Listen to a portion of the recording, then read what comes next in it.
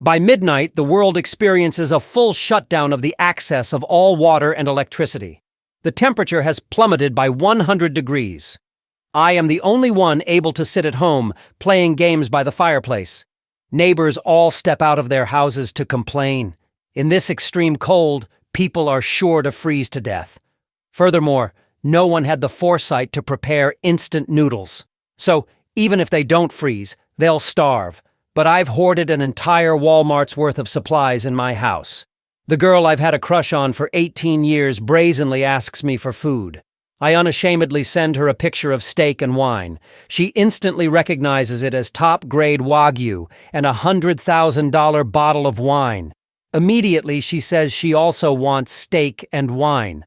Upon hearing this, I laugh. If she wants to eat, she can go to the supermarket herself.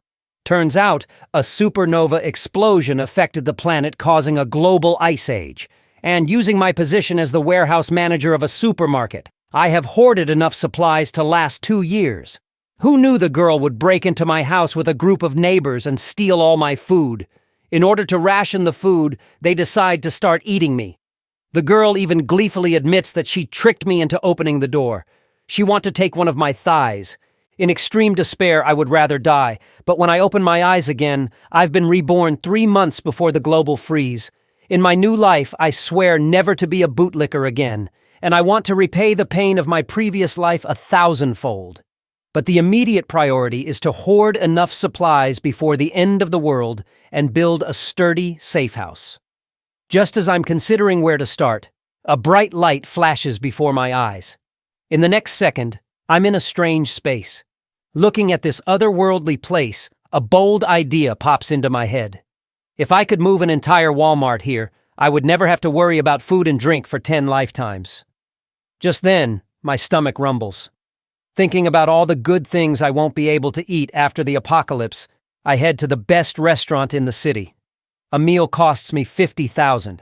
In the apocalypse, even a bowl of instant noodles can cost a life. It won't be easy to eat your fill then. This scene is witnessed by the girl I've been infatuated with for 18 years. A girlfriend standing beside her looks surprised. Fang Yuqing, you're so lucky. The bootlicker chasing you turns out to be a rich second generation in disguise. Fang Yuqing naturally wouldn't miss this opportunity and comes up to chat. Zhang Yi, what a coincidence. Hearing this, I laugh coldly inside. In my last life, I was tricked by her pretending to be pure and innocent. In the end, I became soup in her bowl. Although at this moment, I really want to kill this bitch. It would also land me in jail. I have to wait until the end of the world. Immediately, I pull out my bank card and ask them if they want to go shopping at the supermarket, thinking to use these two as my free labor. As expected, they happily agree. Sure, we're neighbors. We can help you carry a bit. Who knew I would buy 2 full shopping carts and throw them to the two? Free labor shouldn't go to waste. This leaves the girlfriend looking displeased. You're a big man. Aren't you going to do any of the work? Upon hearing this, Fang Yuqing hastily chuckles. I've done you a big favor today. You owe us a big meal. Hearing this, I laugh coldly inside. Of course, I'll have to treat you two well. When the extreme cold comes, not one of you will be able to run away. Just then, Auntie Lin from the neighborhood committee walks up with her grandson. Little Zhang, you can't eat all this by yourself. How about sharing some with Auntie Lin? After she says this, her 2-year-old grandson starts taking things from my shopping cart. I grab it back right away. Sorry, I don't even have enough for myself. Upon seeing this, the child immediately started making a fuss. Big villain, give it back to me, or I will kill you, he shouted. In response, I coldly said, Dare to say that again, believe it or not, I'll slap you to death. This yell made the child cry immediately. However, Auntie Lin wouldn't back down. What are you doing, a grown man haggling with a kid? I'll buy this box. I'll transfer you the money later. Stop acting like we're trying to take advantage of you. I immediately displayed my payment QR code, always saying later either pay me now or go to the supermarket yourself. This move made Auntie Lin very angry. Once I got back home, Fang Yuqing winked at me. Don't forget to treat us, okay? After I sent the two of them away, I stored all the purchased food in the alternate space. Next, I had to build an impenetrable steel fortress with heating devices and medical supplies. It would be great if I could get some firearms, But I'm not in a hurry. There are still 90 days until the Ice Age.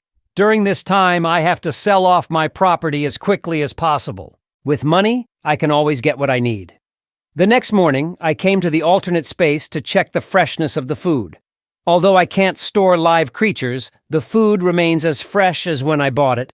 I took out my phone and contacted the best local restaurant and booked 500 tables of meals. I said I wanted to host a banquet for 3 days and 3 nights, but the hotel manager said, "The cost for 500 tables of food and drink will not be less than $1 million, and a deposit of $200,000 is needed in advance." Without any hesitation, I transferred $200,000 over. Then I found my property certificate and went to the bank to mortgage it. After the apocalypse, money will become useless waste paper. But mortgaging the property and adding my own savings is only enough to build my safe house. I need more funds to purchase weapons and supplies. As I was thinking about how to get more money, a man in a suit walked up to me and said, "Bro, do you need money?" I was delighted. Money is coming when I need it. The man in the suit quickly brought me to another man. The man didn't beat around the bush and asked how much I wanted to borrow, but the interest rate would be a bit high. Upon hearing this, I rubbed my hands together. It doesn't matter if the interest is high. The main thing is to raise the money as soon as possible. So I mortgaged the house that I had just mortgaged and my Mercedes-Benz as well. After the transaction, both parties felt that they had made a good deal. I mortgaged a house worth $5 million and a car worth $300,000 for $4 million. In the end, I have to pay them $7 million back.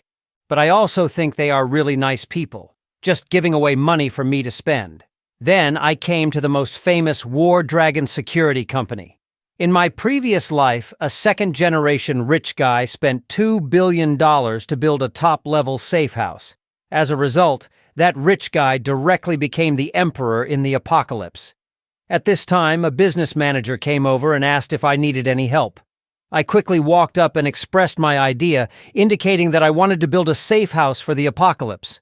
Hearing this, the business manager didn't say much and directly presented me with several plans for me to choose from. However, I was not satisfied with the plans above. Then I stated that the house should be reinforced with aviation materials. The balcony glass should use the highest strength bulletproof glass and add an air filtration system and a 360-degree no blind spot monitoring system. The front door should be made of the same material as the bank's anti-theft door. And I asked the manager to find a way to get some guns. After seeing my requirements, the business manager was surprised.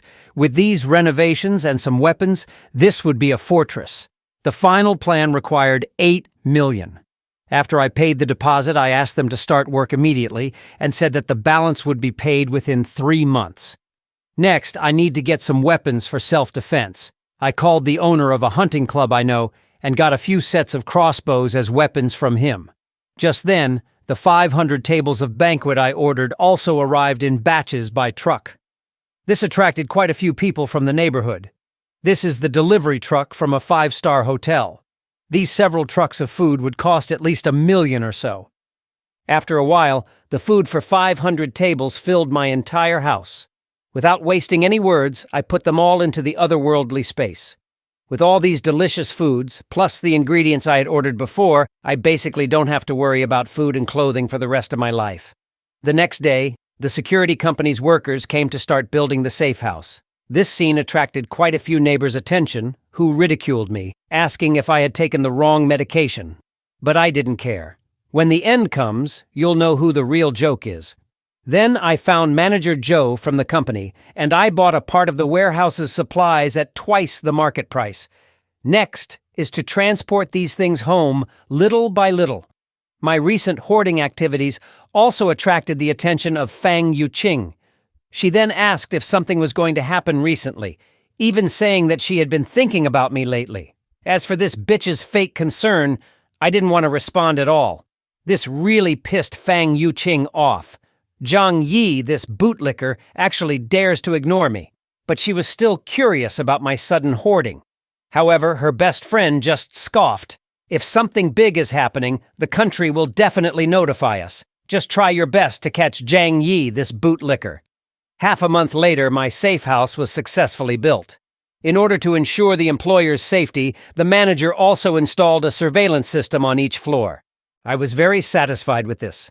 Next is to wait for my last batch of supplies to arrive. Soon, several trucks of drinking water arrived in succession. In the following period, I tried my best to exchange all the money in my hands for various supplies. 3 days before the advent of the extreme cold end days, I specifically went back to the warehouse and invited all my colleagues for a cup of milk tea. After they drank it, everyone fainted. In order to move the entire Walmart warehouse with peace of mind, I had already put sleeping pills in the milk tea in advance. After shutting down the surveillance equipment, I went to the warehouse and immediately put all the rows of goods into the otherworldly space. With the help of the otherworldly space, I quickly emptied the entire warehouse. Just then, a box in the corner caught my attention. When I opened it, it was the cold-resistant tech product that was stocked a few days ago. It was said to be able to withstand temperatures of -100 degrees.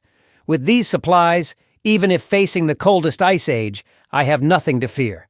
To prevent exposure, I also directly gave myself a dose of sleeping water and then laid down on my colleague and fell asleep. 2.5 hours later, I was awakened by my colleague. "Boss, something crazy has happened. Our warehouse has been emptied."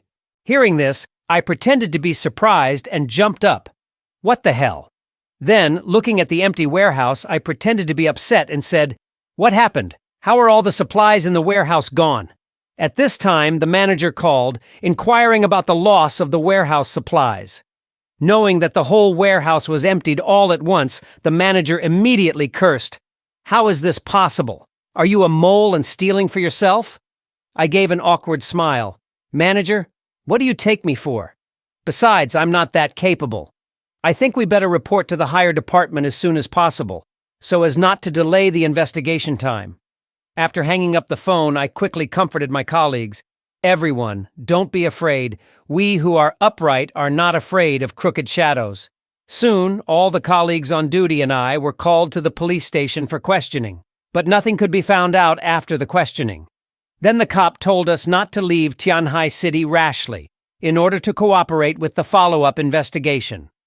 Soon this incident made the news in Tianhai City. No one could believe that hundreds of square meters of supplies disappeared without a trace in less than 3 hours.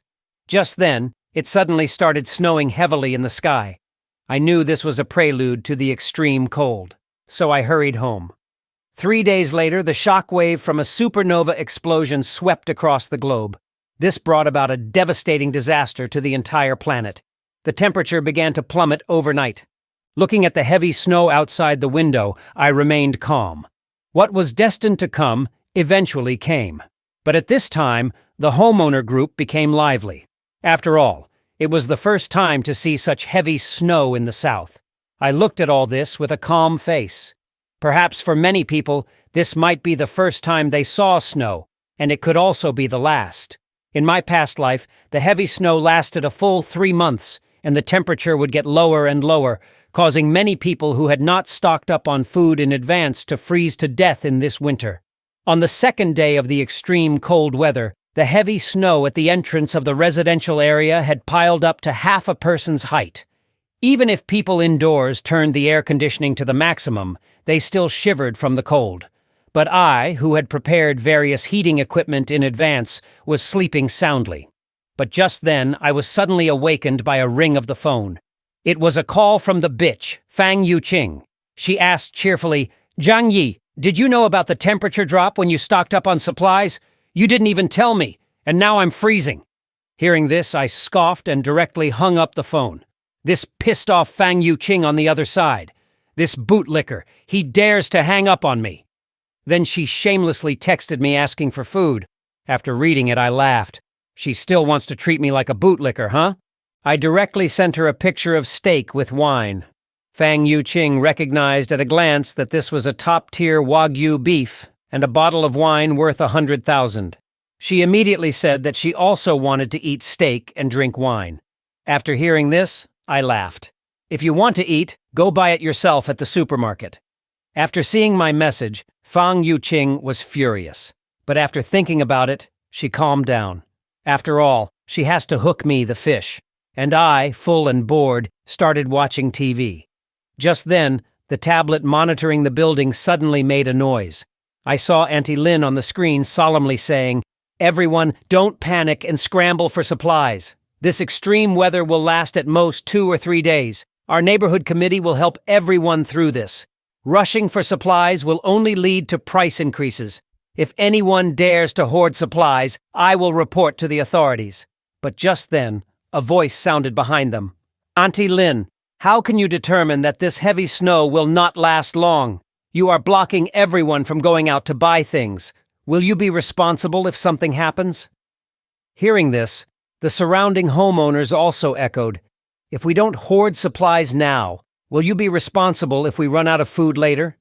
Auntie Lynn quickly stated that the neighborhood committee would take responsibility for this matter. Then she pointed at me and cursed, "Zhang Yi, don't stir up trouble here. This is an illegal act." But I didn't bother to deal with her and turned around to go back to my super safe house. A week passed quickly, but the heavy snow outside showed no signs of stopping. I was having fun at home as usual. Suddenly, a message came in on my phone. I saw Auntie Lynn in the group chat, calling me out by name to go shovel snow. I didn't even think about it and directly refused her. With such heavy snow falling, we'd be shoveling slower than it's falling. Clearly, Auntie Lynn was just trying to pick a fight. This got her gnashing her teeth in anger. Then, Auntie Lynn commanded in the name of the neighborhood committee, "Zhang Yi, you must go out and shovel snow. Whoever dares to lead the opposition will certainly be dealt with by the organization after the snow disaster ends." Seeing this, I said coldly, "Such a show of authority." Then I quickly typed a bunch of text and sent it out. "How come I don't see you calling out the rich kids in the neighborhood, just picking on us honest people? Auntie Lynn, since you're so capable, why don't you go ask Shu Hao and Chen Zhenghao to shovel the snow?" Chen Zhenghao is the boss of a construction project. He has hundreds of people under him. And Shu Hao is a well-connected rich kid. In my past life, these two guys broke into my house and took all my food. Hearing what I said, other people also started making a commotion in the homeowner group. Zhang Yi is right. If you dare, go ask them. Seeing the messages, Auntie Lynn was immediately cursing. Clearly, my words made it hard for her to step down. So she could only grit her teeth and call out the two in the group to shovel snow together. Chen Zhenghao, seeing the message, immediately started cursing, "Are you fucking crazy? I'll kill you if you bother me again." Shu Hao also echoed, "What a big idiot. Taking the homeowner's money and acting high and mighty every day. Now you really think you're the boss. I don't even bother to deal with you poor ghosts." Seeing this message, Auntie Lynn was so angry that she didn't dare to say a word, but directly pointed the finger at me. "Zhang Yi, you're really trying to make trouble for me, aren't you? You'll be satisfied if no one goes out to shovel snow, won't you?" I picked up my phone, turned on the voice message, and scoffed. "Did you come to me to seek a sense of existence after being scolded by someone else? Believe it or not, if you talk any more nonsense, I'll kill you." Seeing my serious tone, Auntie Lynn immediately backed down. Just then, a loud bang came from my front door. I heard Chen Zhenghao outside yelling, "Zhang Yi, weren't you pretty cocky in the group chat just now? Believe it or not, I'll kill you." At these words, I picked up my crossbow and went to the door. It's not certain yet who's going to kill whom. I shot him directly through the shin with an arrow. Injured, Chen Zhenghao fell to the ground, wailing incessantly. He never imagined that I, a seemingly honest person, would be so ruthless when I took action. Little did he know that this was only the first step of my revenge. With temperatures now at -100 degrees, Chen Zhenghao's leg, which had been shot through, was surely not going to be saved. If not treated in time, he could only die slowly in this freezing weather. Chen Zhenghao, bearing the severe pain, staggered into the elevator. He could never have imagined, having only met me a few times, that I wanted to kill him directly. This realization made Chen Zhenghao shudder with fear. So he immediately took out his phone and dialed the emergency number. However, the whole city was already covered in heavy snow, and the hospital's ambulance simply couldn't make it.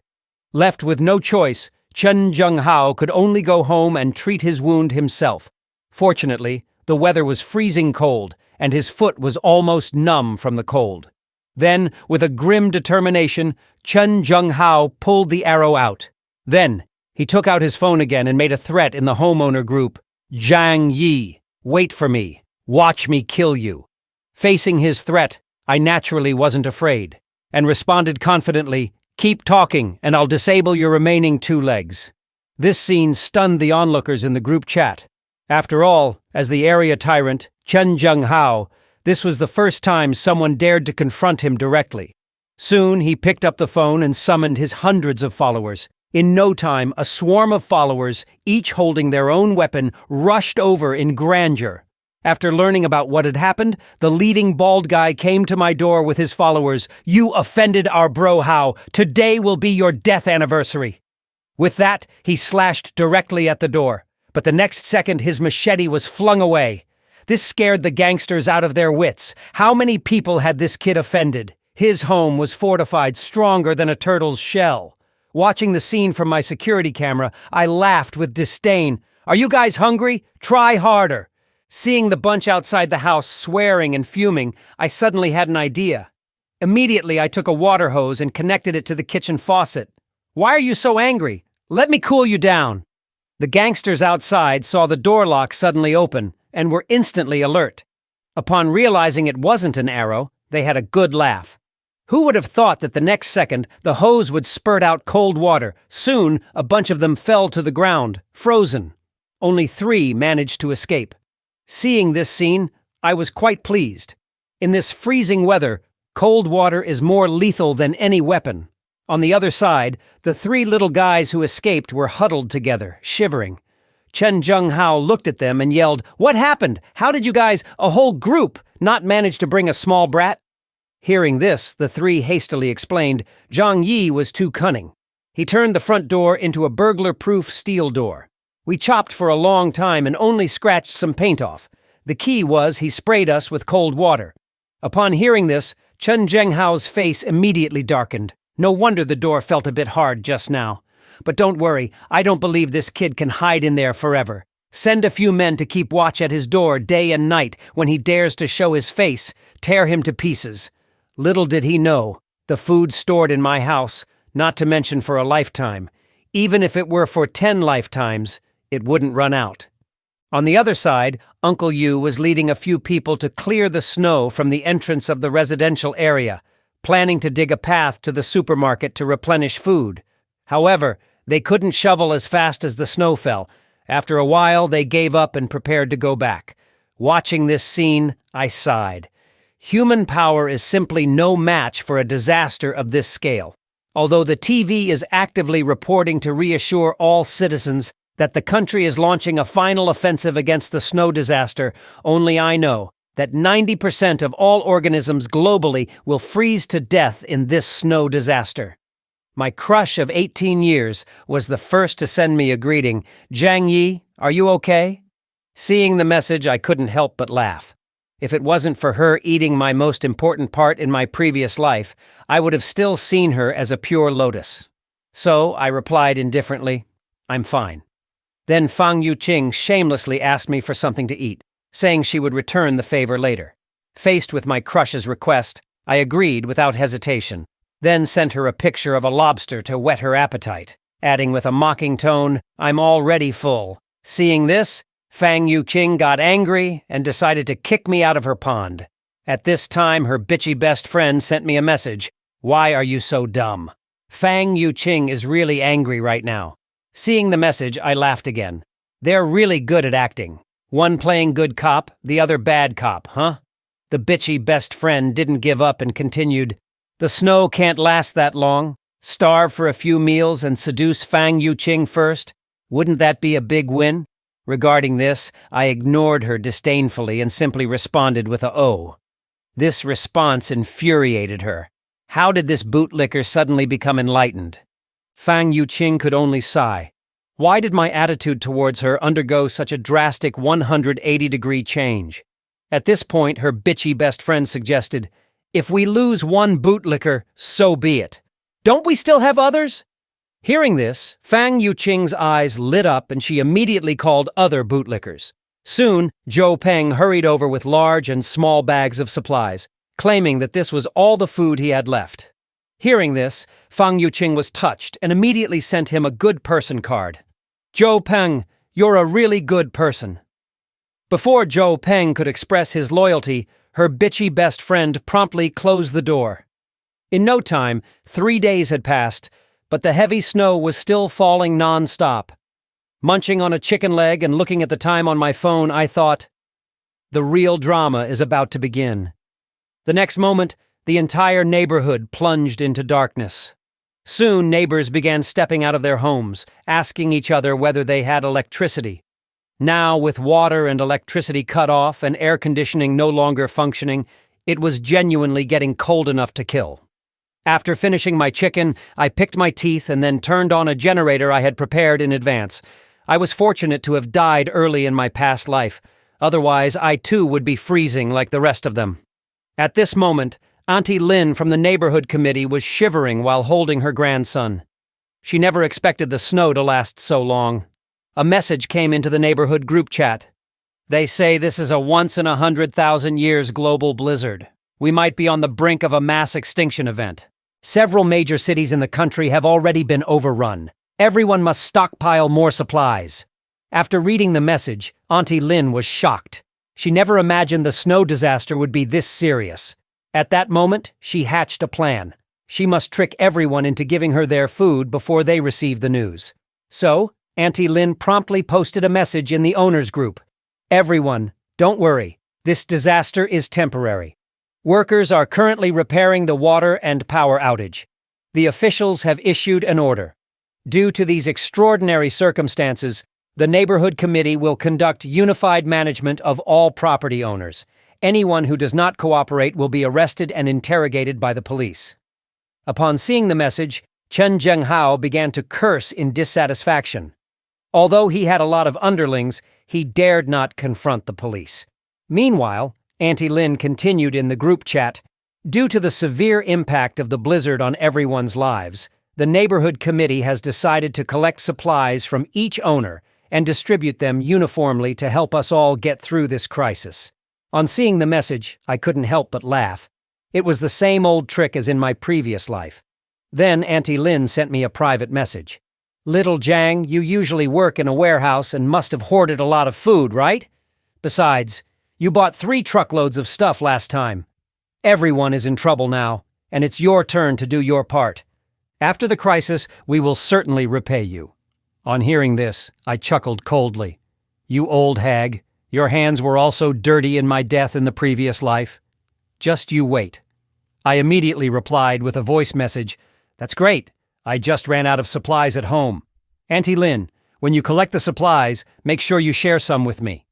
Seeing my message almost made her explode. This kid had hoarded several truckloads of supplies. How could he possibly run out so soon?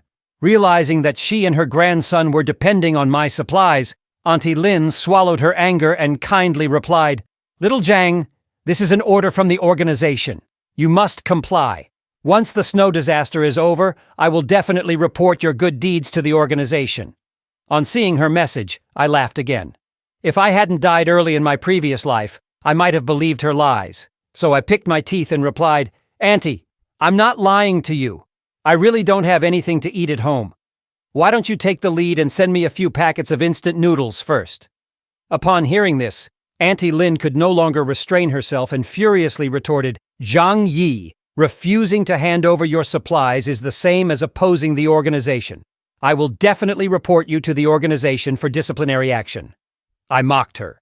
You represent the organization? You're not even a civil servant, not to mention a public institution staff. Why don't you ascend to heaven? It's okay for you to show off normally, but now that things are like this, you still think you're so important. As soon as I said this, it made Auntie Lin so angry that she smashed her old-fashioned phone. This little brat dares to talk to me like that. After all, I'm a leader in the community. After failing to get any advantage from me, Auntie Lin turned her attention to other homeowners, thinking, it doesn't matter who I can deceive, as long as I can deceive some. 2 days quickly passed.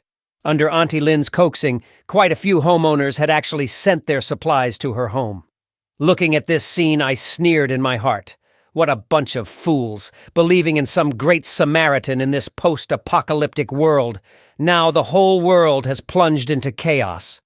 Without enough supplies, they could only wait to die. Soon, many homeowners began to tag Auntie Lin in the group chat. Wasn't it said that the supplies would be distributed evenly? We've run out of food at home. Start distributing some to us. But Auntie Lin merely scoffed at the messages. What a bunch of idiots. These supplies were obtained through my hard work. How could I possibly give them away so easily? Just then, her phone rang. Seeing that it was Chen Zhenghao, she broke out in a cold sweat. What does he want with me? On the other end of the line, Chen Zhenghao said coldly, Auntie Lin, you have quite a method. You've actually deceived everyone's supplies into your home. Hearing this, Auntie Lin feigned innocence, saying it was the arrangement of the community committee, and she was just doing her duty. Chen Zhenghao laughed. That's perfect. Over 10 of us here are waiting for you to distribute the supplies. Hearing this, Auntie Lin coughed lightly. These supplies haven't been sorted out yet. Some homeowners haven't handed in their supplies. We can't start distributing them yet. The next second, the area tyrant Chen Zhenghao, along with his underlings, burst into her house.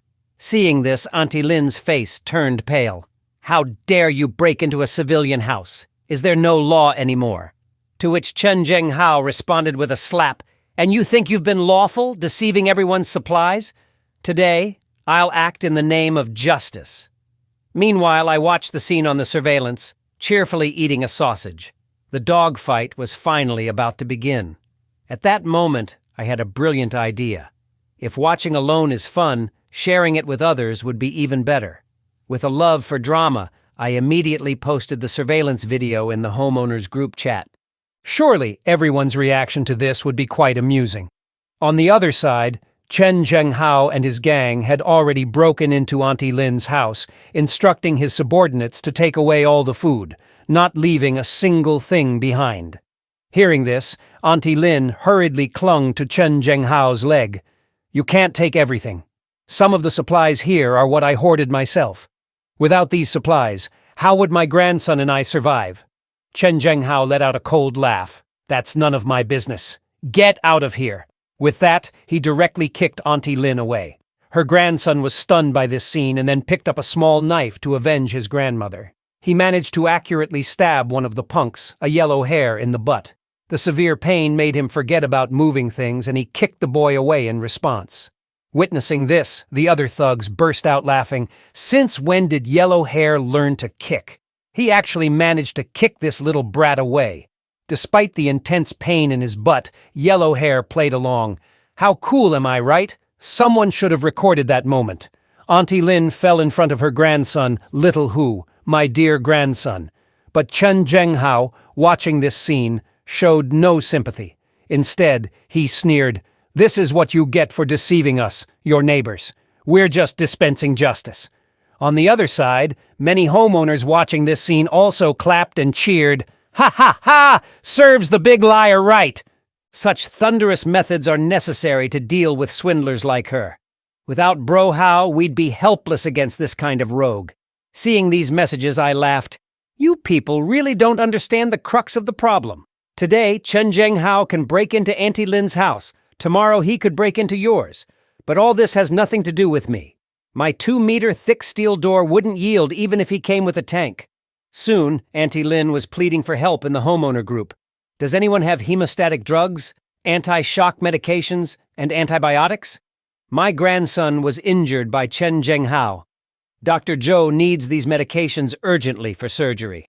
Upon hearing this, my eyes lit up. Dr. Zhou Kier was a savior-like figure in the previous world. Fortunately, we have neighborhood Dr. Zhou Kier here to save her grandson's life for now. At this point, Auntie Lin was pleading continuously in the homeowner group for medicine, promising to kowtow in gratitude to anyone willing to provide it. However, this only resulted in mockery from many homeowners. So you plan to kowtow in a chat group? Dr. Zhou, a kind-hearted beauty, saved your grandson. Why should we help you? After deceiving us of our supplies, you still have the audacity to ask for our help. Seeing this, I sighed. This was karma for Auntie Lin. Furthermore, the snowstorm had been going on for over a week, and the outside was practically paralyzed. Even if the boy was saved, how long could everyone last without food? At this point, the snow outside the community had almost buried up to the first floor. Many people had already heard from the news that this was a global snowstorm that occurs once every 100,000 years. No one knew what this snow disaster would turn into. Soon, a week passed in a flash, and the whole world was almost buried in the snowstorm. In some cities in the north, the temperature had even dropped to negative 100 degrees Celsius. Many residents who tried to evacuate southwards ended up freezing to death on the road. In the homeowner group, Auntie Lynn began to play the morality card again. "My dear grandson has been hungry for 2 days. He's just a child. Are you really going to stand by and watch him die?" She stated that she was willing to pay a high price for supplies. Seeing this, the homeowners started to inflate the prices, and the last pack of instant noodles was even sold for $2,000. Seeing this, I laughed. These people are not taking the apocalypse seriously. In a little while, you'll think paper money is too hard even to use as toilet paper. As a second-generation rich kid with some business acumen, Shu Hao started to hoard supplies at a high price. He was very clear that money in this apocalyptic world would become as useless as waste paper. He had to get rid of it while it was still useful. At this time, a single mother in the group sent out a plea for help, stating that she and her daughter were about to starve to death, hoping that everyone could help her. Seeing this, I laughed. In the past life, this woman and her daughter managed to survive for a long time. This Xi Li Mei is not as simple as she seems. 10 days passed quickly, and as usual, I was enjoying my time at home. At this moment, the phone on the table rang. Seeing the caller ID, I let out a cold laugh. This bitch finally couldn't stand it anymore? So I opened the video chat and sarcastically said, "You all look thinner after not seeing each other for a while." Behind me, the sight of food made the two people drool. "Why do you still have so much food in your house, Jiang Yi? Is it because you hoarded it last time? And with this weather of negative 100 degrees, why are you sweating?" Upon hearing this, I smiled. "Oh, this? I installed a fireplace at home. This thing is very warm. I feel like going for a run outside." Upon hearing this, Fang Yuqing immediately tried to butter up to me. "Brother Jiang Yi, you're so awesome. You're so well prepared. Could you let Fang Yuqing come over and take a shower?" Inside, I scoffed. "Do they still take me for an old lecher?" So, without a second thought, I rejected her invitation, even taunting her. "With the temperature at negative 100 degrees, make sure to keep warm." Fang Yuqing was instantly infuriated at my words. "Jiang Yi, don't go too far. We are freezing and starving. It's fine if you don't help, but don't make sarcastic comments." Hearing this, I laughed. "You still think I'm an easy target? If you want food, go find your rich kid. Besides, we're not related. Why should I help you?"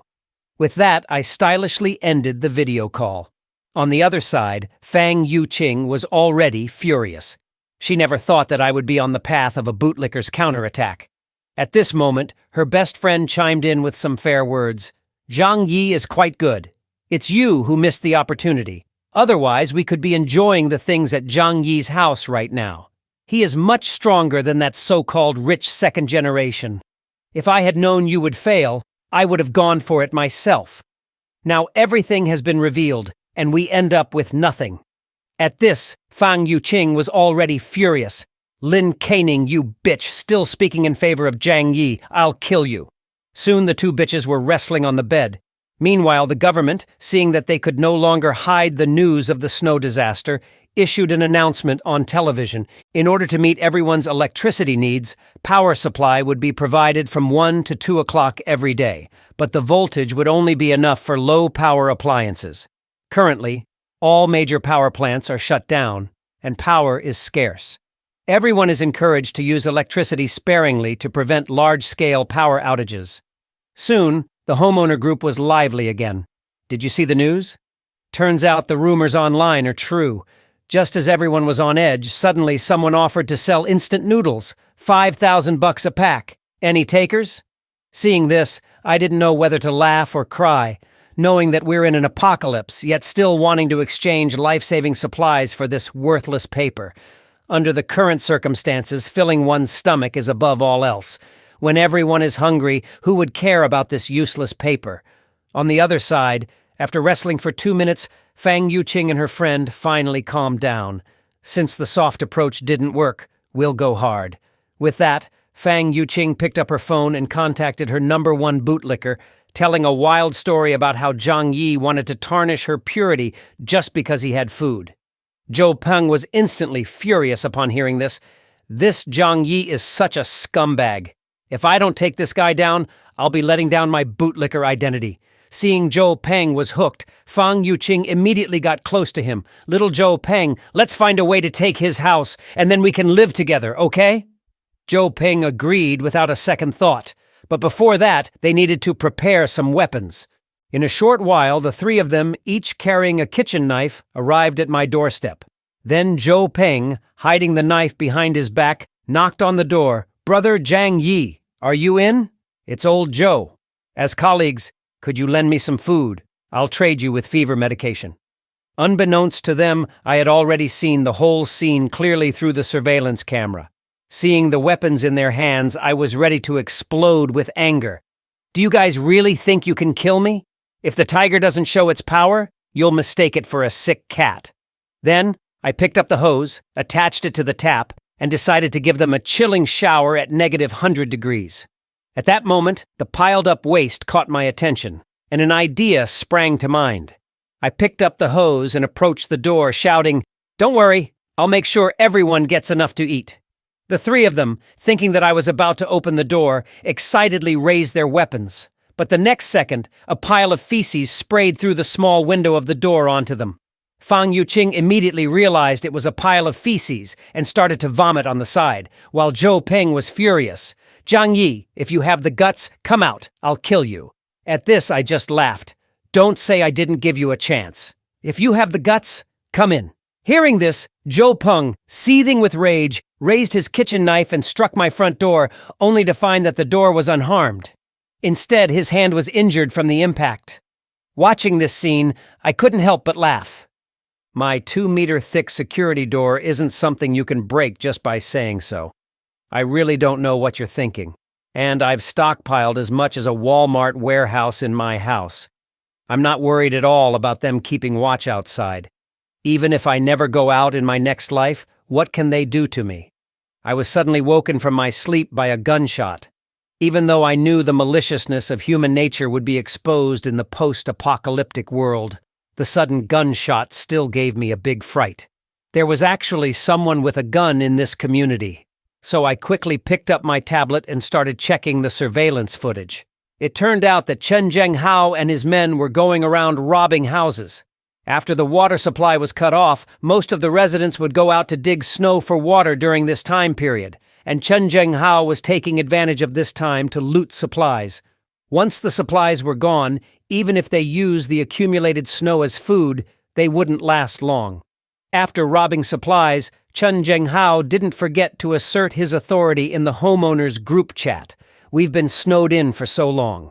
From now on, I, Chen Zhenghao, am in charge of this building. Anyone who tries to undermine me, this will be your fate." He then posted several intimidating photos. Seeing this, I couldn't help but sigh. Chen Zhenghao's ruthless tactics were no doubt why he had been so successful in society before the apocalypse. However, his ammunition and followers were ultimately limited. They couldn't possibly face off against all the residents of the building. Just then, I was added to a new group chat. Several homeowners were vehemently denouncing Chen Zhenghao's actions in the chat, saying that we all had to unite to resist such a tyrant. Even if he has a gun, he can't stop all of us. But when asked when to take action, a few clever ones suggested that we needed to plan this carefully. After reading these messages, I couldn't help but laugh. The loudest critics were also the most hesitant to take action. They were all just talk. At this point, Uncle Yu, a retired veteran, chimed in the chat. "We can't let Chen Zhenghao continue like this. Otherwise, we're all doomed. If you all are scared, I can lead the charge. Let's all rise up together." Uncle Yu's words garnered a lot of support from the homeowners. Some offered to provide weapons, others suggested tactics, saying Chen Zhenghao was only one man and we could ambush him. Seeing all this support, Uncle Yu continued. Besides the gun, Chen Zhenghao has about 5 or 6 people with him. I alone won't be enough. We need a dozen or so young guys to ensure our safety. Just as everyone was eagerly preparing to volunteer, a woman suddenly spoke up in the chat. Auntie Lin just tricked us out of our supplies. Who knows if Uncle Yu, you won't do the same? If you lead everyone to surrender, what about the rest of us who are old, weak women and children?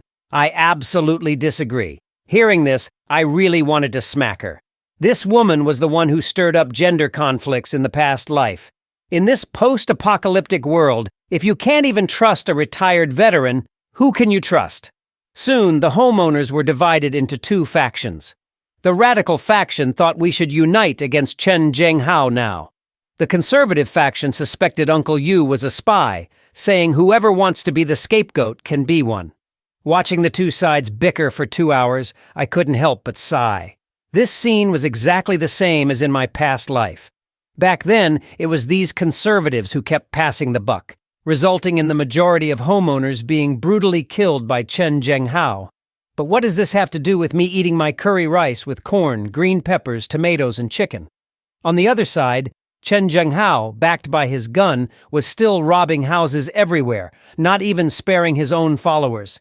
Anyone who dared to resist would be taken away with a single shot from Chen Zhenghao. But he knew it well in his heart. Without this gun in his hand, these subordinates might not necessarily obey him. Then he ordered his men to collect all the bodies. Watching this scene from the surveillance, I immediately realized that this guy was planning to use these people as backup food. It seems it's time to find an opportunity to confront this guy. The next morning, the leader of the conservative faction, Lu Tiantian, sent out a cry for help in the WeChat group. Everyone, come save me! Isn't Uncle Yu a veteran? You all should be able to fight them off. As the impact on the door behind her grew more intense, Liu Tiantian grew more anxious and said, I'm in trouble. None of you will be able to escape. But as soon as her words fell, the door behind her was broken open by someone, and then she was dragged out like a dead dog. Her ordeal didn't evoke sympathy. Instead, it drew mockery from the radical faction. Serves you right for being a turtle. Your retribution has come, hasn't it? On the other side, Fang Yuqing and her girlfriends were also very nervous when they saw this scene. If they didn't come up with a plan soon, their turn would come soon. At this moment, Fang Yuqing had a plan. She must spread the news that Zhang Yi, that guy, had hoarded a large amount of supplies, and then unite everyone to take over his house. So I was quickly added into a group chat of a mutual aid group. I saw Fang Yuqing at me in the group chat and said, Zhang Yi, it's too dangerous for everyone to live separately now. Your door at home is particularly solid. We lack a secure base. I hope you can join our team. And now everyone must unite. If you are alone, you will be dealt with by Chen Zhenghao soon. Seeing the message, I couldn't help but laugh. They want to pull the same stunt as in the previous life. So I replied indifferently, I'm fine. I'm used to living alone in this little broken house of 150 square meters with heating and electricity. Seeing this situation, the group chat immediately exploded. Old Zheng, don't be so short-sighted. Everyone needs to unite now. Fang Yuqing also echoed on the side, saving a life is better than building a 7-story pagoda. You can save 7 people now. That would be a 48-story pagoda. What responded to them, however, was the message of me leaving the group chat. This made Fang Yuqing and the others stunned on the spot. When did this bootlicker evolve into a cool guy? Soon they began to discuss how to capture my fortress. Glasses Man suggested that as long as everyone was well protected, then directly force the door, they will surely take down that guy in one fell swoop. Brown Hair on the side agreed. And I used to work in a lock company. I can open any lock on the market. So they all agreed and came to my door to start prying the lock. They even prepared a few umbrellas to prevent cold water. As a result, Brown Hair pried for half a day, found that he couldn't even budge my lock. I, who was in front of the surveillance, was sneering in my heart. This 5-layer reinforced security door of mine is comparable to the anti-theft level of a bank vault. And you, an ordinary lockpicker, want to pry it open? Then I activated the high-voltage electric defense feature. Brown Hair was shocked to a grimace. Help me, please." However, Brown Hair Man soon fell to the ground, his body emanating a puff of black smoke. This sight stunned Fang Yuqing, who was standing by. The high-voltage electricity had Brown Hair Man's hands still stuck to the door. Witnessing this, I didn't feel any guilt. At this moment, Glasses Man pointed at the door and swore loudly, "Zhang Yi, you damned beast, come out! We came to talk to you, and you just killed someone. Now Lu Tao is dead because of you. Don't you think you owe us an explanation?" Hearing this, I just laughed. "You guys came to pry my door. I don't think there's any need to explain your intentions," I said, shaking my head. I then loaded my crossbow. "Isn't it better to stay alive?" In the next second, an arrow flew out of the small window at the door, hitting Glasses Man's left arm squarely. Seeing this, Zhou Peng hurriedly helped Glasses Man up. They didn't expect me to be so ruthless and quiet, as I had intended to take their lives right off the bat. Just as they had barely moved a few steps away, 2 more arrows flew out of the small window, striking Zhou Peng and another neighbor accurately. Seeing this, Fang Yuqing and the other 2 women started to flee, afraid that they would be the next to get hit if they were a step slower. Once they returned to their lodgings, the 3 men who were hit by the arrows lay on the ground howling in pain. If not treated in time in such extreme cold weather, the wounds would necrotize. Moreover, the arrows were rusty. Without antibiotics or other medicines, they could only wait for death slowly. Thinking of this, Glasses Man regretted his actions terribly. At this moment, Zhou Peng's cousin, Wang Min, walked up to Fang Yuqing and slapped her in the face. "It's all your fault, you damn woman! Didn't you say that only Zhang Yi's door is strong? How come there are crossbows? No wonder you were standing so far away just now. Did you know it all along?" Covering her face, Fang Yuqing looked wronged. "I didn't know. When we went there last time, he didn't use them." At this moment, Zhou Peng quickly stepped forward and shielded Fang Yuqing behind him. "Cousin, stop! It's not Fang Yuqing's fault. I can vouch for her." Seeing her cousin evolving from a bootlicker to the bootlicker king, Wang Min felt disappointed. Little did she know that the one who ran the fastest just now was herself. Now, the only thing they could do was to contact Dr. Zhou in the community for help. After a while, Zhou Qi came to Wang Min's house to check the wounds of the injured people. However, after seeing the wounds, she looked surprised. "This is the same as the wound I treated for Chen Zhenghao a while ago. It's also an arrow wound." Then Zhou Qi said that the wounds were too deep. Without professional equipment, the success rate of surgery was less than 20%. Furthermore, the iron arrow was rusty all over. Without antibiotics or similar drugs for treatment, they could only wait for death. Upon hearing this, Wang Min immediately shed 2 lines of clear tears.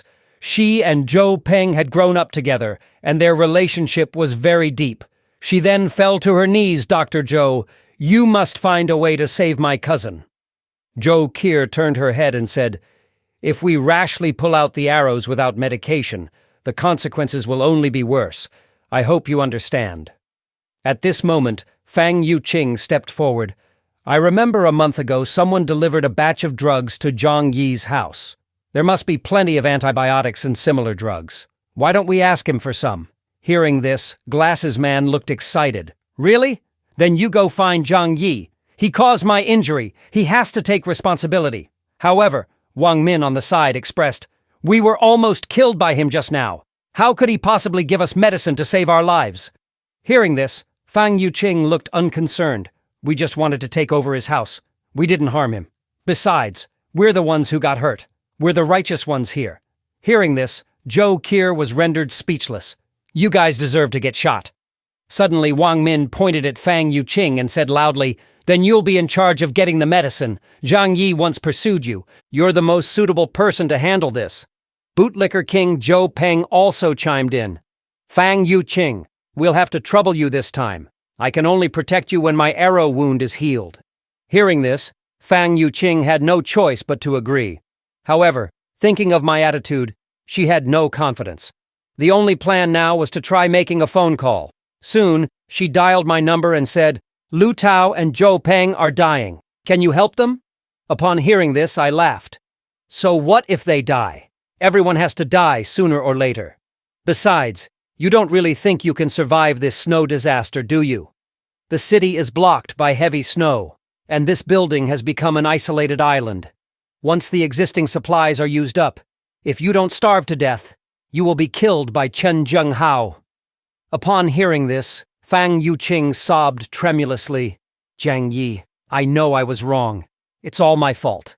I let down your true feelings, but I've come to my senses now. Can you forgive me? Zhou Peng and the others were shot by you. If they don't get medicine, they will die from infection. At this point, Wang Min snatched Fang Yuqing's phone. Jiang Yi, don't be so heartless. Keep some goodwill. You never know when you might need us in the future. Hearing this, I laughed. Guess why I shot them with rusty arrows? I never intended to meet you again. And how do I know you won't suddenly turn against me? Upon hearing this, Wang Min hurriedly argued, How could we? We are good citizens. I cut her off. Good citizens wouldn't try to take over someone else's house. But well, helping you isn't impossible. Given that I have been pining after Fang Yuqing for 18 years, I might consider letting her come over alone. Hearing this, Fang Yuqing excitedly grabbed the phone. Jiang Yi, brother, I'm willing. From now on, Fang Yuqing is yours. Do whatever you want. Her best friend, Lin Keining, also excitedly moved closer. Take me with you. Take me with you. But Fang Yuqing slapped away Lin Keining's hand. My brother Jiang Yi only wants me. You should just stay here and behave yourself. As soon as she finished speaking, Wang Min slapped her across the face. You shameless woman. You've caused everyone so much trouble and now you want to run off. No way. Bootlicker King Zhou Peng also looked shocked. Fang Yuqing, how could you do this to me? Didn't you say you hated Jiang Yi the most and wanted to be my woman?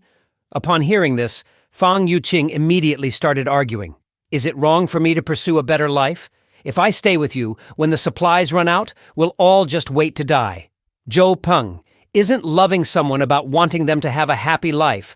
Although you gave me a few bags of supplies, Jiang Yi has a whole Walmart stashed in his house. Hearing this, Bootlicker fell to the ground, defeated in the battle of love before it even started. And Fang Yuqing just turned around and left without a second look.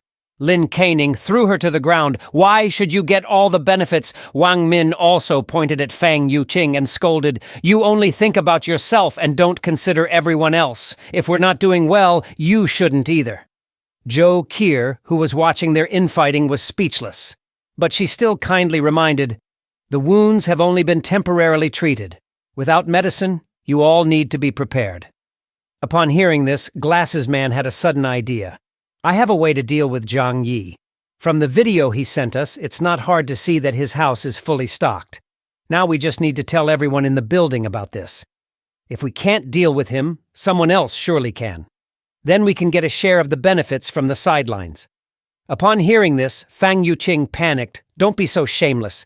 How can I live a sweet life with brother Jiang Yi if you do this? As soon as she finished speaking, Wang Min raised her hand to slap her. You dare to be so brazen, you shameless woman! At the critical moment, Zhou Peng stepped in front of Fang Yuqing. Sister, hold on. My love for Fang Yuqing is genuine. I will win her over with time. Sooner or later, Fang Yuqing will fall in love with me. Then, he confidently looked at Fang Yuqing. Don't be afraid. I'm here. This angered Wang Min so much that she almost wanted to slap this bootlicker to death. However, she decided to focus on the pressing matter first. She quickly posted some photos of delicious food in the homeowners group. Everyone is almost reduced to eating tree bark, but Jiang Yi is having sumptuous meals every day. Do you think that's fair? Seeing the message, Chen Zhenghao drooled all over the floor. This kid is hiding so many good things in his house. That's perfect. I can get my revenge for old grudges. Upon hearing this, the homeowners group exploded. Some people were trying to morally bind me, asking me to distribute my supplies to everyone. Some people, just for a meal, asked me to become a father to their child. There were even those who were willing to hand over billions in assets just to live in my house. Seeing the message, I just laughed. Why? Am I close with you? Why should I share my supplies with you? Thinking of these people breaking into my house in the past, I felt a fire in my belly. Now the tables have turned, I thought. Let's see how I'll play with you this time." Seeing my reply, Bootlicker King and others looked dumbfounded. Is Zhang Yi not afraid that we will unite against him? Others, seeing my cold-heartedness, began to blame me in the group chat. If you hadn't secretly hoarded supplies, we wouldn't be living like this. You must atone for your sins and donate the supplies to everyone. Besides, what's the point of living alone? Young people should have the spirit of contribution. Watching them bicker back and forth, I couldn't be bothered to engage with them any longer. Then, looking at the falling snow outside the window, I mumbled, "Staying at home every day is quite boring. It seems I should find some time to go out and stroll around. Luckily, I still have a few snowmobiles hidden in my pocket dimension. Once I deal with this group, it might be time to see what the outside world is like." Just then, my phone suddenly received a notification. It was a plea for help from Dr. Zhou Kier. "Mr. Zhang, our home's medicine and supplies have been completely exhausted." Upon seeing the message, I instantly recalled what Zhou Kier looked like. In my previous life, her death was due to her giving her last food to Zi Limei and her daughter. However, I didn't immediately agree to her plea. Despite a good impression of her from the last life, the prettier the woman, the more dangerous. I don't want to die at the hands of a woman after barely getting another life. I wouldn't provide help without being completely sure of her trustworthiness. "So," I responded, "I can provide supplies, but you need to exchange something for them." Upon seeing the message, Zhou Kier immediately agreed to become my private medical assistant. If I still wouldn't agree, she could only sacrifice something else. But I did not agree to her terms, and instead I said, "I can provide you with medicine and food, but you have to do me a favor. Those neighbors are about to collapse soon, and they will definitely take action. I need you to be my spy, to acquire their action plans. So, the choice is in your hands now. You can choose to follow the crowd and be a bystander, or you can choose to betray them and side with me." Upon seeing the message, Zhou Kier fell silent. If she chose me, she would have to face all the homeowners in the building with me. But what she didn't know was that my house had long been turned into an iron fortress by me. Even if they came with a tank, they couldn't break in. The reason I did this was just to find an excuse to test her. At this moment, Glasses Man sent me a final ultimatum. "Zhang Yi, I'll ask you one more time, will you hand over the supplies in your hand or not?" Seeing the message, a cold smile appeared at the corner of my mouth. This guy had overstepped his bounds. I responded cheerfully, "Even if I were to feed my food to the pigs, I wouldn't share a bit with you." This angered Glasses Man, grinding his teeth.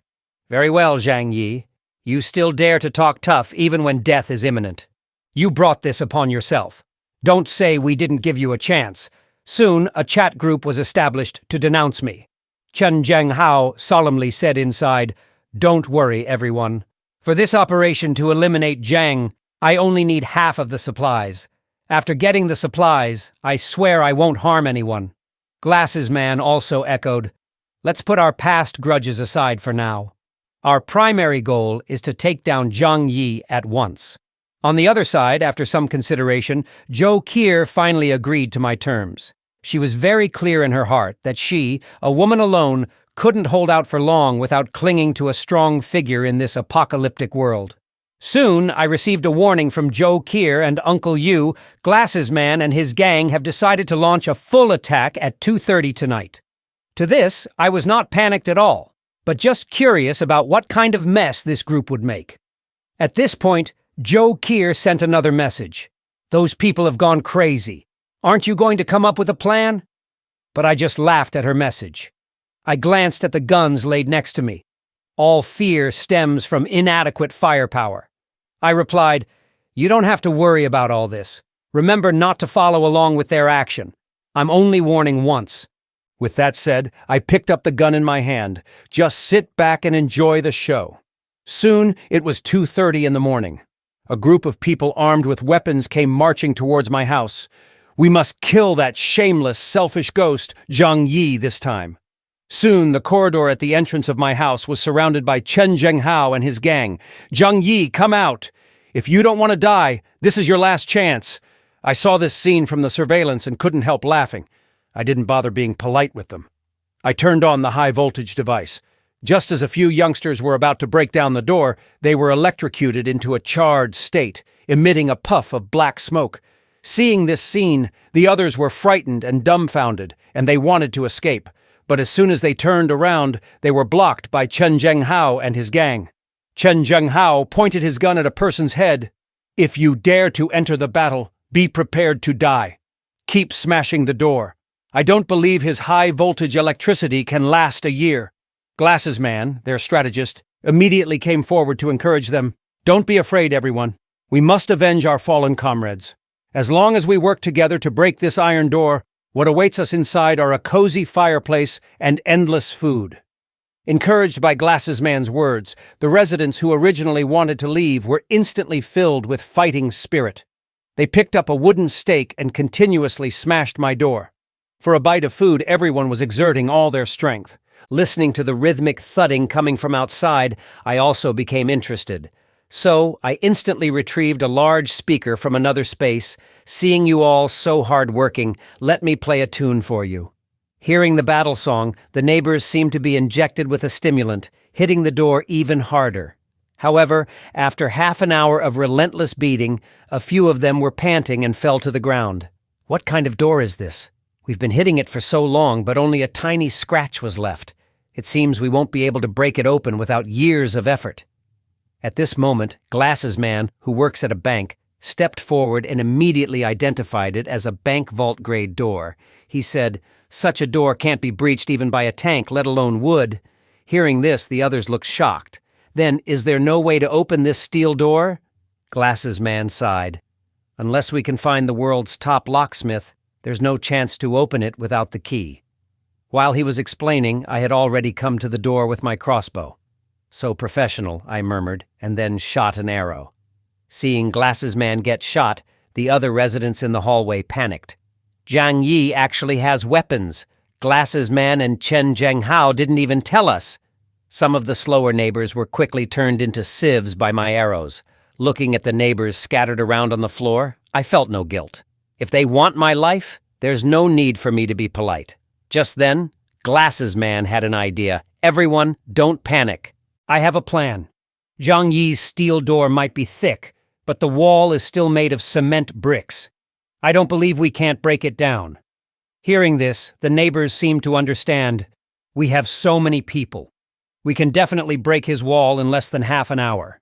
A few neighbors immediately mustered up their strength and started smashing the wall with vigor, while Glasses Man kept encouraging them. Sure enough, in a short while, cracks started appearing in the wall. Seeing this, a big man smashed the wall with even more force. But the next second, a metallic clang echoed. The impact numbed the man's arm. Glasses Man rushed forward and exclaimed, "Damn it! The wall is made of steel plates too!" Hearing this, several big men looked shocked. Who uses steel plates for wall construction? But they still didn't give up. They randomly hit different parts of the wall, hoping to find a weakness. Watching this scene, I couldn't help but laugh. "I'm sorry to inform you that the outer walls of my house are reinforced with half-a-meter thick, high-quality steel. Not to mention your hammers, even if a sniper rifle ball came, I wouldn't be afraid." Soon the neighbors realized that I must have known about the apocalypse in advance, which is why I built such a sturdy fortress. Glasses Man grew angrier the more he thought about it. He knew about the snow disaster all along, this selfish and narrow-minded person, only caring about himself, ignoring the lives of everyone else. Some people couldn't bear this despair and started to cry on the spot. At this moment, Chen Zhenghao stepped out from the crowd. "What are you crying for? His walls are made of fine steel, but does that mean the ceiling and the floor are too? We will split up and start tearing down the place. I refuse to believe Zhang Yi could have built a tortoise shell." Hearing this, the neighbors were re-energized. They went up and down my house, hammering with all their might. Watching this on the surveillance, I chuckled. Chen Zhenghao has some brain power, but unfortunately not much.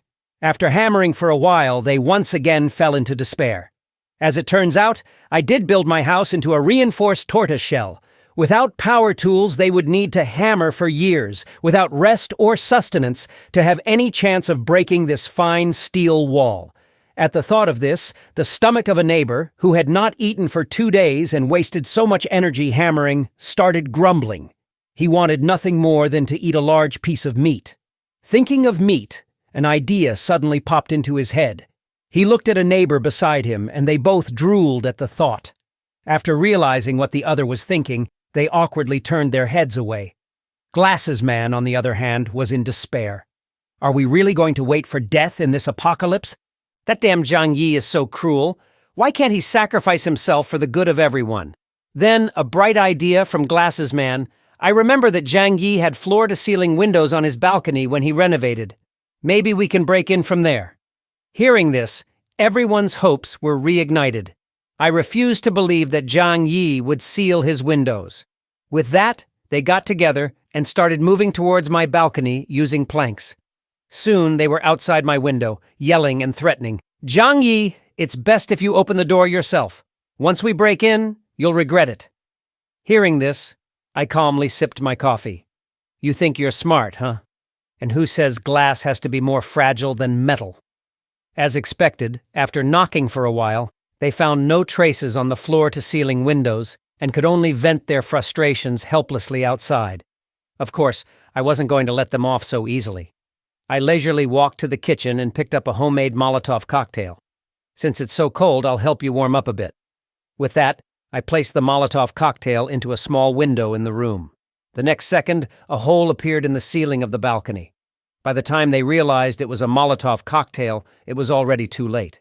Soon, flames engulfed one of the neighbors. The intense burning sensation made him wail in agony. Before long, he could no longer bear the pain and jumped off the balcony. Seeing this, several neighbors finally felt regret, pressing against the glass, begging for mercy. In your previous lives, you turned me into feces and never showed any remorse. Left with no choice, they had to return the way they came, hoping that those behind them could help. But they were stopped by Glasses Man and his group. Got lost. Don't bring the fire over and involve us, even hitting the first person with a wooden hammer. The man let out a cry and fell from the high building. Soon those with no way out were burnt to charcoal in the fire. In the face of this scene, Glasses Man and his group showed no mercy. Instead, they gathered around to warm themselves by the fire. The neighbors, starved and no longer arrogant, dropped their weapons, crossed the balcony, and came back to my floor-to-ceiling windows. Zhang Yi, we were wrong. We just want a bite to eat. Please save us. We'll do whatever you want from now on. Listening to the pleas from outside the window, I sighed. Don't be like this. It makes me feel so bad. I have a strange quirk when I'm upset. I want to eat. Saying this, I started eating the noodles in my bowl. The sight of this made the people outside drool all over the ground. If only we could have some soup. I know that in this apocalypse, only human hearts are unpredictable. But now I have a better strategy. I then said to the people outside, of course, I, Zhang Yi, am not a cold-hearted person who wouldn't save people. I'll give you a chance. Bring me Chen Zhenghao's head and I'll feed you these kinds of noodles for a week, enough for each meal. Hearing this, they all looked excitedly at Chen Zhenghao in the next building. At this moment, in their eyes, Chen Zhenghao looked like a delicious roast chicken. Taking him down would mean they wouldn't have to worry about food and drink for a week. Seeing their ill-intent gazes, Chen Zhenghao felt a chill down his spine. A feeling of, there are always villains trying to harm me arose. Before he could think further, they charged towards him. However, under the threat of Chen Zhenghao's gun, they dared not act rashly. At this moment, Chen Zhenghao received a bounty notice I sent in the homeowner group chat, saying that anyone who could kill Chen Zhenghao would receive a week's worth of food. Seeing the message, Chen Zhenghao ran off immediately, finally understanding why everyone was giving him hostile looks. The following day, bright and early, several neighbors had already set up an ambush for Chen Zhenghao. Although Chen Zhenghao had a pistol, his bullets were ultimately limited. Moreover, my impenetrable safe house was simply not something they could break through. From previous attempts, they had already lost 40 to 50 people. Rather than starving to death sooner or later, it was better to find an opportunity on the crippled Chen Zhenghao. At this time, Chen Zhenghao was scolding his two subordinates to go out and eat snow. He was well aware. At this moment, He was the little fat lamb in the eyes of all the property owners. Whatever he did, he had to act quickly. Just then, two neighbors who had been ambushing for a long time launched a sudden attack with kitchen knives. Seeing this, the two subordinates were shocked. "Watch out for the back." However, it was already too late. Two neighbors with red eyes holding kitchen knives had already reached their back. Yet, they were shot down by him. At this time, Chen Zhenghao was panting heavily. Luckily, he responded quickly. Following that, Chen Zhenghao ordered his men to drag the two bodies back home. Just worrying about having nothing to eat, these two reckless things even came to the door. Just at this moment, one of the subordinates exclaimed, "Quick, look at your back." It turns out that although Chen Zhenghao had just dropped the two men in time, he was still cut by a kitchen knife, leaving a long wound.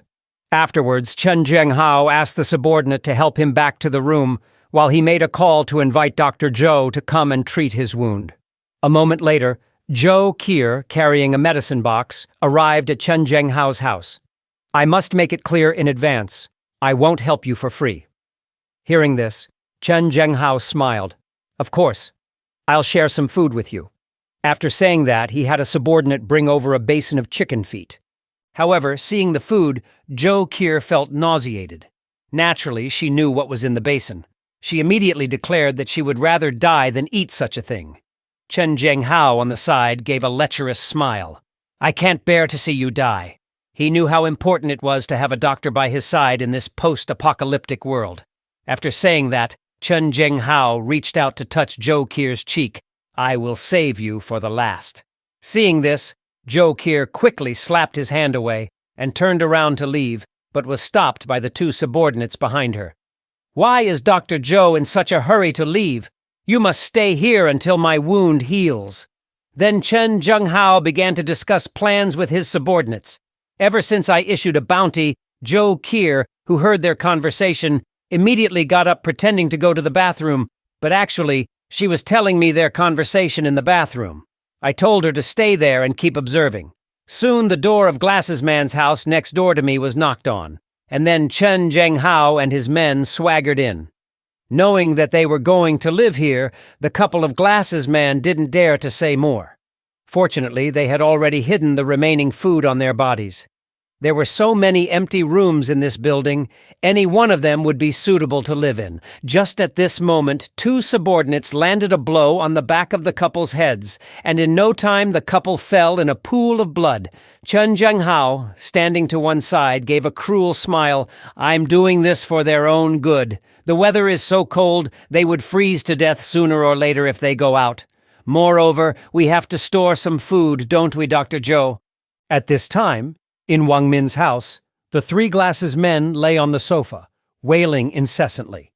Ever since their last unsuccessful attack on my house, their plan to forcibly take medicine had also failed. Now, without the treatment of antibiotics and other drugs, their wounds had started to fester. A disgusting stench wafted through the entire hall. Seeing this, Glasses Man was shocked. He had just graduated and was looking for a job. He didn't want to die so soon. The wounds of Zhou Peng and the others were in the same condition. If it were just a simple scratch, it would be okay. But alas, they were wounded by my rusty arrows. Without the use of antibiotics, their wounds would only get worse. At this moment, Zhou Peng ran to Wang Min. "Can you please plead with Zhang Yi for us again? Otherwise, we're all going to die." But Wang Min waved his hand. "I'm out of ideas. Zhang Yi is not easily persuaded." On the other side, after the bounty was put on Chen Zhenghao, he had begun to feel restless. He even feared that he would be ambushed by his subordinates in the middle of the night. So, he used meat and a pistol to threaten some residents to join his camp. Hearing that there was food, many people willingly joined. Seeing this scene from the surveillance, I couldn't help but laugh. Even if you have many people in your camp, Chen Zhenghao, what do you think they will do when there's no food left? Then I picked up the phone to call Zhou Qier, asking her about the situation on her side. I could only hear Zhou Qier nervously answering, "Chen Zhenghao's group has gone crazy. The existing food has been eaten up. They are preparing to start robbing houses. In these few days, many neighbors have already become their feces. Then she pleaded, "Can you save me? I haven't eaten anything for 2 days. I can't hold on much longer if this continues." Upon hearing this, I paused for a moment. Joe Keir is the main surgeon at the nearby Grade 3A hospital. In the post-apocalyptic world, doctors are hard to find. We can't let her die so easily. So I replied, "Don't worry. Once I finish this last task, I assure you will not want for anything." Just then, my front door was knocked. Zhou Peng was at the door, hysterical. "Zhang Yi, you coward, come out. Fang Yuqing is starving to death, and you're still hiding in here. Are you a man?" Hearing this, I laughed. "At this point, I'm willing to call you the last bootlicker in the apocalypse." "So," I said flatly, "you're still thinking about Fang Yuqing at a time like this? You should think more about yourself. Given your current situation, the tetanus bacteria has spread all over your body. Even if I gave you antibiotics, it would be useless. I remember you've been a bootlicker for so many years, I don't think you've ever even held Fang Yuqing's hand, have you? Instead of waiting here to die, you might as well do what you want to do." Hearing this, Zhou Peng suddenly realized. He struggled to get up, staggering back up the stairs. After returning home, Zhou Peng rushed into Fang Yuqing's room, kneeling down before her with a thud. Seeing Zhou Peng in this state, Fang Yuqing was instantly scared into screaming, "Zhou Peng, what are you doing?" Zhou Peng, his eyes bloodshot, stared at her intently. "Fang Yuqing, will you marry me?" Fang Yuqing frowned. Disgust filled her eyes. She instinctively pinched her nose. "I won't." She shoved Zhou Peng to one side, bitterly saying, "Get out of here, you're about to die. You stink, I have to go find Zhang Yi. Who do you think you are? You're not even a spare tire in my book." Zhou Peng broke down. He had given so much for Fang Yuqing, even his own life was at stake. But Fang Yuqing never had a heartbeat for him from beginning to end. In desperation, Zhou Peng grabbed Fang Yuqing's neck tightly, shrieking hysterically, "You love me. I'm going to die soon. Let's go to hell together forever." Seeing this, Fang Yuqing fearfully slapped Zhou Peng. "No, get away from me. You smell so bad, disgusting. You dare call me smelly? Isn't it because of you that I ended up like this?" Fang Yuqing, her face turning purple from Zhou Peng's grip, struggled desperately. "Who's to blame if you're useless?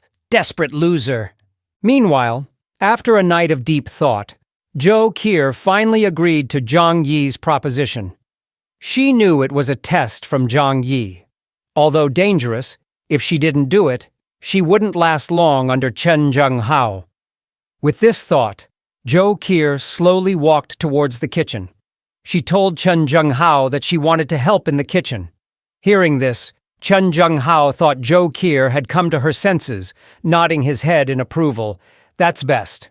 I knew you couldn't resist. You still have some use for me now." Zhou Keir turned her head back and returned to her usual aloof demeanor. She slowly said, "I don't want to die. I want to live."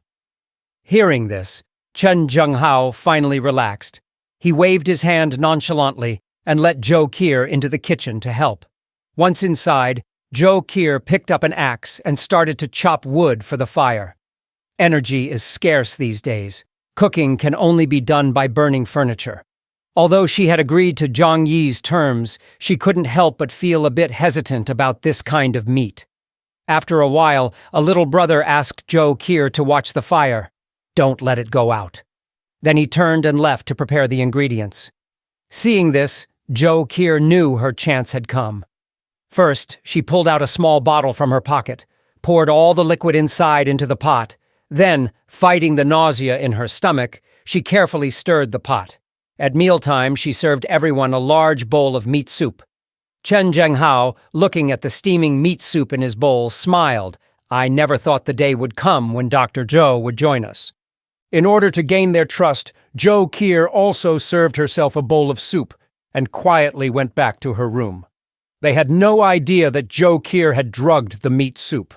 Back in her room, Zhou Keir waited silently for the drug to take effect.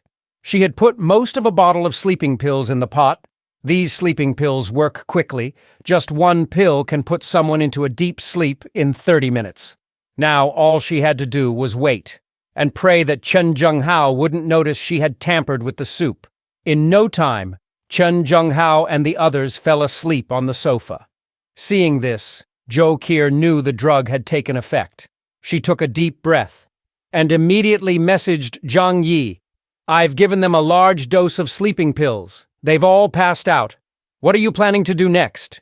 Zhang Yi replied flatly, "Drag them to the balcony."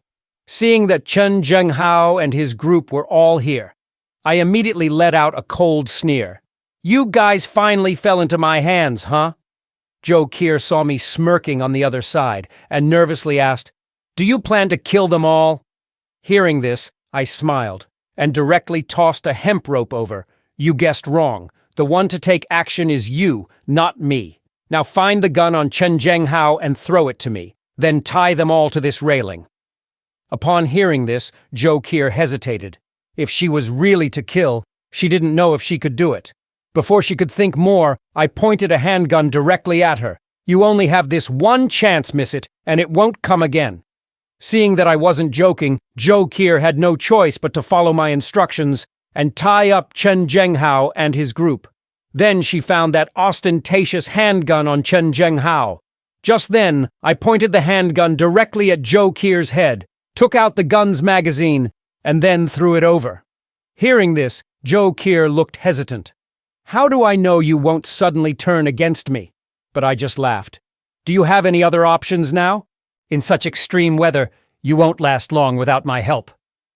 Upon hearing this, Jo Kier had no choice but to remove the magazine according to my instructions, and then she threw the handgun to me. After receiving the gun, I carefully examined it.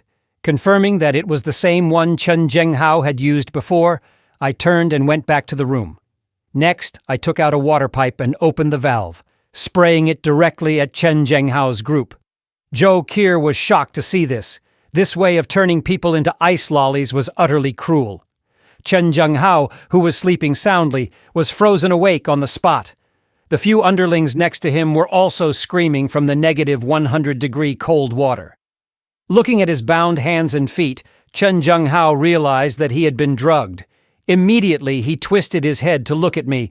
"Zhang Yi, you are so despicable." Hearing this, I just laughed. "You dare to call me despicable? It's time to send you guys on your way." With that, I opened the valve again. The next second, a thick column of water sprayed directly at several people. In such extreme cold, no one can withstand negative 100-degree water for 3 minutes. Sure enough, Chen Junghao and his group on the other side had already been frozen into ice lollies. Just at that moment, Jo Kier received my call. "You've done a good job. You've passed the test." After hanging up the call, Jo Kier collapsed on the ground. Though she could finally survive, she was no longer the white-robed angel. Under my guidance, Jo Kier had successfully proven her value, and I naturally kept my word, deciding to let her live in my house. A moment later, Jo Kier cautiously arrived at my front door. Although I could see from the surveillance that she didn't carry any dangerous items, I didn't dare to be careless, so I picked up the handgun, pointed it at the door, and said coldly, "The door's not locked. You can come in." Upon hearing this, Jo Kier nervously pushed open the heavy steel door. Seeing her enter, I immediately locked the door, and Jo Kier collapsed directly on the floor. At this moment, a long-lost sense of warmth was filling her body. Jo Kier knew that I was living a decent life, but she didn't expect it to be this good. Apart from ample food, there was even a heating fireplace. Compared to the negative 100-degree weather outside, this was a warm paradise. But just as she was about to lose herself in this comfort, I put the gun directly to her back. "Dr. Joe, don't rush to enjoy. You don't think you've passed my test that easily, do you? Now you need to do one last thing. That is to prove to me you're not dangerous. Since you've chosen to align with me now, shouldn't we be honest with each other?" Upon hearing this, Jo Kier naturally knew what I meant. So she took off her coat directly, exposing her figure in front of me. Of course, I had no time to admire. Seeing that she had no hidden dangerous weapons, I handed her a bath towel. "You've worked hard these days. Go take a hot shower first. You stink." Hearing this, Jo Kier couldn't help but complain internally. "As if everyone lives as well as you. Life is even better than before the apocalypse." Soon the sound of the shower was heard from the bathroom, and I was fiddling with the medical kit that Joe Keir had brought in the living room. I put everything like syringes into the different space. Though we were being honest, it's always better to be cautious. 2 hours later, Joe Keir, dressed in pajamas, emerged from the bathroom, her wet hair hanging down her back. There was a thrilling beauty about her. I then patted the sofa next to me, indicating for her to sit down. Next, I picked up the hairdryer and began to blow-dry her hair. I didn't let you live here because you're pretty, but because you're of some value to me. But you have to understand, this is my home. Allowing you to live here is a great favor, so it's best not to have any bad intentions. There's surveillance all over this room. Once I find you plotting against me, I'll have no qualms about killing you. Then I pointed to the room next door. You'll live there from now on. Without my permission, you're not allowed to wander around. Hearing this, Joe Keir replied softly. She was very clear about the consequences of being thrown out by me. Then I continued. Dr. Joe, you're a smart person. I hope you can do as you say. Of course, I won't treat you unfairly. At this point, I walked behind Joe Keir. I'm about to reveal my biggest secret to you. Doing this was naturally to ensure Joe Keir's loyalty to me. Then I continued. Everyone knows that the cause of this snow disaster is the gamma rays from a supernova explosion, but these rays can also cause mutations in humans. With that, I conjured a loaf of bread out of thin air. This is the superpower I gained. Different space. I can store any supplies in it. Seeing this, Joe Keir also suddenly understood. No wonder I was living such a comfortable life. I must have stored a lot of supplies in advance. Then I continued. Dr. Joe, you're a smart person. Only by following me can you enjoy all my supplies. Will you have food to eat, hot water baths to take? Once I die, the supplies in the different space will disappear with me. So, you can only survive if I survive. Right now, I don't fully trust you. You need to exchange labor for rewards, so from now on, you'll be responsible for all the housework. Just as Joe Keir was about to agree, I interrupted her. Besides this, what else can you offer me? Upon hearing this, Joe Keir's cheeks suddenly turned red. Being a smart person, she naturally knew what I was talking about. The next day, I looked at the still sleeping Joe Keir with mixed feelings. Having a woman around in the apocalypse is quite nice. If I were alone, I fear I might have a mental breakdown one day. Then I knocked on the door, signaling Joe Keir to get up for breakfast. Joe Keir woke up from her sleep. This was the best sleep she'd had since the apocalypse began. Then she dressed and came into the living room. Afterwards, I smiled. What are you waiting for? Hurry up and eat. Hearing this, Joe Keir didn't hesitate. She picked up the hamburger on the table and started eating it hungrily. Seeing my half-smiling expression, Joe Keir realized her eating manners were not good, so she sat up straight like a well-behaved child. After Joe Keir was full, I tossed her a thermal coat.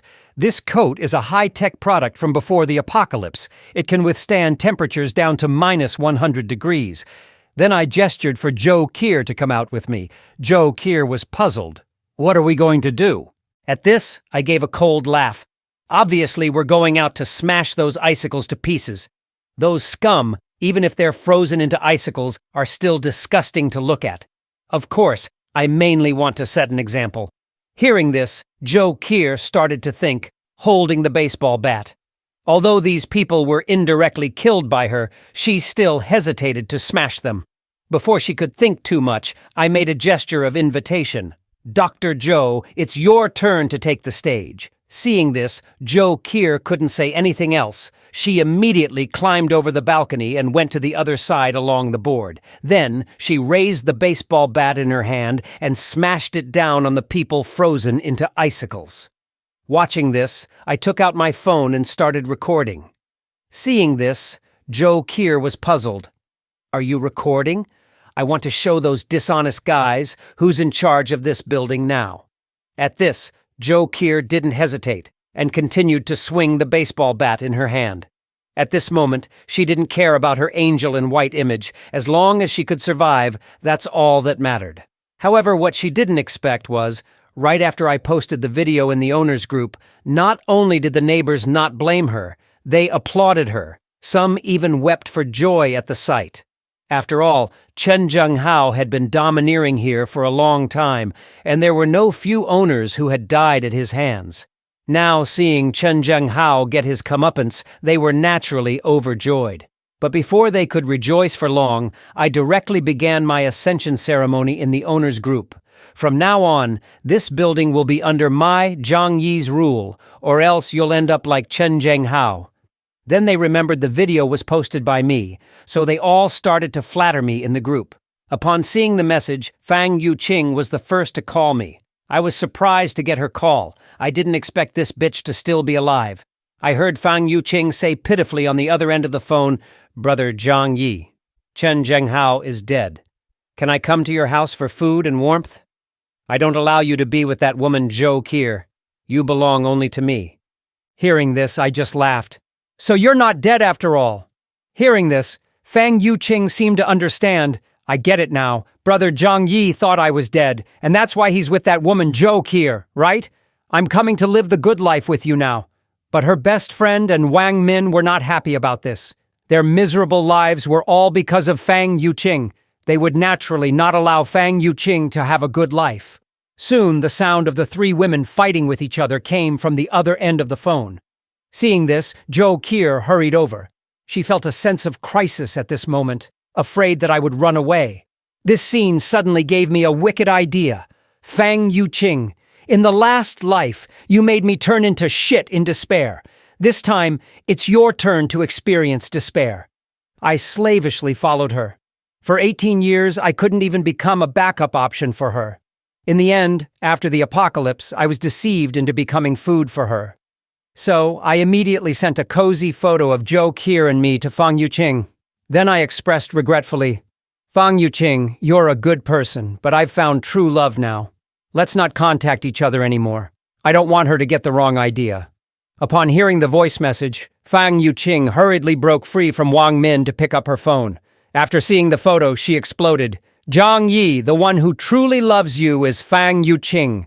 Zhou Qir is only with you for the food." Hearing this, I laughed. "Aren't you the same?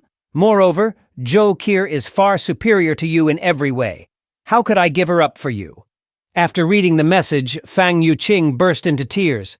"I don't believe it. I don't believe it. You were so devoted to me before. How could you change so suddenly? It must be that bad woman Zhou Qir who did something." Her best friends and Wang Min immediately began to mock her. "You self-centered white lotus, this is karma." On the other side, I asked Zhou Qir, "Do you think I'm being cruel by doing this?"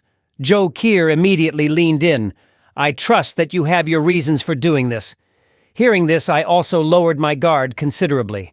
After all, no man can resist such an understanding and sensible woman. In a short while, Zhou Qir made a table full of delicious lunch. I had just picked up an apple and taken a bite when a message came in from the homeowners group chat. I saw the formerly arrogant Auntie Lin starting to make trouble again in the group. She claimed to have relatives in the upper echelons of the government and threatened that everyone must hand over their food to her. Otherwise, everyone will be dealt with after the snowstorm. Seeing this message, I was taken aback. I remember Auntie Lin was the first to be looted by Chen Zhenghao. That she's still alive is truly a miracle. At that moment, Zhou Qir quietly mentioned she had left some supplies when treating Lin Xiaohu, thinking that the snowstorm would pass quickly. She didn't expect the snow to last for 2.5 months. I was puzzled, logically, after so much time has passed. Even with the supplies Zhou Qir left, Auntie Lin couldn't possibly have survived till now, especially when she also has a 2.5-year-old grandson. Hearing this, Zhou Qir said that Lin Xiaohu died about 10 days ago due to lack of medication. Hearing this, it suddenly clicked for me.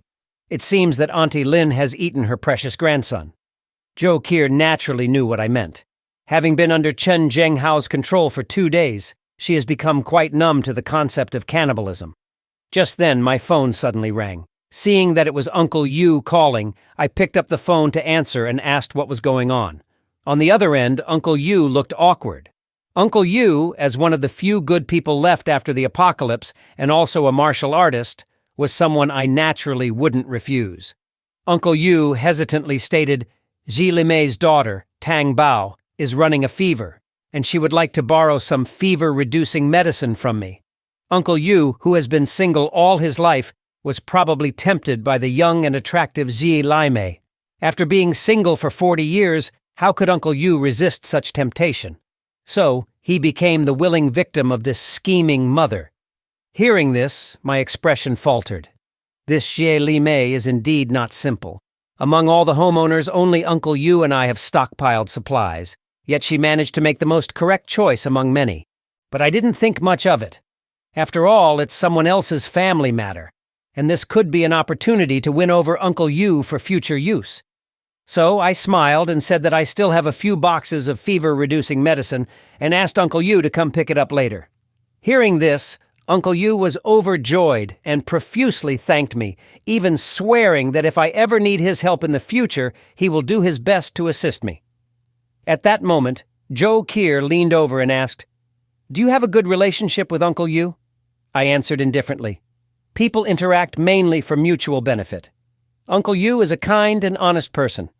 Having him owe me a favor might be useful later on. Moreover, I don't want to see a retired soldier like him lose the last glimmer of his humanity in these apocalyptic times. Soon there was a knock on my door from Uncle Yu. "Is little Zhang there? It's Yu Jiguang." Hearing this, I looked through the door's monitor. Unexpectedly, Zhi Lime also came along. She anxiously asked from outside the door, "Our Tang Bao has a high fever. Zhang Yi, please help us." Before she even finished speaking, I tossed a box of fever-reducing medicine through the small door window. "Give it to the child quickly. Don't waste any more time." Uncle Yu hurriedly picked up the medicine, then said with a look of gratitude, "Zhang Yi, thank you so much. You've helped me out twice already in this apocalypse." Just then, Zhi Lime stepped forward and pleaded, "Zhang Yi, do you have a heater? Could Tang Bao stay at your place for a while? We'll leave once she gets better." However, I saw through her little scheme immediately. "You're probably wanting to take a mile when given an inch." So, I spoke calmly to those outside. "Sorry, Miss C, these are special times, and I can't easily let outsiders in. Plus, we're almost out of coal. We're even resorting to wearing 8 down jackets each to keep warm." At that moment, Uncle Yu quickly intervened to smooth things over. "Zhang Yi has already done us a big favor. Let's not make things difficult for him." However, Zhi Lime began to emotionally manipulate the situation. "Zhang Yi, please consider it for Uncle Yu's sake, and for the sake of the child being so young. Let us stay at your place for a short time." Hearing this, my expression instantly darkened. I thought to myself, what a master manipulator this Zhi Lime is. She survived for quite some time in the previous apocalyptic world by exploiting people's sympathies. But this trick will only work on honest people like Uncle Yu. So I calmly replied, "If this were before the apocalypse, Miss C, I'd have no problem letting you and your entire village stay. But now it's the end times, and all the tenants in the building want to take over my place. I hope you understand." However, Zhi Lime wasn't giving up. "You let Joe Kier stay, didn't you? If she can stay, why can't we?" Hearing this, I chuckled. "Joe Kier is my girlfriend. If she doesn't stay at my place, should she stay at yours?" Joe Kier was surprised to hear this. Although she knew I was just speaking casually, having a dependable man to rely on in these times is what every woman desires. At that point, Uncle Yu also chimed in, "Yeah, little Zhang has already helped us a lot. Let's not make things more difficult for him." But Zhi Lime looked dejected. "I'm doing all of this for the sake of the child. What will happen to me if something happens to her?" Seeing the situation, Uncle Yu felt helpless. He could only leave with her while continually apologizing to me. After they left, I sighed.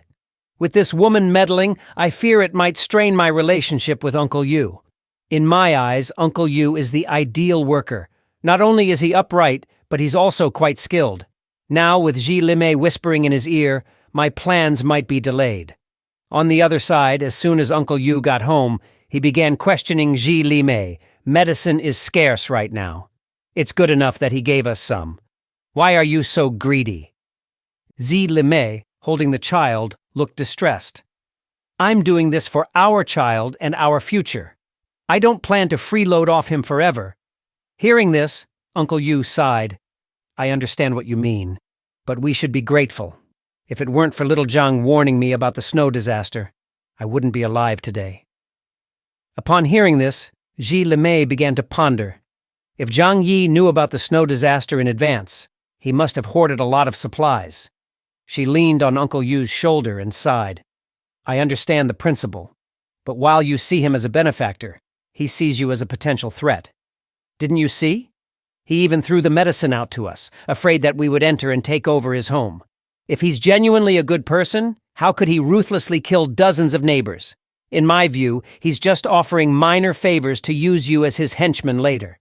Before Ji Limei could finish, Uncle Yu loudly interrupted her. Enough! I, Yu Jiguang, can still distinguish between right and wrong. Please don't speak like this anymore. His angry outburst startled Ji Limei, who then apologized repeatedly. She knew that Uncle Yu was now angry and would have to find another opportunity to stir the pot. Uncle Yu then left, his face stern. Though he is honest and straightforward, he's not foolish. He knows exactly what Ji Limei is thinking. Ji Limei looked at the sleeping Tang Bao with a grim face. To survive in this apocalypse, I must be ruthless.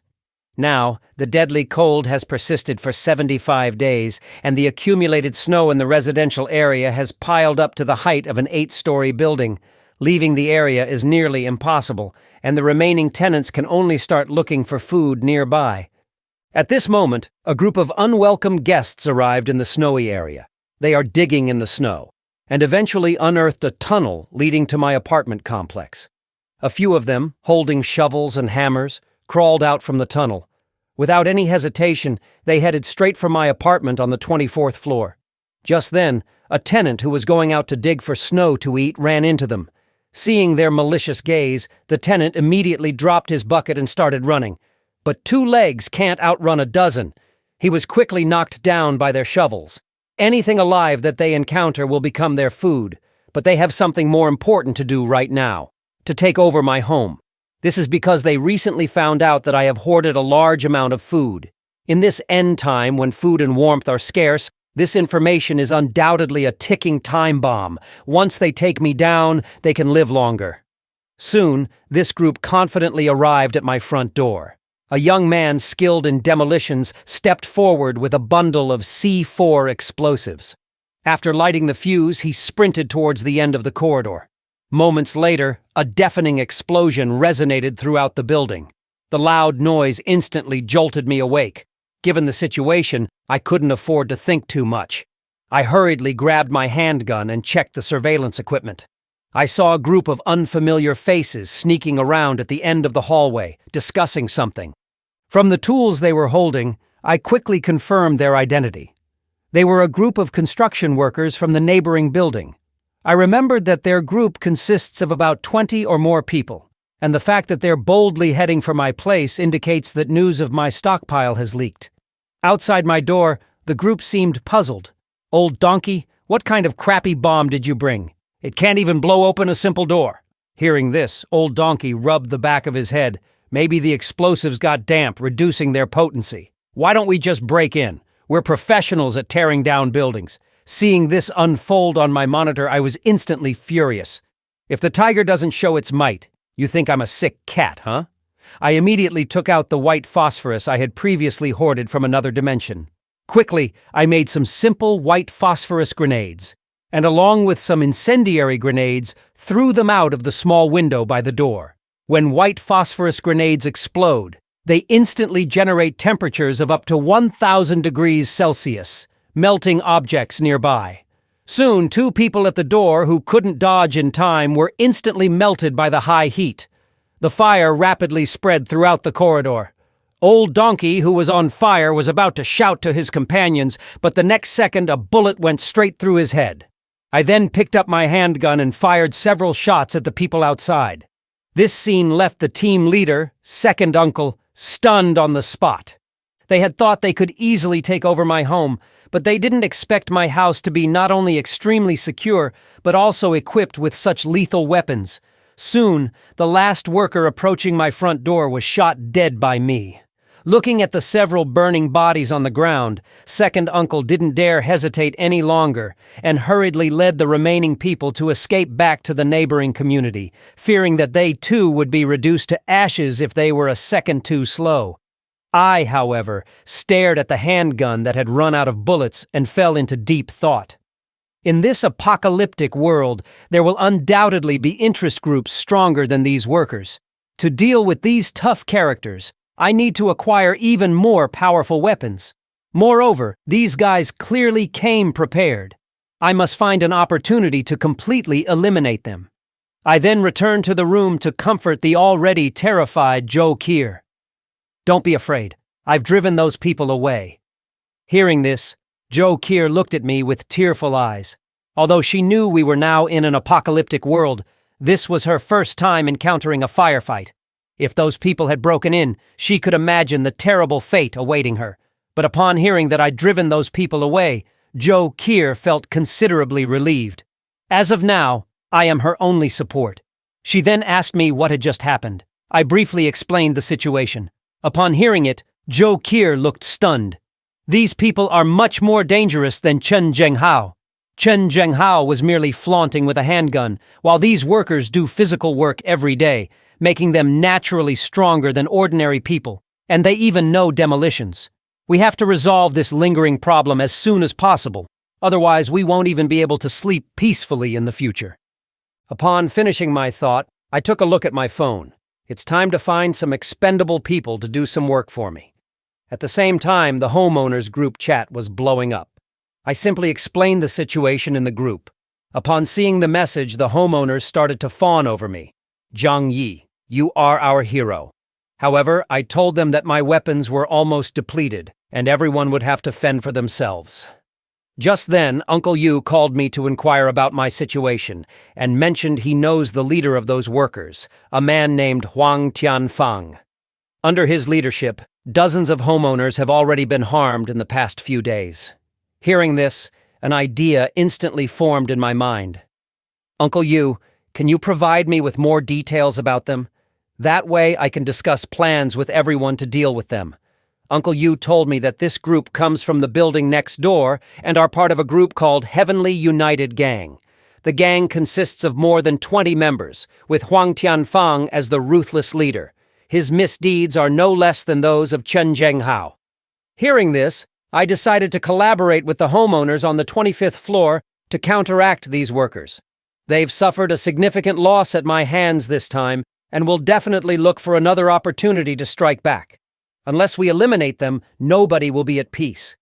The homeowners in my building are the sort who only respond to force and would not easily agree to unite against external threats. What I need to do now is wait for the right moment. I then turned to Joe Kier beside me. "These neighbors might show respect to me on the surface, but they'd love to tear me down behind my back. So I'll leave it to you and Uncle Yu to gather information. The sooner we understand the distribution of forces in the area, the better for our next steps." 2.5 days quickly passed. Joe Kier, dressed in work attire, listed the latest collected intelligence on a blackboard. The most significant threat right now is the Heavenly United Gang made up of workers. Since they are physically laboring workers, they are naturally stronger than ordinary people. However, the good news is that they don't have access to firearms or other highly lethal weapons.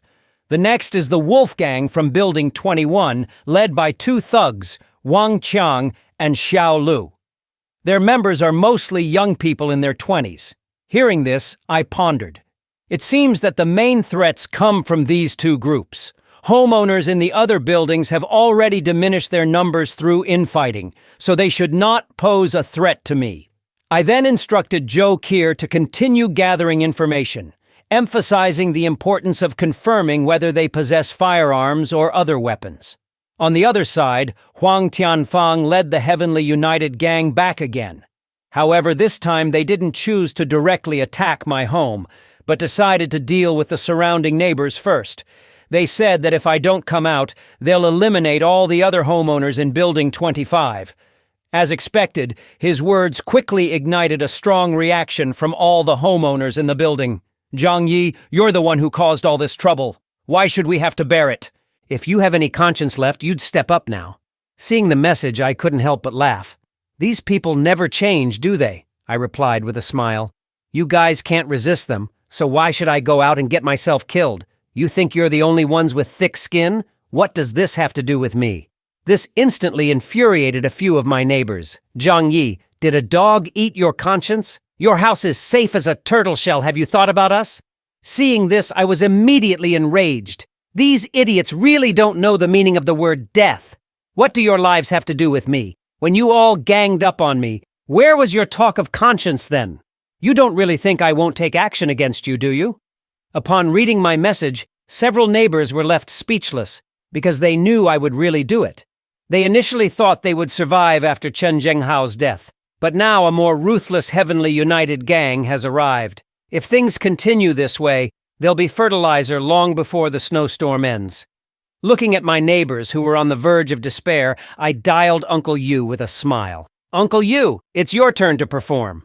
After a long silence, Uncle Yu suddenly spoke in the group chat. Don't be afraid, everyone. The Heavenly United gang is at most 20+ people. As long as we work together, we can fend them off. Seeing the message, the homeowners suddenly saw a glimmer of hope. Uncle Yu is right. We'll all support you wholeheartedly.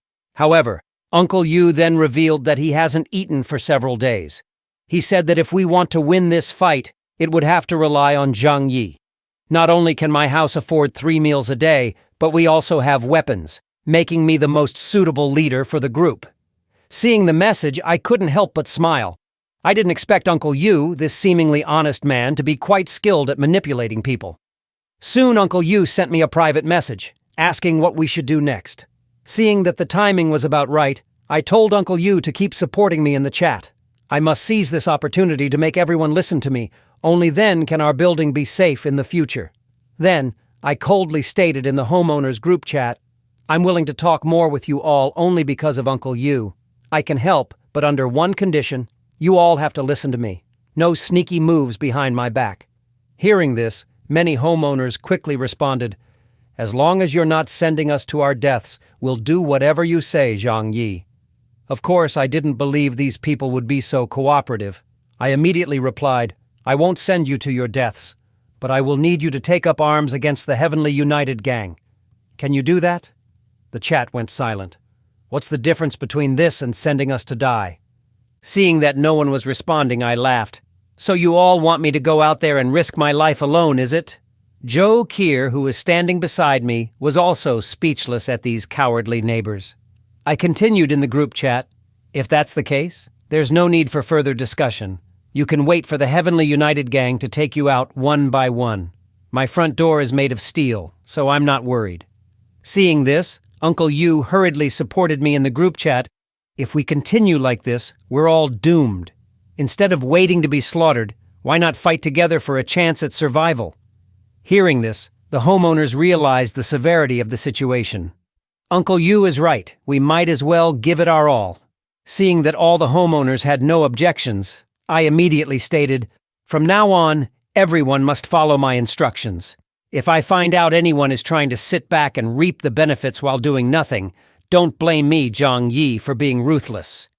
Hearing this, everyone in the group chat started tagging the other homeowners who were playing dead. We're at a life and death crossroads now, so pretending to be dead any longer would make it real. I also know the principle of ruling with a balance of kindness and sternness. So, I continued in the chat, since you all have chosen to follow me, I won't let you down. As long as you listen to my orders, I will go out and find supplies for you. To hold the building, they need at least basic combat capabilities, and luckily, I have already prepared some snowmobiles. In this snowy apocalypse, I am the only one who can move freely throughout the city. However, the homeowners looked confused after reading the message. Won't you freeze to death looking for supplies in this extreme cold? I assured them, I know what I'm doing. As a leader, I must do something for everyone. I've been a warehouse manager for 2 years and know the locations of nearby malls and supermarkets. My own supplies are also running out, and we need to find more if we want to survive. Hearing this, many homeowners were moved to tears, saying that they had chosen the right leader. But only I know the true nature of these people. In the apocalypse, human nature is the most unpredictable. The neighbors started to treat me like a god, saying that they would follow my orders without question. However, I didn't care about their flattery. If it weren't for fighting against the Heavenly United gang, I wouldn't care whether they live or die. I can't forget the pain of being torn apart in my previous life. Joe Keir looked worried. The snowstorm has lasted so long, and the outside world is almost paralyzed. No one knows what dangers lurk outside. I put on my level 3 armor and smiled at Joe Keir. I've been wanting to go out and see for a while. Now is a good opportunity. Don't worry, there are enough supplies at home to sustain you. Joe Keir, knowing I still don't fully trust her, volunteered to go with me. I pinched her fair cheek and said, "Woman, you should stay at home and wait for your man to return." With that, I turned around and left, assuring Joe Keir that I trust her completely now. Joe Keir was touched, but within 2 seconds, I secretly moved all the remaining food and coal at home into an alternate space. Then, I went down the stairs and arrived on the 4th floor. By now, the snow had piled up as high as the 3rd and 4th floors. I only needed to open the window to step directly outside, but as soon as I landed, the snow engulfed up to my knees. Luckily, before the apocalypse, I had stashed some snowmobiles in an alternate space. Otherwise, it would be impossible to move in snow piled meters high. I looked around and found that, apart from the sound of the snowstorm, the neighborhood was utterly silent. Seeing no one spying, I took a snowmobile from my alternate space, unaware that a shadowy figure in the building above was watching every move. Riding my beloved motorcycle, I headed out of the neighborhood. I'd been cooped up at home for so long, I was starting to get cabin fever. Finally, I have a chance to breathe some fresh air. After satisfying my urge to speed, I drove the snowmobile to the Heavenly Sea City police station. The primary purpose of this trip was to find more powerful weapons. The root of all fear in this post-apocalyptic world is insufficient firepower. The station was pitch black, seemingly abandoned long ago. However, a few steps in, I discovered some frozen cops huddled in a corner. Seeing their thin clothes made me uneasy. They must have been on the night shift when the extreme cold hit, without even proper clothing. After paying my respects to these officers who once protected the city, I covered them with a white cloth. Just then, I noticed a bunch of metal behind the cloth. It was a set of keys to all the rooms in the building. My face lit up at the sight. With these keys, I can easily access the armory. After paying my respects to these heroes one last time, I began to search for the armory. Soon, a room labeled Armory appeared before me. Upon opening the door, all sorts of weapons came into view. I even found a powerful sniper rifle. After some time spent defending my safe house, my shooting skills have reached the point of unerring accuracy. With these weapons, I have nothing to fear, even if several more Heavenly United gangs show up. I stretched out my hand, sucked all the weapons in the armory into my alternate space. Next, it's time to find supplies for those sniper rifle fodder neighbors. Although my safe house can withstand various forms of artillery, it won't hold if someone blows up the building's load-bearing walls. The best approach is to use these expendable neighbors as my vanguard. The snow disaster has been ongoing for 2 months now, and the shopping centers near the residential area have surely been picked clean. So I went to a large suburban mall, now buried under snow, based on memory. I cleared away the snow on the ground with my hand, then broke the skylight and slid down a rope. Seeing all the luxury goods in the mall, I couldn't help but feel sentimental. Before the apocalypse, it would take 2 months of salary without eating or drinking to afford just one item. Now, these luxury goods have become worthless debris. After storing some useful supplies in my alternate space, I went to the supermarket on the underground floor.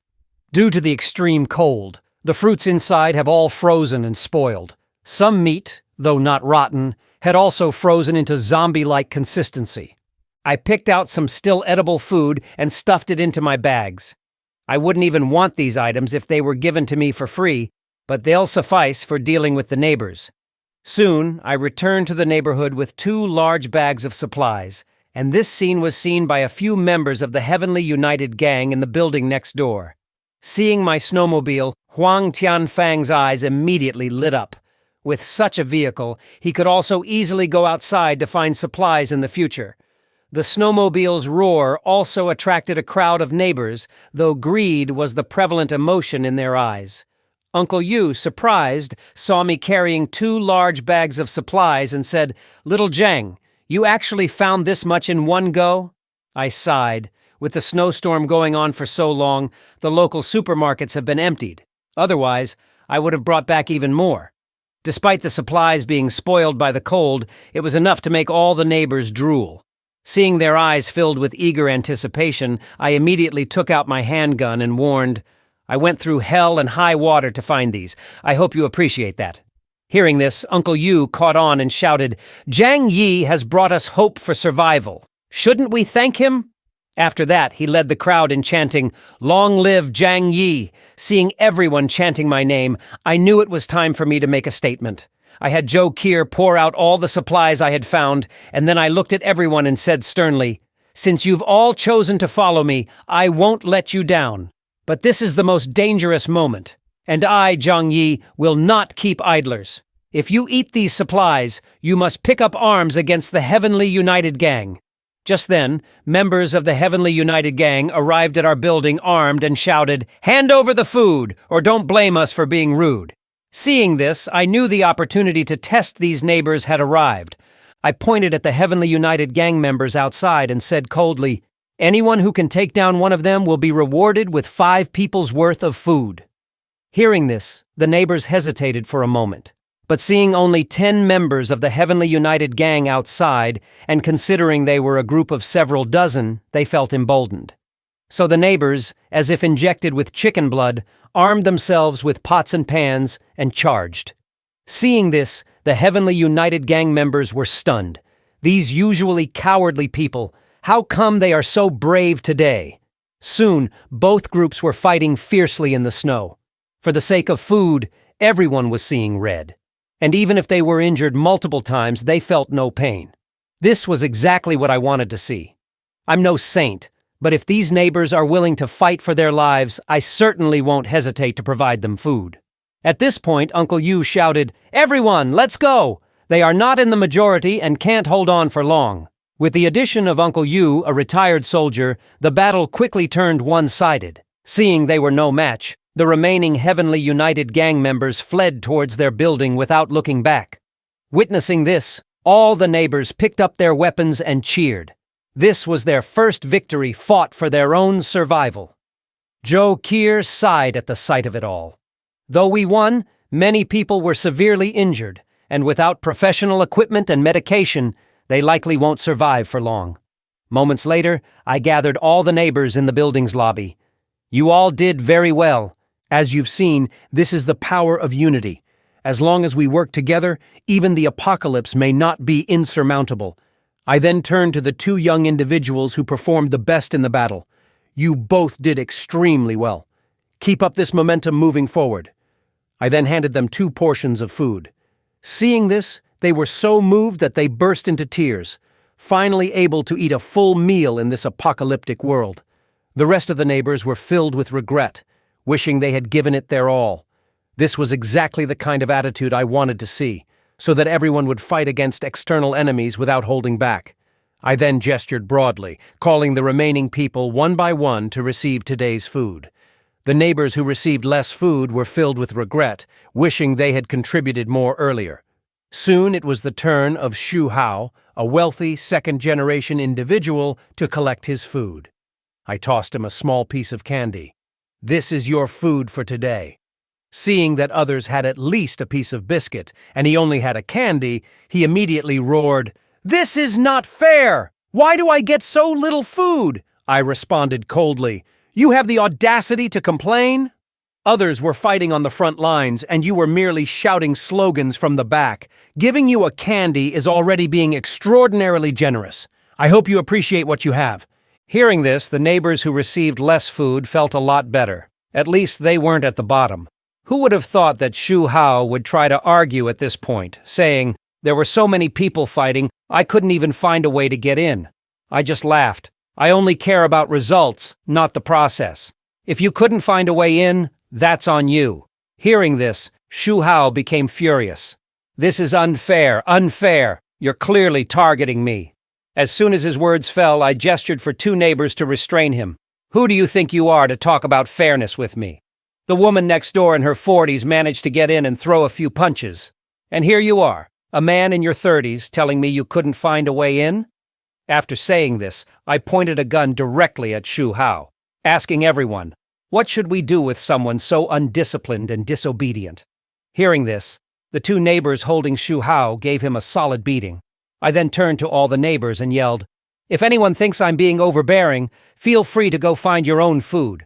I, Zhang Yi, will not bother you. Seeing no objections, I clapped my hands. Very good. I hope everyone will follow the arrangements from now on. But Shu Hao, accustomed to being arrogant and domineering, was still not convinced. Zhang Yi, don't push people too far. His words had barely left his mouth when I stepped on his right hand. Shu Hao, face the reality. We're in a post-apocalyptic world now. You can't go back to your cushy life. I, Zhang Yi, won't support a waste like you who's only good for eating. I hope everyone takes this as a warning. I then asked Zhou Qier to collect the remaining food to be distributed later. But just then, a voice sounded from behind the crowd.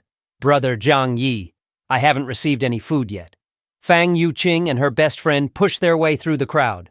Brother Zhang Yi treats me the best. You definitely didn't forget about Fang Yuqing, right? Hearing this, I couldn't help but laugh. Of course, I haven't forgotten about you two, because there was never any food allocated for you two in the first place. Upon hearing this, Fang Yuqing burst into tears. Brother Zhang Yi, aren't you most fond of me? But I pushed her away with one hand. I was just speaking casually. You didn't take it seriously, did you?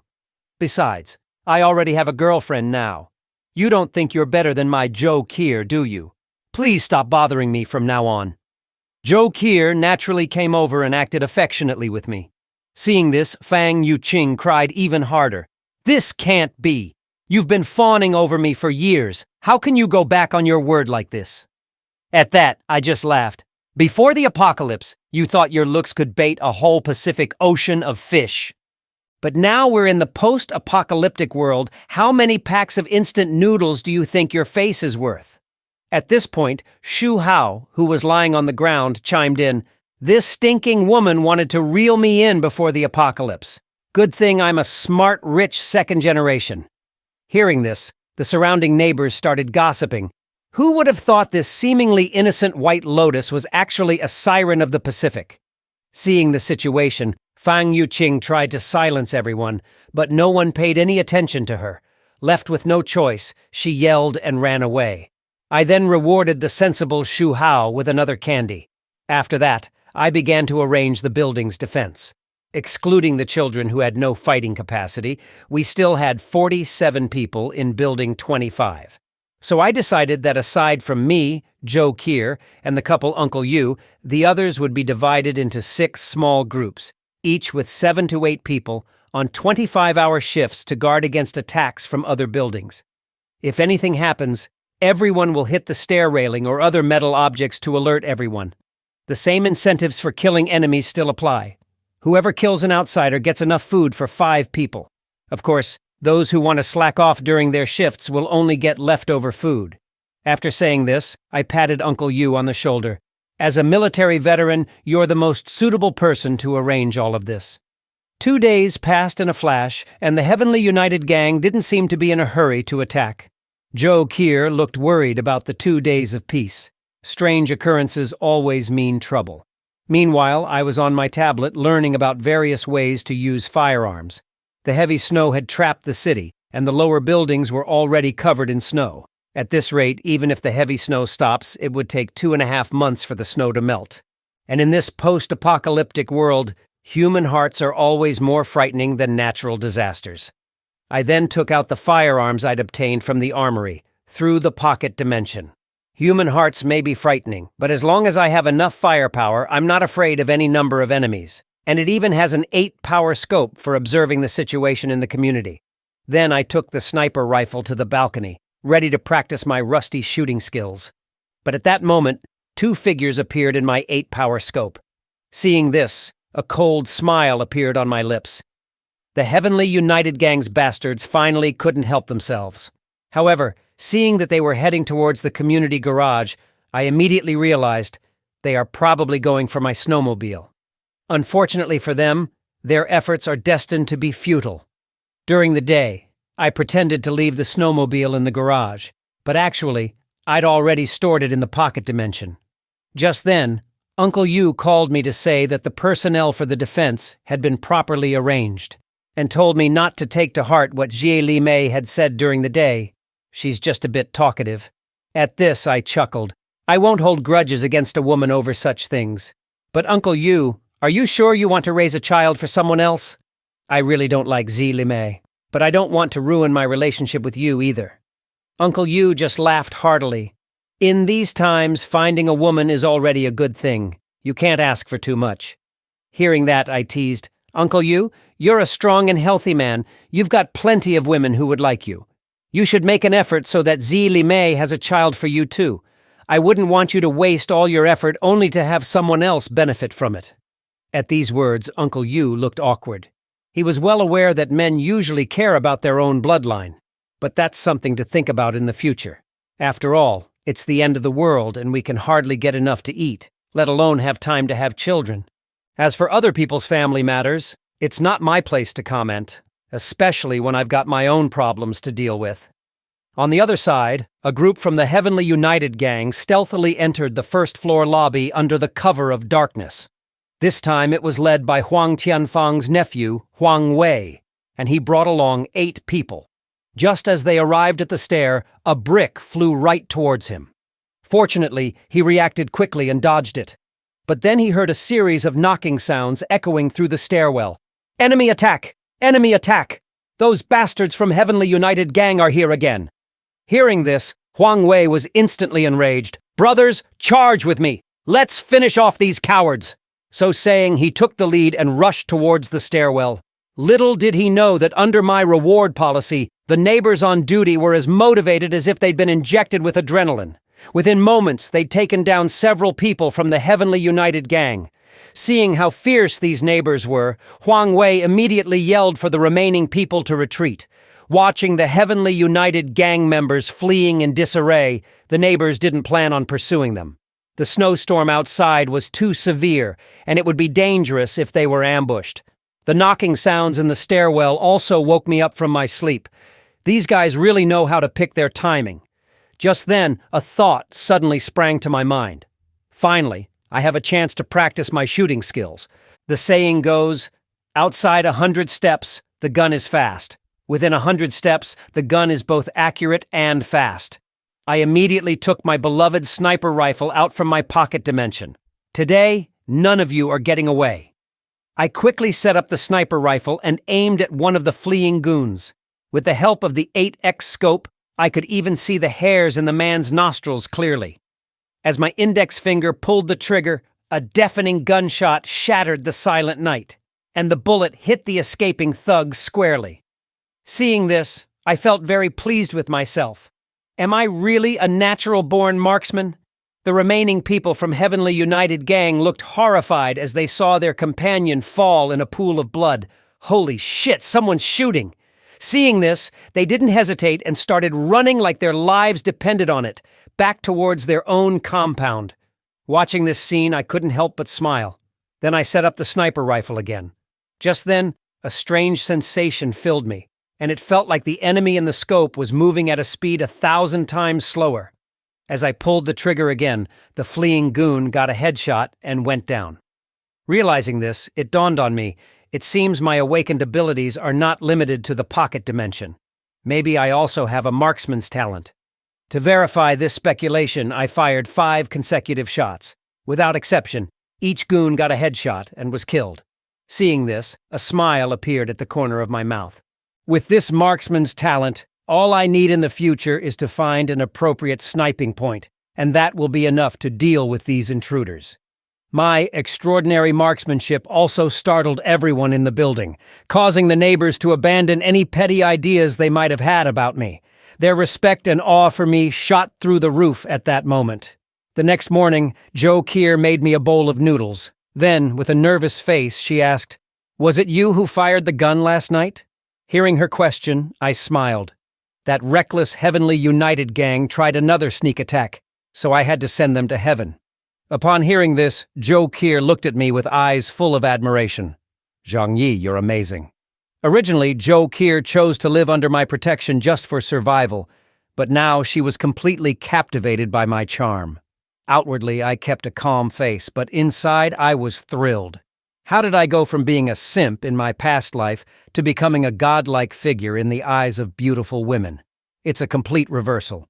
Meanwhile, on the other side, members of the Heavenly United Gang looked at the bodies in the snow and fell silent.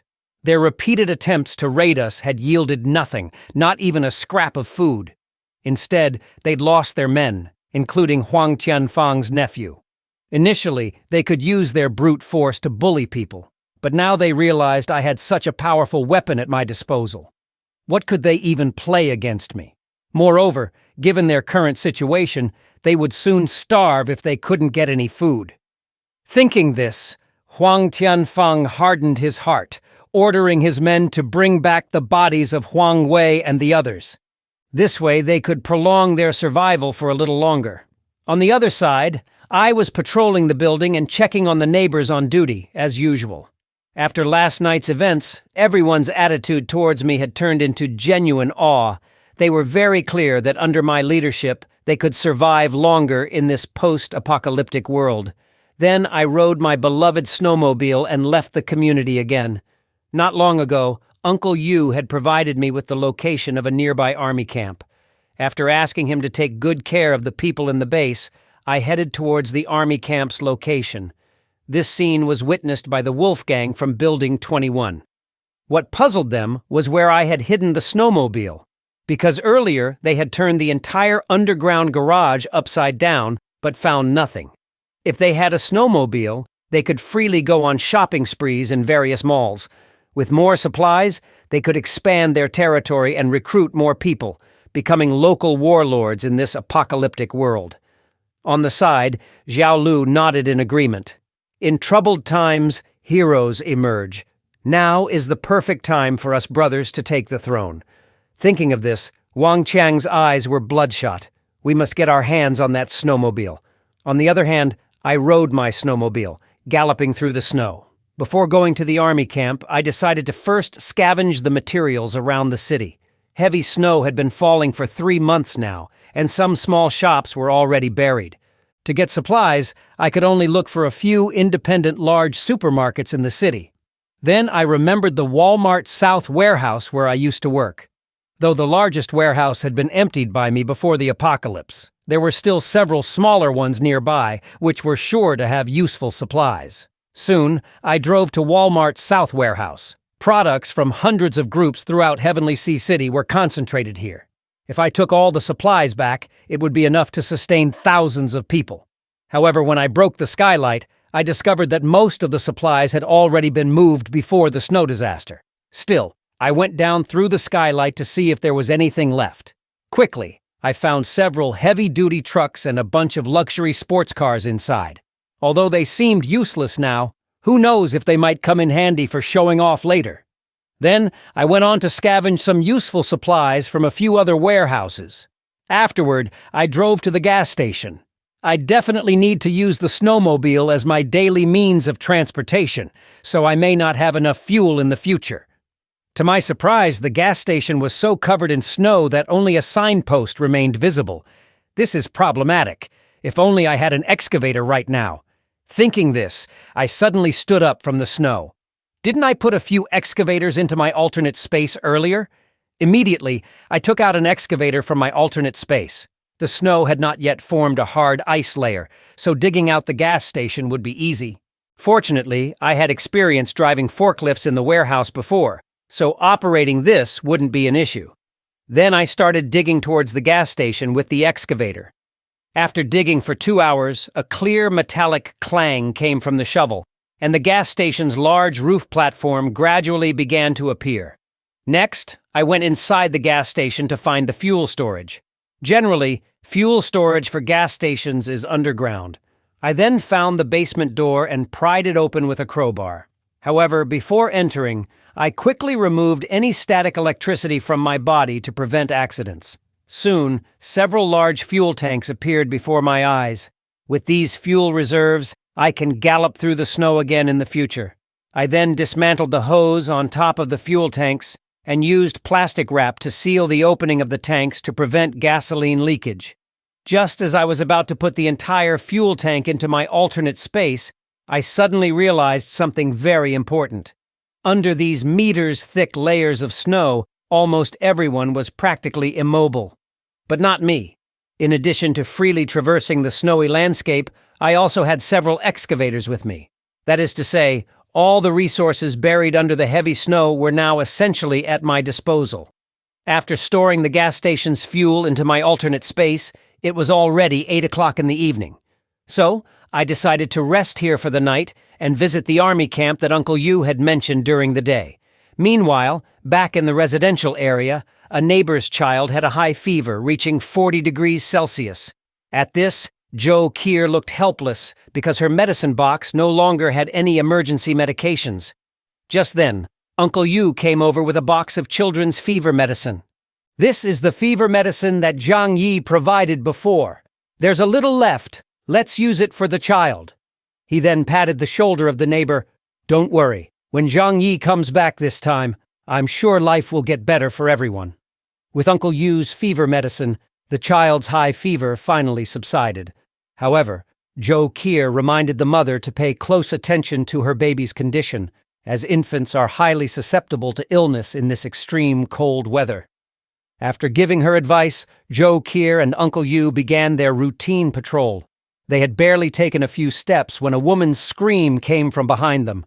Auntie Lin from the neighborhood committee was seen lunging at the child in the mother's arms with a small knife, shouting, "My grandson is dead. Your children shouldn't be allowed to live either." Out of maternal instinct, the mother immediately turned to block the knife. Seeing this, Jo Kier quickly caught the baby who slipped from the mother's arms, and the mother, entrusting her child to Jo Kier, collapsed in a pool of blood. At this moment, Auntie Lin pointed at Jo Kier and yelled, "It's all you heartless people who killed my little Hu! None of you will get away!" Seeing Auntie Lin, who was now entirely unhinged, Jo Kier knew that talking wouldn't help. She immediately ran towards the stairwell while holding the child, but was caught by Auntie Lin, who grabbed her ankle. Auntie Lin ranted with her knife in hand, "Especially you, Dr. Zhou. You deserve to die for not saving little Hu." Just as she was about to stab Jo Kier, Uncle Yu appeared in the nick of time and kicked Auntie Lin to the ground. He was cut by the knife on his left hand, but seeing that Jo Kier was unharmed, he felt relieved. If anything had happened to Jo Kier, he wouldn't have the face to explain it to me. By this time, Auntie Lin had completely lost her sanity, biting anyone she could get her hands on. "You Jiguang, you coward! It's your fault for not killing Chen Zhenghao. You owe little Hu a life too," she yelled. She then turned to the neighbors who were watching. "All of you deserve to die, and that Zhang Yi deserves to die too for not sending medicine to my little Hu." Hearing this, Uncle Yu instantly became furious. If it weren't for Zhang Yi taking out Chen Zhenghao, none of us might have survived until now. It's not your turn, you mad dog, to be biting people here. At this point, Jo Kier stepped forward and said, "Zhang Yi did send medicine for you, but by the time I delivered it, it was already too late. Your precious grandson had already been turned into a pot of rice porridge by you." Upon hearing these words, Auntie Lin fell into another frenzy, shouting, "It's impossible! It's impossible!" Two neighbors stepped forward to mock her. "Today we finally see what loving someone too much to even put them in your mouth really means. You always claim to adore your precious grandson, yet this is the extent of your love? You, who have committed countless evils, let us send you on your way." With that, one of the neighbors ignited a lighter, letting Auntie Lin feel some warmth before her death. Meanwhile, on the other side, I yawned as I walked out of the tent. It was time to head to the army camp. Following the guidance of the retired soldier, Uncle Yu, I rode my snowmobile to the nearby military camp. I then took out an excavator from my pocket dimension. With the experience from digging out the gas station last time, I got to work smoothly. Soon enough, I had uncovered the entrance to the camp's dormitories. What puzzled me was that the camp was completely empty. Given how sudden the snow disaster was, and considering the remote location of the camp, as well as the lack of transportation, the military should not have been able to evacuate in time. But at that moment, a terrifying thought crossed my mind. Could it be that the military had prior knowledge of the coming snow disaster and had thus evacuated their troops and resources in advance? The thought sent shivers down my spine. If that was truly the case, whoever possessed these large amounts of supplies and weapons post-disaster would be able to establish a new order in this apocalyptic world. I could foresee the setting turning into a battleground for various armed factions vying for control. I must arm myself in advance to prepare for this new era. With that thought, I continued to operate the excavator, digging fervently. Accompanied by a booming noise, I made a large hole in the wall of the weapons arsenal. But the next second, I was stunned. Inside was a dazzling array of military supplies. Aside from tons of various types of firearms and bullets, there were several large boxes of hand grenades. I came in expecting to find some scraps, but ended up with a massive haul. However, tanks and some heavy armored vehicles were not there. Could it be that the military had simply gone out on a mission and took only a portion of the weapons? I didn't dwell on it. What I had gathered was more than enough for now.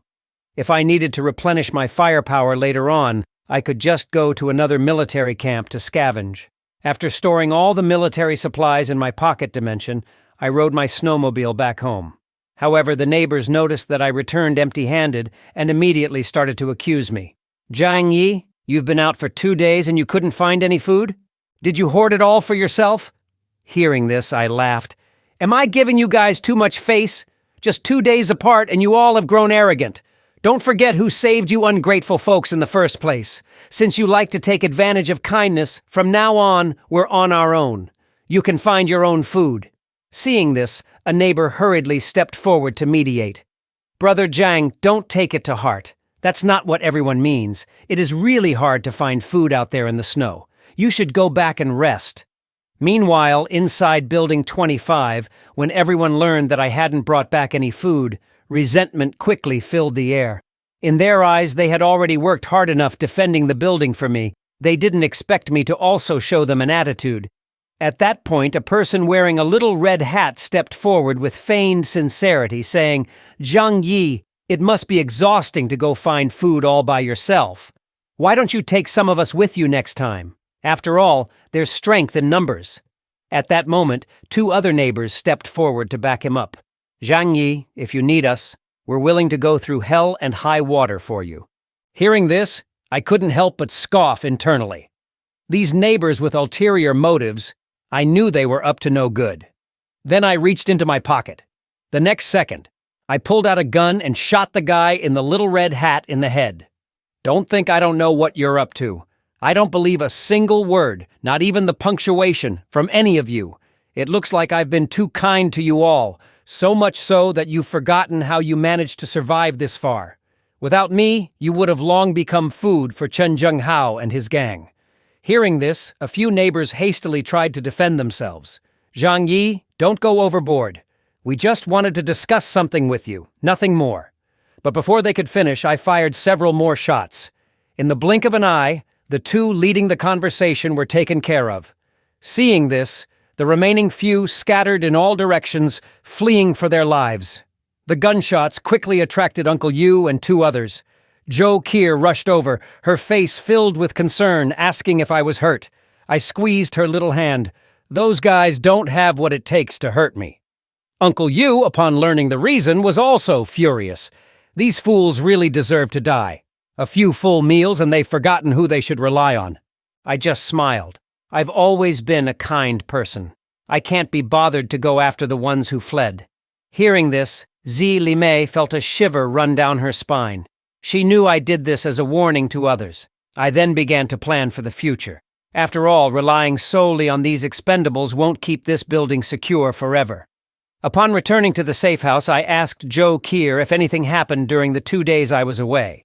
Jo Kier reported that Auntie Lin had gone mad because of the death of her grandson and had killed a mom who lived upstairs. However, she was also taken care of by 2 neighbors. She continued, "There's also someone from Building 9 named Chen Lingyu who wants to discuss something with you. However, the specific details of the cooperation must be handled by you personally." I was unimpressed. I have supplies and weapons. What could this woman possibly offer to make me want to cooperate with her? Then I asked Jo Kier about this woman's identity. From her, I learned that Chen-Ling Yu was the owner of a cosmetics company in Heavenly Sea City before the apocalypse. Now, using her strong methods, she has completely taken control of Building 9. Upon hearing this, I was quite surprised. This Chen-Ling Yu must have some real skills, a woman managing an entire building. Joe Kier noticed my interest and asked, "Why don't you at least find out what she wants to cooperate on?" I'm also curious to know how a woman managed to get an entire building to fall in line. Just then, I received 2 friend requests on my phone. In addition to Chen-Ling Yu, there was also one from my company's previous financial director, Li Jian. What could this guy want? As soon as I accepted the friend requests, Chen-Ling Yu messaged me right away, asking if we could chat. I got straight to the point. If you have something to say, say it. She replied that typing was inconvenient for her and wanted to have a voice chat instead. I promptly refused. Seeing this, she didn't dare to take things lightly. She initially wanted to use her pre-apocalypse persuasion techniques to win me over, but I gave her no chance. Moreover, since we're in the same residential complex, she's well aware of my capabilities and means. So, she had no choice but to communicate via text. She wrote, "Mr. Zhang Yi, I've long heard of your reputation. I know you have a snowmobile and can go out to find supplies. Therefore, I hope to cooperate with you in gathering resources."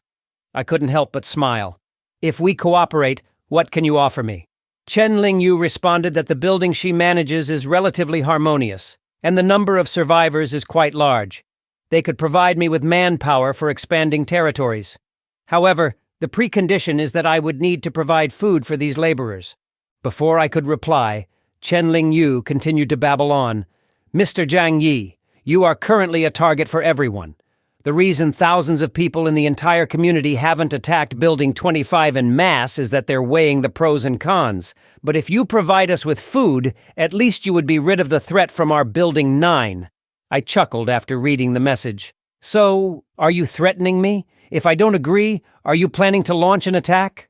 Chen-Ling Yu smugly responded, "Mr. Zhang Yi, you're a smart man. Cooperating with us would result in a win-win situation." I smiled. This is the first time I've seen someone beg so boldly. Let me think for a few days. I then stared out the window, deep in thought. Would everyone in the community turn against me? I'm not afraid if they come at me one by one. But if they were to join forces like Chen-Ling Yu suggested, they might very well tear down the entire building. Although there isn't enough electricity and heavy machinery outside to destroy the building, it wouldn't be good if a few experts in explosives got involved. Just as I was pondering what to do, I received a new message on my phone. It was my former colleague Li Jian, who went on and on, "Mr. Zhang, we sincerely hope to cooperate with you to build a harmonious post-apocalyptic utopia. Under my management, everyone in Building 18 gets along well. However, we're currently lacking food resources and hope to work with you. Beyond that, I can also help you coordinate relationships with other buildings." I smiled after reading the message. Intellectuals sure know how to put things nicely. Not only do they know how to manage, but they can also maximize benefits. Next, I asked Joe Kier about the situation in Building 18. She indicated that Li Jian indeed was very capable. Not only did he unify all the residents after the apocalypse, but his approach of equitably distributing resources also helped the vast majority to survive. I chuckled. All of this is just a facade. Their unity is built on the foundation that they still have food. Once that runs out, who knows what will happen. Then I looked at other friend requests from building owners on my phone. They were all seeking cooperation as well. Now, I only have 2 choices, either go to war with them or cooperate. I then asked Joe Kier, "Is there a way to have the best of both worlds?" Joe Kier said that while it may be unrealistic, we could just leave this community and start fresh somewhere else. I was speechless at her suggestion, saying that's like not saying anything at all, unless we find a place with no people and become hermits. The next morning, I had Joe Kier dismantle the bulletproof vest to tie it around my legs as makeshift bulletproof pants. After a night of contemplation, I already knew what to do next. Then I tagged everyone in the community group chat. Our Building 25 is facing a major crisis. Some of the nearby buildings are jealous that I can go out and find food for everyone, and they're threatening to attack our building if I don't hand over the food and snowmobile. As soon as this message was posted, the chat exploded. What the hell do they think they're doing? Can't they find food on their own? To ignite everyone's fighting spirit, I continued in the group chat. I only have one snowmobile. If I give it up, everyone will be left to fend for themselves. So we have to defend our food supply at all costs. Seeing this, I felt a sense of relief. I hope these people don't turn on me later. Just then, I received a message on my phone. Chen-Ling Yu had added me to a discussion group for community building owners. Looks like they're preparing to confront me. Wang Qiang from Building 21 immediately jumped in, sarcastically saying, "Zhang Yi, I heard you've been living the good life recently, always having food to eat. You're comfortable but not thinking about us, your poor neighbors." Huang Tianfang from Building 26 also directly threatened, "If you abandon the negotiations now, we can't guarantee what will happen." Only Li Jian from Building 18 acted as a mediator. Then Li Jian stated the conditions for negotiation. First, Zhang Yi, you must provide us with supplies to ensure basic survival. Second, your snowmobile must become communal, allowing everyone to take turns using it. Finally, you must share all known resource locations with everyone. If you don't accept, you'll become the enemy of the entire community.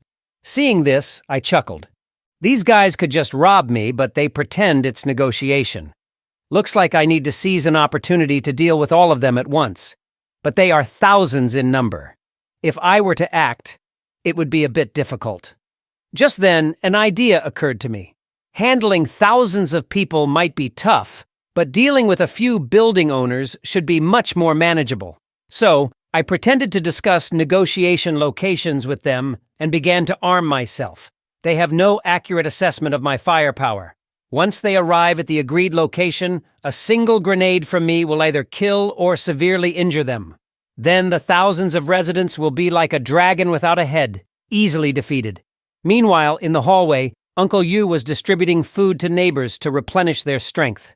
Because the negotiation time was approaching, everyone needed to be well fed to defend Building 25. Neighbors who hadn't had a full meal in days were so moved they shed tears. My appearance immediately caused a sensation among everyone. Can we really return to normal life after these negotiations? I smiled. As long as this negotiation ends successfully, the food problem will be solved and there will be no more bloodshed. So everyone needs to be on their A game today, defending your own posts. Victory is on the horizon. Hearing this, everyone was moved to tears, vowing that in the next life they would still want to be my loyal followers. Then I led everyone to the agreed negotiation spot, while I hid among the crowd, looking for an opportunity to strike. Soon, parties from various buildings gathered in the center of the community square. Seeing that the opposing side had turned out in full force, my face was filled with surprise. Do you really need this many people for a negotiation? This is clearly meant to pressure me. I immediately called Uncle Yu and asked him to meet them with the team first, while I stayed behind to provide firepower. Saying that, I set up a sniper rifle and acted as a sniper. At this point, people from various sides had already surrounded Uncle Yu and the others. Seeing this, Uncle Yu couldn't help but sweat. These people aren't here for a negotiation. They're clearly here to eliminate us. A nervous neighbor then asked, "Uncle Yu, there are too many of them. Even if each of us took on 10 people, it still wouldn't be enough." Uncle Yu assured him not to worry. Their main target is to pressure Zhang Yi into negotiating. Besides, we don't have anything they would want. The building owners stood at the front of the crowd with smug faces, thinking the negotiation was already in the bag. Chen-Ling Yu also looked pleased. Zhang Yi might be intimidating alone, but with thousands of us, what's there to fear? On their way to the negotiation, these building owners had already agreed not to give me a chance to isolate any of them. At this point, Wang Qiang chuckled. "See, we can scare Zhang Yi just by our sheer numbers. He's probably gone back to change his diapers by now." Chen-Ling Yu, growing impatient, said, "Enough with the nonsense. Let's get Zhang Yi out here to negotiate. Once he accepts the predetermined conditions, it's over." Hearing this, Huang Tianfang stepped forward and shouted, "Where's Zhang Yi? Get him out here to negotiate now. If he makes us wait any longer, he's going to regret it." Uncle Yu looked at the group and said, "Our boss is waiting for you upstairs.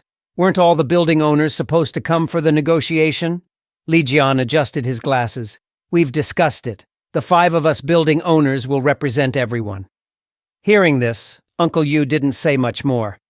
Fine, but only the 5 of you building owners are allowed in, and you must also consent to a search. Hearing this, Chen Lingyu and Wang Qiang burst into laughter. What does Zhang Yi think he is? Making conditions at this time? Do you believe we can wipe all of you out right now? Seeing them act so arrogantly, how could I tolerate it? I immediately called Uncle Yu and told him to have everyone retreat 20 meters. Although he didn't know what I was planning, Uncle Yu still complied and led everyone to move back. Seeing this, Wang Qiang threatened, "Don't play tricks on us. With so few of you, even our saliva could drown you." Soon, both parties were separated by more than 20 meters. But Wang Qiang and his group didn't care at all. They had overwhelming numbers and never considered that something unexpected could happen. But the unexpected happened the next second. I blew a whistle from behind Uncle Yu. "Here's an appetizer for you guys." I then threw a hand grenade toward the position where Wang Qiang and his group were. The grenade landed perfectly in the middle of the crowd. Before anyone could even curse, a deafening explosion erupted in the middle of the crowd. When the smoke cleared, all that remained was a large hole, about 10 meters wide, and several corpses. Uncle Yu then walked forward with a phone from which my voice was heard. "Think you're all that just because you have more people? I have 200 more boxes of grenades like this." After throwing the grenade, everyone was instantly frozen in shock. No one could figure out where I got the grenades from, let alone what other heavy weapons I might have. Wang Qiang glared, speaking into the phone to Zhang Yi. "Zhang Yi, we came here to negotiate. What you're doing is completely unacceptable." Zhang Yi scoffed. "Do you really need to bring over 1,000 people for a negotiation? Is this your sincerity?" Zhang Yi glanced at his watch. Less than 5 minutes left for the negotiation. "If I don't see you guys within that time, we're done talking. We'll just start fighting." Upon hearing this, everyone immediately panicked, knowing they wouldn't stand a chance if a fight broke out. They hurriedly ran toward the 13th floor. Zhang Yi stood on the 13th floor, watching the crowd of people running away below. After all, I only have 20 boxes of grenades. Better save them for later. He leisurely waited for Wang Qiang and Huang Tianfang and the others to arrive. A few minutes later, several people ran up, panting heavily. Zhang Yi looked at the people in front of him, somewhat disappointed. He had initially wanted to gather all the building owners together for a comprehensive sweep. But now he had only 5 representatives. He would have to implement his second plan. After everyone was seated, Li Jian threw out the previously discussed proposal, asking Zhang Yi to provide materials for their labor force, while they provided the labor. Otherwise, all the workers would unite to attack Zhang Yi's apartment building. Zhang Yi, uninterested in further discussion, simply pulled out a handgun and slapped it on the table with a loud bang. All 5 faces changed color, and they subconsciously thought of running away. Wang Qiang stuttered, "Zhang Yi, what do you mean by this? Even if you kill us, the whole community will not let you go." Zhang Yi smiled faintly. "Why are you guys so nervous?" I just felt that this handgun was in the way, so I took it out to let it air. "Everyone relax. Let's sit down and continue the talk," Zhang Yi said with a smile. "First of all, your demand is something I can't agree to. Taking responsibility for the supplies of the entire community is an impossible task for anyone. Most importantly, if you've been able to control the residents of a building in these hard times, you're clearly smart people. As far as I know, you're not so charitable as to go hungry yourselves while caring about your neighbors, are you?" Zhang Yi slapped the table. "Here are my terms for cooperation. If you don't accept them, then we go to war." He raised an eyebrow and continued. "I can provide you with food, but here's the catch. Only enough for 10 people per building. Who gets this food and who divides it is up to you and should be settled within your own building." Then Zhang Yi made a helpless gesture. "Supplying food for around 300 people daily is already the maximum I can manage." As soon as he finished speaking, Chen Lingyu looked furious. "Unacceptable. Are you treating us like beggars? 10 portions of supplies are too few. I have 76 survivors alone, and just among my own company employees, there are over 20. How are we supposed to divide that?" Seeing this, I slammed my gun on the table. "It seems there's no room for negotiation then. Let the war begin." Upon hearing this, Huang Tianfang quickly stepped forward. "Don't listen to this woman's nonsense. She doesn't represent all of us. However, providing for only 10 people per building really isn't enough to go around. Wang Qiang on the side also agreed. This amount of supplies is not enough for them to explain to other building owners. Can we add a little more? But I just loaded my gun. Do you really think I'm a saint? Providing food for 300 people daily and you still complain? Seeing this, Li Jian quickly approached and said, Zhang Yi, don't be impulsive. Let's think about it. You first mention other conditions. I, however, placed my foot on the table. Now, let's have a real talk about what you all should do. If we want sustainable development, just scavenging for supplies won't last forever. No one knows how long this snow will fall. I threw a bag of seeds on the table. Only by working ourselves can we have enough. These are seeds I found outside. I think we can plant crops. Only then can we have a continuous and stable supply of food. Hearing this, Chen Lingyu and his group were all stunned. Zhang Yi, have you gone mad? It's minus 80 degrees outside. The snow is meters thick. How can anything grow in that? I just smiled. Can't you dig through the thick snow? There's plenty of land outside for you to grow crops. Only this way can we develop sustainably. Who knows how long this snow will continue? Even if I gave you 1,000 snowmobiles, the outside supplies will eventually run out. So why not start today and learn from our ancestors to work with our own hands to get food? If I can see tangible progress in your farming, I don't mind giving you more supplies, including tobacco, clothes, and medical supplies. Upon hearing this, both Wang Qiang and Huang Tianfang were delighted. Brother Zhang Yi, can you get cigarettes too? You should know these two are heavy smokers. They haven't smoked since the snow disaster began. They are almost suffocating now. I just smiled, pulling out a freshly opened pack of cigarettes from my pocket. Want to try one? Seeing this, the two lit up immediately. Both had expressions of pure enjoyment on their faces. They both said as long as they are provided with cigarettes daily, they'd agree to any conditions. Seeing this, Li Jian on the side wanted to remind them of the main issue. But I interrupted him. No problem. I can provide a pack for both of you every day. Then, I happily reached an agreement with Wang Qiang and Huang Tianfang. Seeing this scene, Li Jian and his companions could only sigh in exasperation. These two fools were bought off so easily. Seeing these idiots about to ruin things, Li Jian immediately tried to negotiate for more conditions. However, before he could even speak, Wang Qiang interrupted him. What's there to negotiate? The conditions Zhang Yi offered are already very good.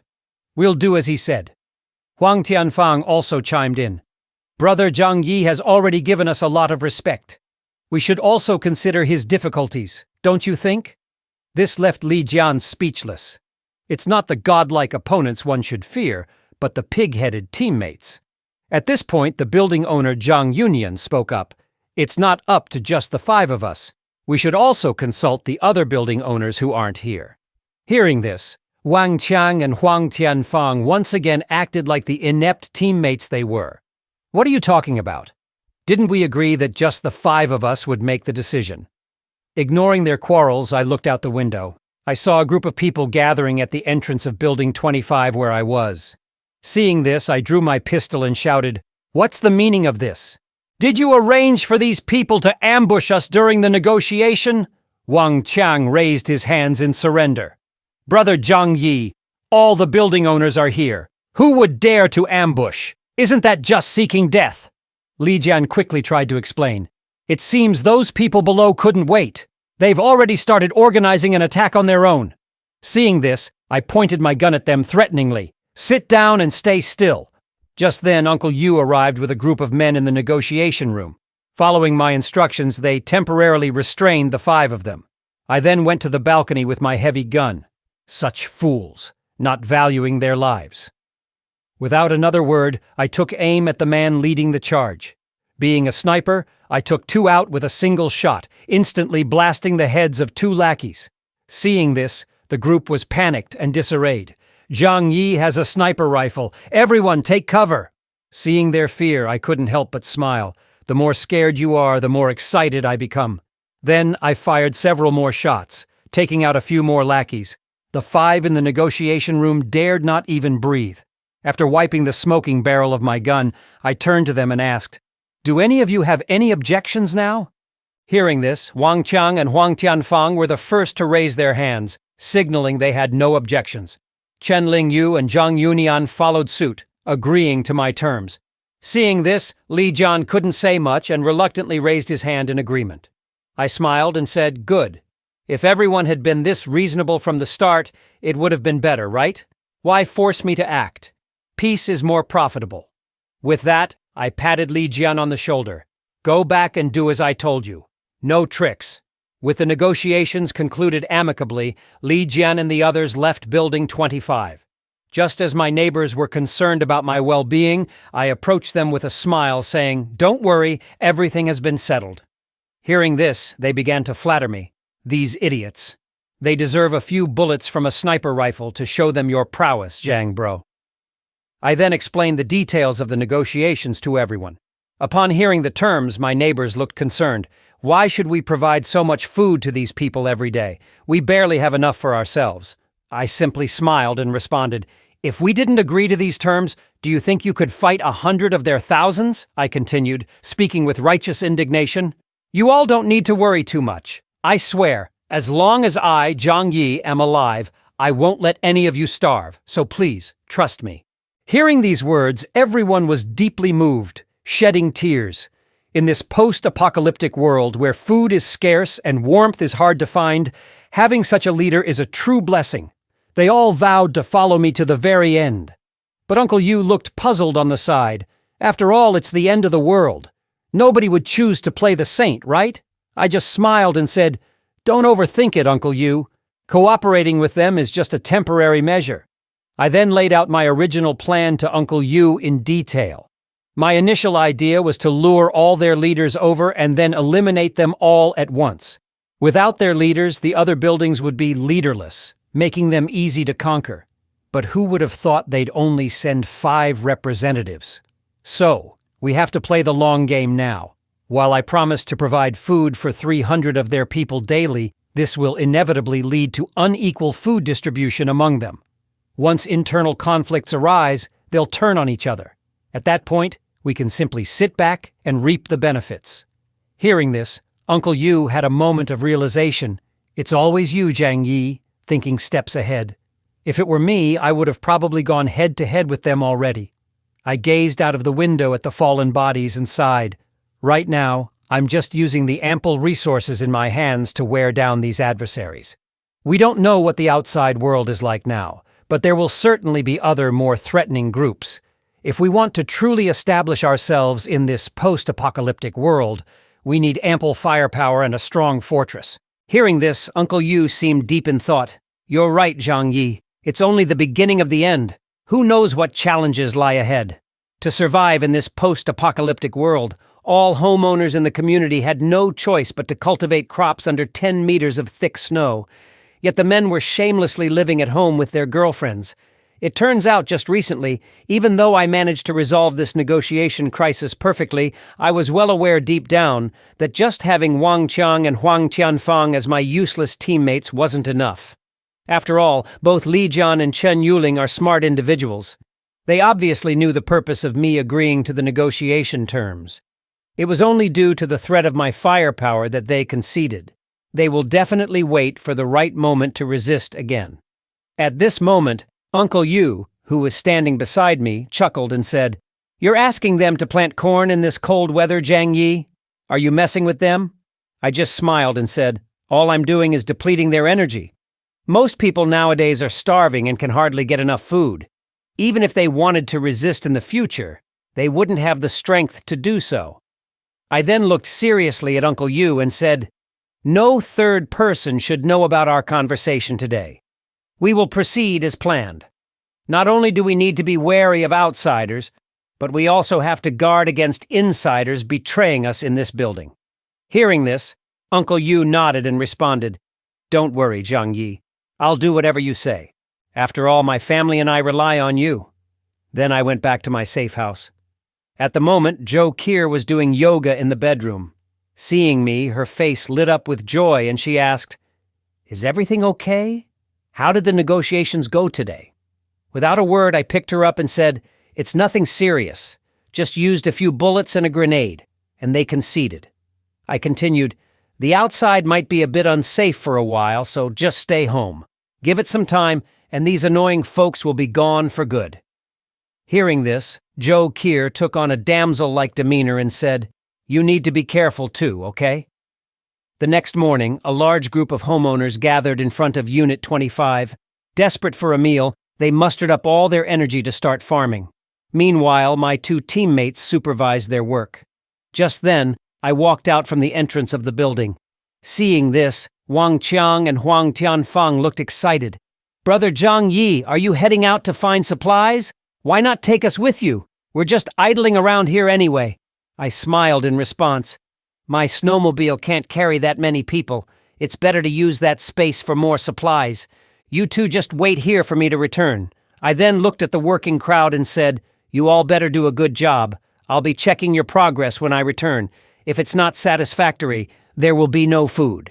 Hearing this, the group immediately worked harder, wielding their hoes with determination. But as I left, Wang Qiang and Huang Tianfang whispered to each other, "We need to find an opportunity to get his vehicle." The first thing I did on my outing was not to find food, but to head to the Tianhai City Pet Hospital. Then I rummaged through the pet hospital's pharmacy. 2 minutes later, I found an entire box of rat poison. This poison, when diluted, is colorless and tasteless. It's usually used to euthanize pets that can't be saved. Now it's perfect for giving a vitamin boost to those shameless people. If I wasn't worried they would tear the building apart, I wouldn't even provide food for 3, let alone 300. Everyone should rely on their abilities to survive in this apocalyptic world. Why should I play the saint? I'll take this opportunity to send them off to the hereafter. But I still need to put on a show. So I began looking for living supplies around the city. After a while, I returned to the community with bags of supplies. Seeing this, the neighbors were all astonished. "Zhang Yi, where did you find so many supplies?" I just smiled and said, "The snow outside is getting higher and higher. It's indeed getting hard to find supplies. I was just lucky this time. It might not be the case next time." Then, I took out my phone and notified the owners of the other units, asking them to come and collect today's food. Surprisingly, these people have become more cautious. Each unit only sent one representative. It was evident that they were afraid I might kill them all. Next, I took out a large bag of food. Now, we'll begin the distribution. The representative from the first unit came forward to collect today's supplies. With that, I threw a bag of food at the feet of the representative from Building 1. After distributing all the supplies, I smiled and said, "We're all homeowners from the same community. There's no need to be so distant. I hope from today onward, we can work together towards a brighter future." I said this, of course, to let their guard down. As expected, everyone became emotional. Zhang Yi is right. As long as we work together, we can get through this. Then, I clapped my hands to interrupt their cheers. Now that the food has been distributed, everyone can go back, eat well, and prepare to farm diligently tomorrow. Hearing this, the neighbors left joyfully. However, I watched their retreating figures and chuckled coldly. In a little while, these troublemakers will be gone for good. I then returned to my safe house, instructed Joe Keir to prepare dinner, and headed to the bathroom for a relaxing hot shower. After getting rid of these problematic individuals, I'll need to find a safer place to start anew. Each representative, after collecting their food, immediately returned to their respective buildings.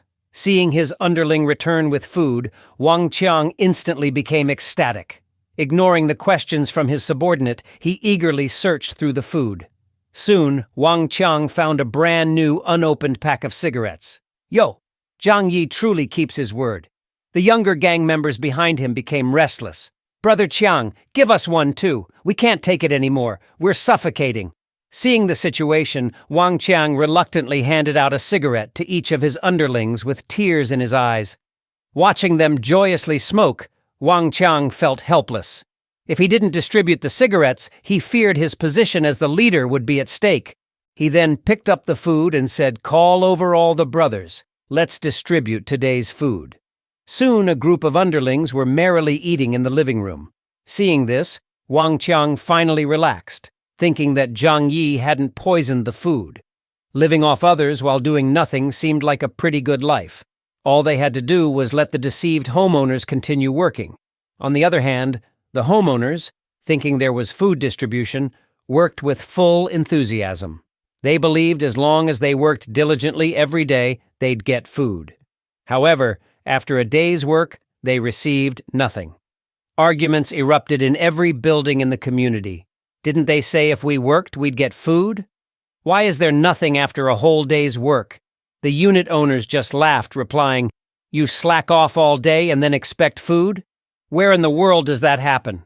The constant quarreling throughout the community woke me from my sleep, but this scene was precisely what I wanted to witness. Once they almost settled their internal disputes, it'd be time for me to take action. After breakfast, I left early. First, I found Uncle Yu and warned him about the looming riots due to uneven food distribution and told him to be careful. Then, I rode my snowmobile to search for supplies.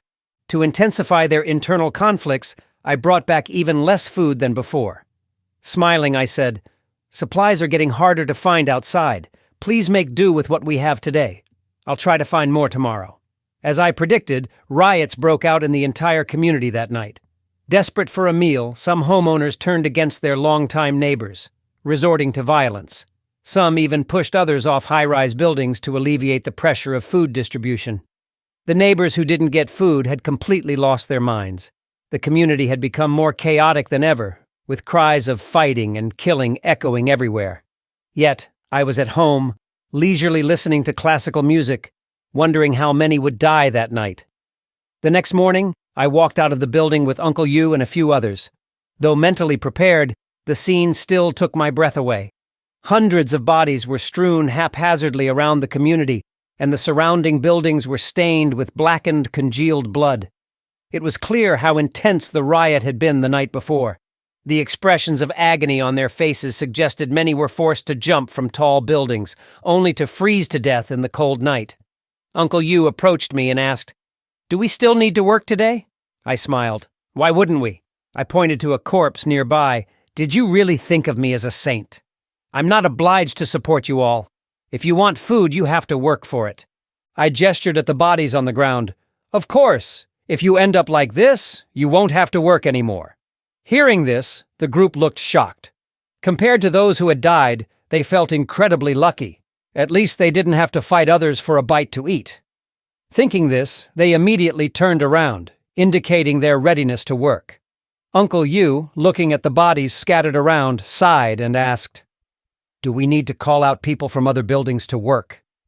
I just smiled. They probably don't have the time for that now. This riot is just the beginning. Unless the building owners can perfectly solve the food distribution issue, one side will eventually perish. All we have to do now is wait for their internal depletion. Later, I messaged in the building owners' negotiation group, "If I don't see people from all the buildings working tomorrow, I can't guarantee food and cigarettes." Indeed, after I made that stern declaration. The next day, the community was bustling again. Early in the morning, a large number of people began to cultivate and farm. However, compared to the previous days, the number of workers had decreased by a third. Seeing this, Uncle Yu looked puzzled. They know they might not get any food. Why are they working so hard? I glanced at two men who were moving bodies and smiled.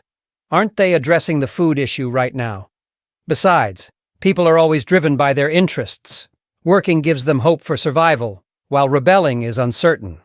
I was about to leave to search for supplies when Chen-Ling Yu stopped me. "Jiang Yi, wait. I want to discuss a potential collaboration." Chen-Ling Yu knew that if things continued in this manner, the community would eventually collapse.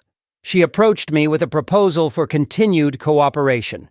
In her view, unless the food distribution issue was resolved, the casualties would only increase. She believed she could use scientific management methods to help me govern the community and even expand our territory. Establishing a new kingdom in this post-apocalyptic world wouldn't be a problem. However, I just laughed. This current situation is exactly what I wanted to see. And now you expect me to play the generous king and provide for these 2,000 people for nothing? I grabbed Chen-Ling Yu's shoulder. "Before the apocalypse, you used this rhetoric to deceive many people into collaborating with you.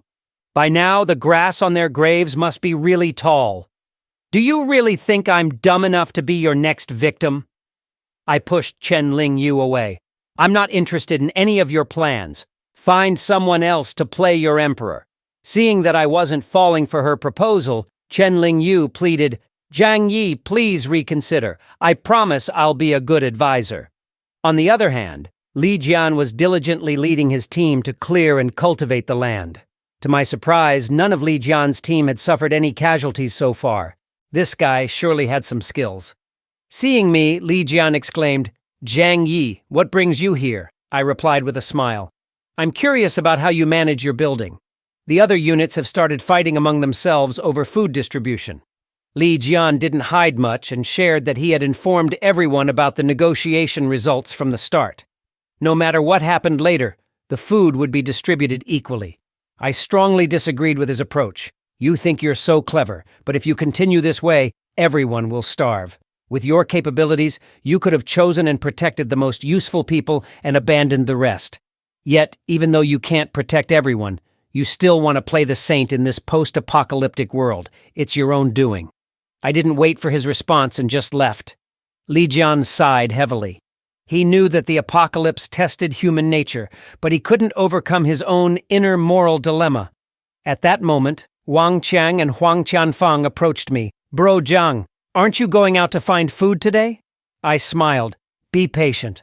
I'm about to head out and will make sure to get some good cigarettes and liquor for you guys. The two brothers were visibly excited. We always knew you were loyal, Zhang Yi. You're our savior in this world. Our lives are in your hands now. I chuckled. Come on. From now on, we're all brothers in this post-apocalyptic world. I'll do my best to provide for everyone. As usual, I distributed food to the representatives of each building. But at that moment, several building owners who had been hiding and not showing themselves approached me. Brother Zhang Yi, you can't play favorites. Next time, could you also bring us some cigarettes? We won't trouble you. Just 1 pack a day will do. Faced with these shameless owners, I reluctantly agreed, promising to provide for them starting tomorrow. With my affirmative answer, the group left contentedly. However, 2 neighbors who witnessed the scene expressed their discontent. These guys are going too far. You already generously provide them with food, Zhang, and now they want cigarettes too? If they're asking for cigarettes today, tomorrow they'll be demanding liquor. I just smiled. They're right. I shouldn't play favorites. The 2 stood there, stunned. They never expected someone as ruthless as me to be so amenable at that moment. Jealousy then consumed them. They toiled 18 hours a day to barely get by, so why did these building owners deserve cigarettes? Afterwards, I retreated home, laying on my couch, contemplating my next steps. After the chaos of recent days, over half of the community's population was dead or injured. Those left probably wouldn't turn on each other. If I continued in this manner, things would only get worse for me. It was time to settle things with these people. Early the next day, I went to a supermarket to scavenge supplies. If I was to send them off, I might as well prepare them a lavish last meal. I then laced all the food with a heavy dose of rat poison. A small bite would be enough to end them. However, after doing all this, I felt uneasy. Although I provided food for them every day, it was never enough for everyone. Apart from the building owners demanding cigarettes, no one else made any other requests. Could it be that they were also waiting for the right moment? But thinking about my safe house and weapons, I felt a bit more reassured, knowing that any devious schemes would be meaningless before overwhelming firepower. Soon, I brought back a heap of supplies to the community. Uncle Yu and his group had been waiting for a while. I then took out my phone and notified the representatives of each building to come and collect today's food. Soon after, a crowd arrived. Seeing this, I smirked internally, thinking, enjoy your last meal. As usual, I distributed food to each representative. This food had been laced with a heavy dose of rat poison. A single bite would be fatal. Enticed by cigarettes and liquor, surprisingly, more than half of the building owners came in person this time. However, just as I bent down to distribute the food, I heard a shout from Wang Qiang from behind. Attack! Following his command, he drew a gun and aimed it at me. Damn it. I let my guard down, I thought, realizing he had a weapon. In the nick of time, Uncle Yu shielded me, taking 3 bullets. I quickly held on to Uncle Yu, who fell, and shouted at Wang Qiang and the others, "What the hell do you think you're doing?" At that moment, a spy hidden in Building 25 finally revealed himself, swinging a shovel at me. Reacting quickly, I pulled out a submachine gun from my pocket and said, "If you're so eager to die, I'll oblige." I opened fire, hitting several in the front row. Seeing this, the crowd behind panicked. "Run! He's got a submachine gun!" But I didn't hesitate, continuing my barrage. With my sharpshooting skills, almost every owner was shot in the head by me.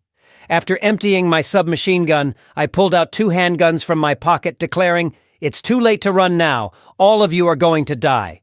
Upon hearing my words, both Wang Qiang and Huang Tianfang were paralyzed with fear. "Brother Zhang Yi, let us explain. Give us another chance," they pleaded. But in response, they were met with 2 bullets from my guns. "You should have thought of this day," I murmured coldly. Without showing any emotion, I methodically approached the last of them, Chen Lingyu, who seemed utterly terrified. "I had nothing to do with this. I have a family to take care of," she begged. But before she could finish her plea, I pulled the trigger.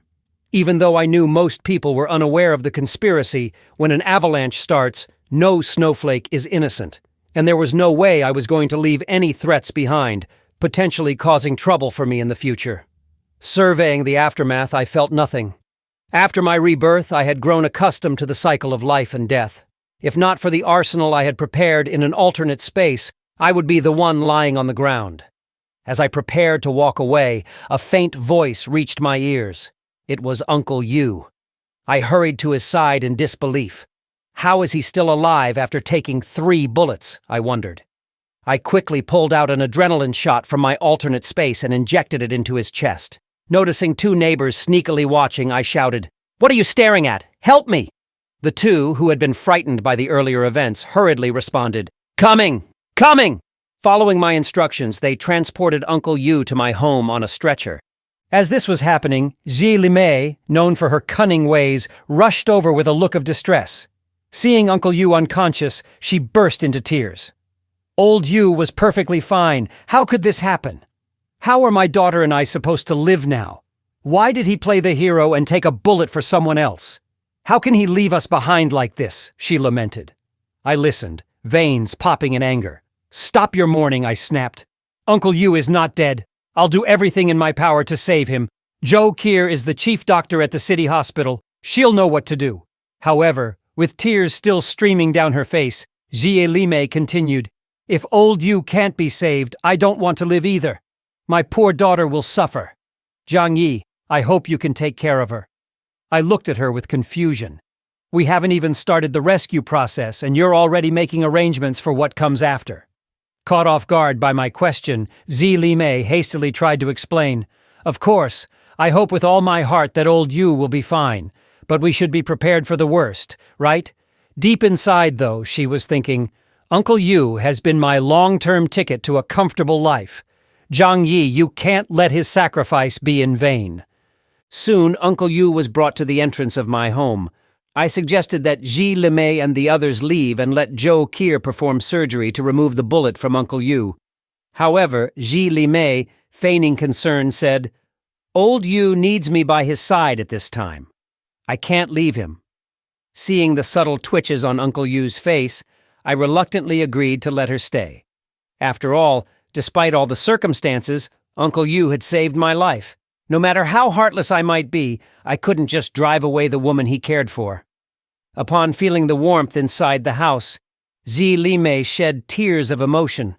This was the place she had dreamt of residing in ever since the snowstorm began. She relished the indoor warmth, enjoying not just the cozy fireplace but also the fresh food available.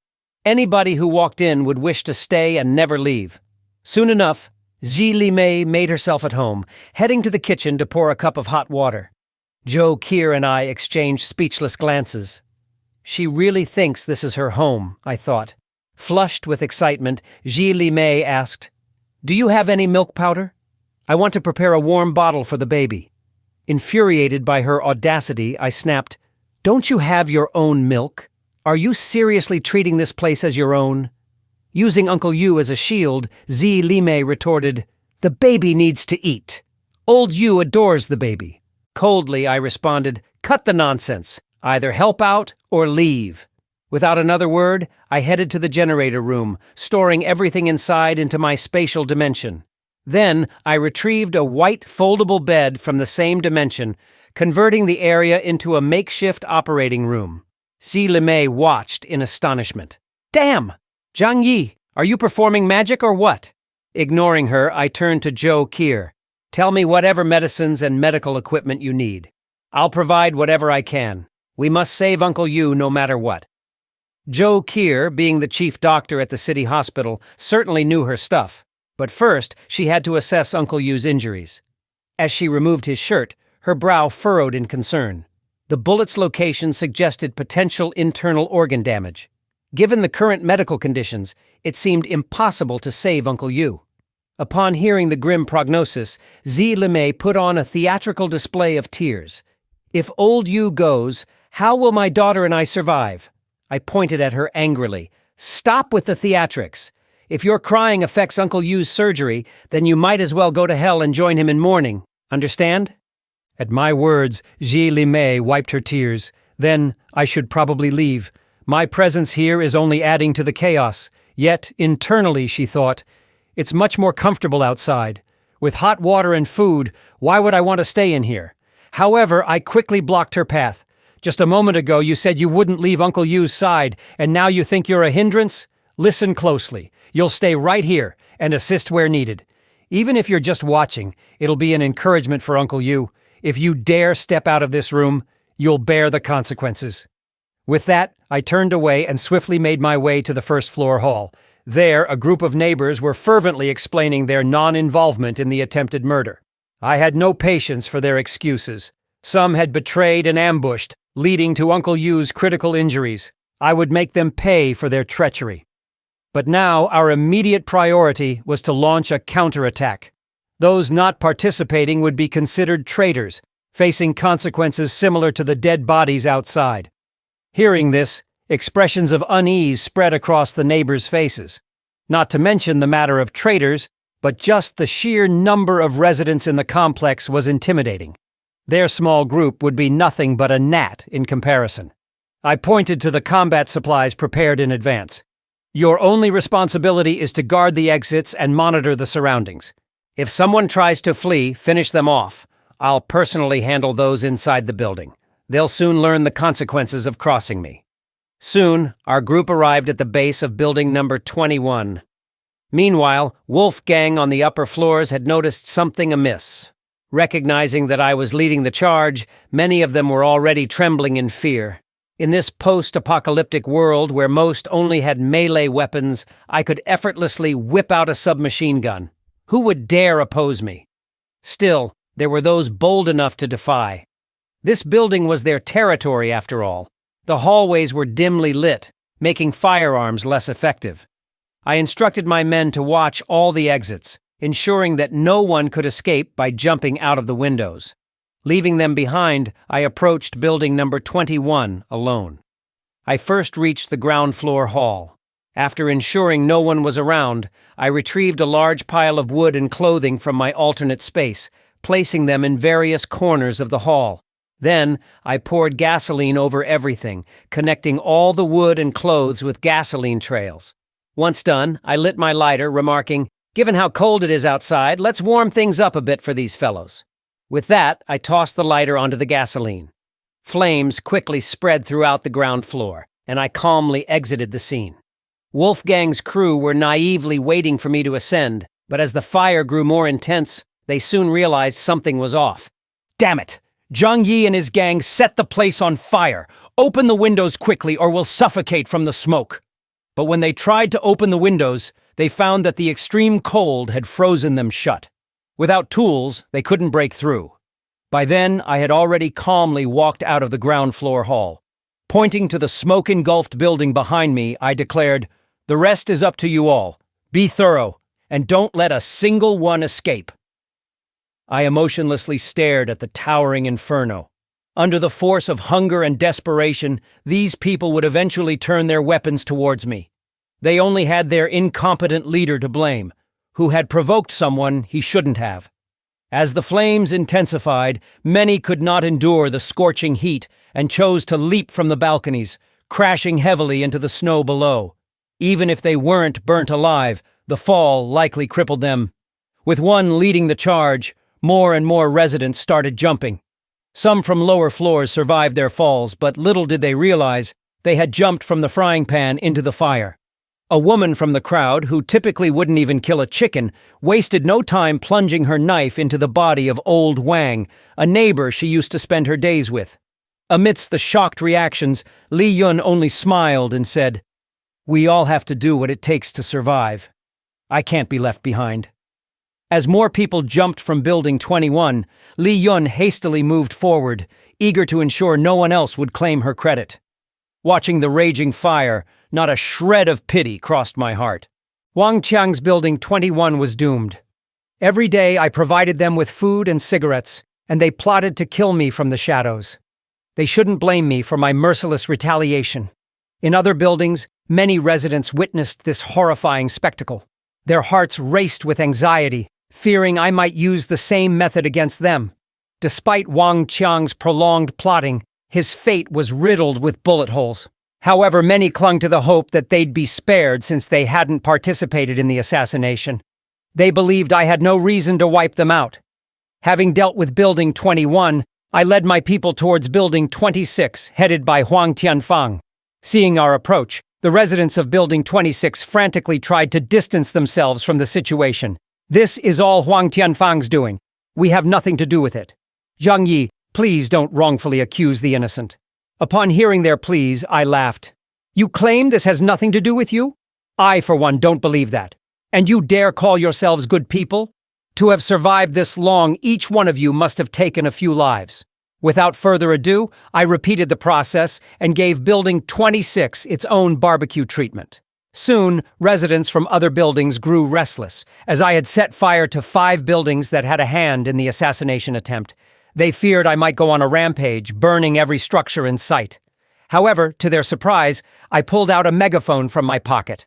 Addressing everyone, I announced, "Everyone, there's no need to worry.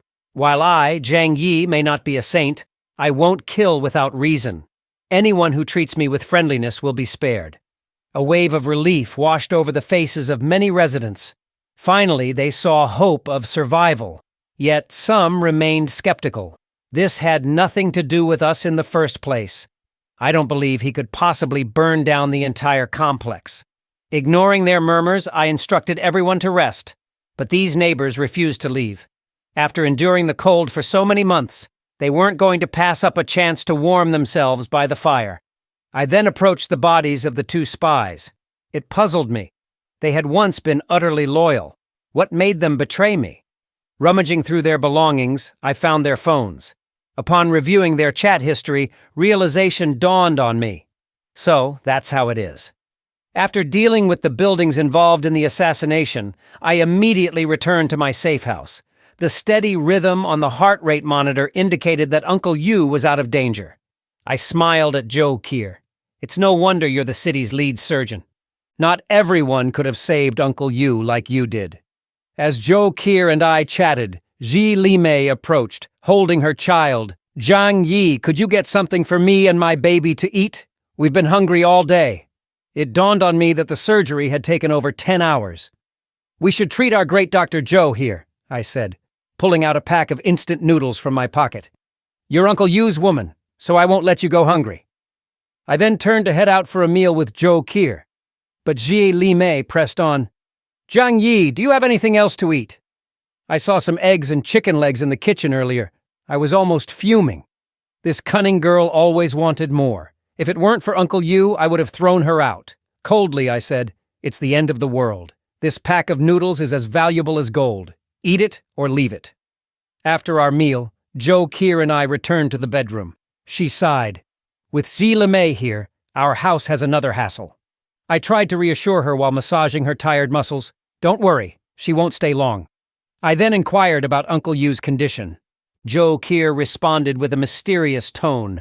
By all logic, Uncle Yu should not have survived with so much blood loss. But just as his heart rate was fading, something strange happened. His wounds began to heal visibly. I was stunned.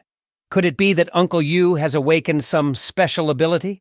My spatial ability came about because of the supernova explosion. But what I don't get is, out of thousands of people in our community, Why was I the only one to awaken an ability? A sudden realization hit me. Uncle Yu's near-death state mirrored mine from before. Could that be the condition to awaken such abilities? If so, that's quite stringent. Lucky for Uncle Yu, he ran into me. Otherwise, he'd need an ability to resurrect on the spot. Otherwise, death is the only outcome. Thinking of this, I patted Joe Kier's shoulder. From now on, administer a dose of sedative to Uncle Yu daily.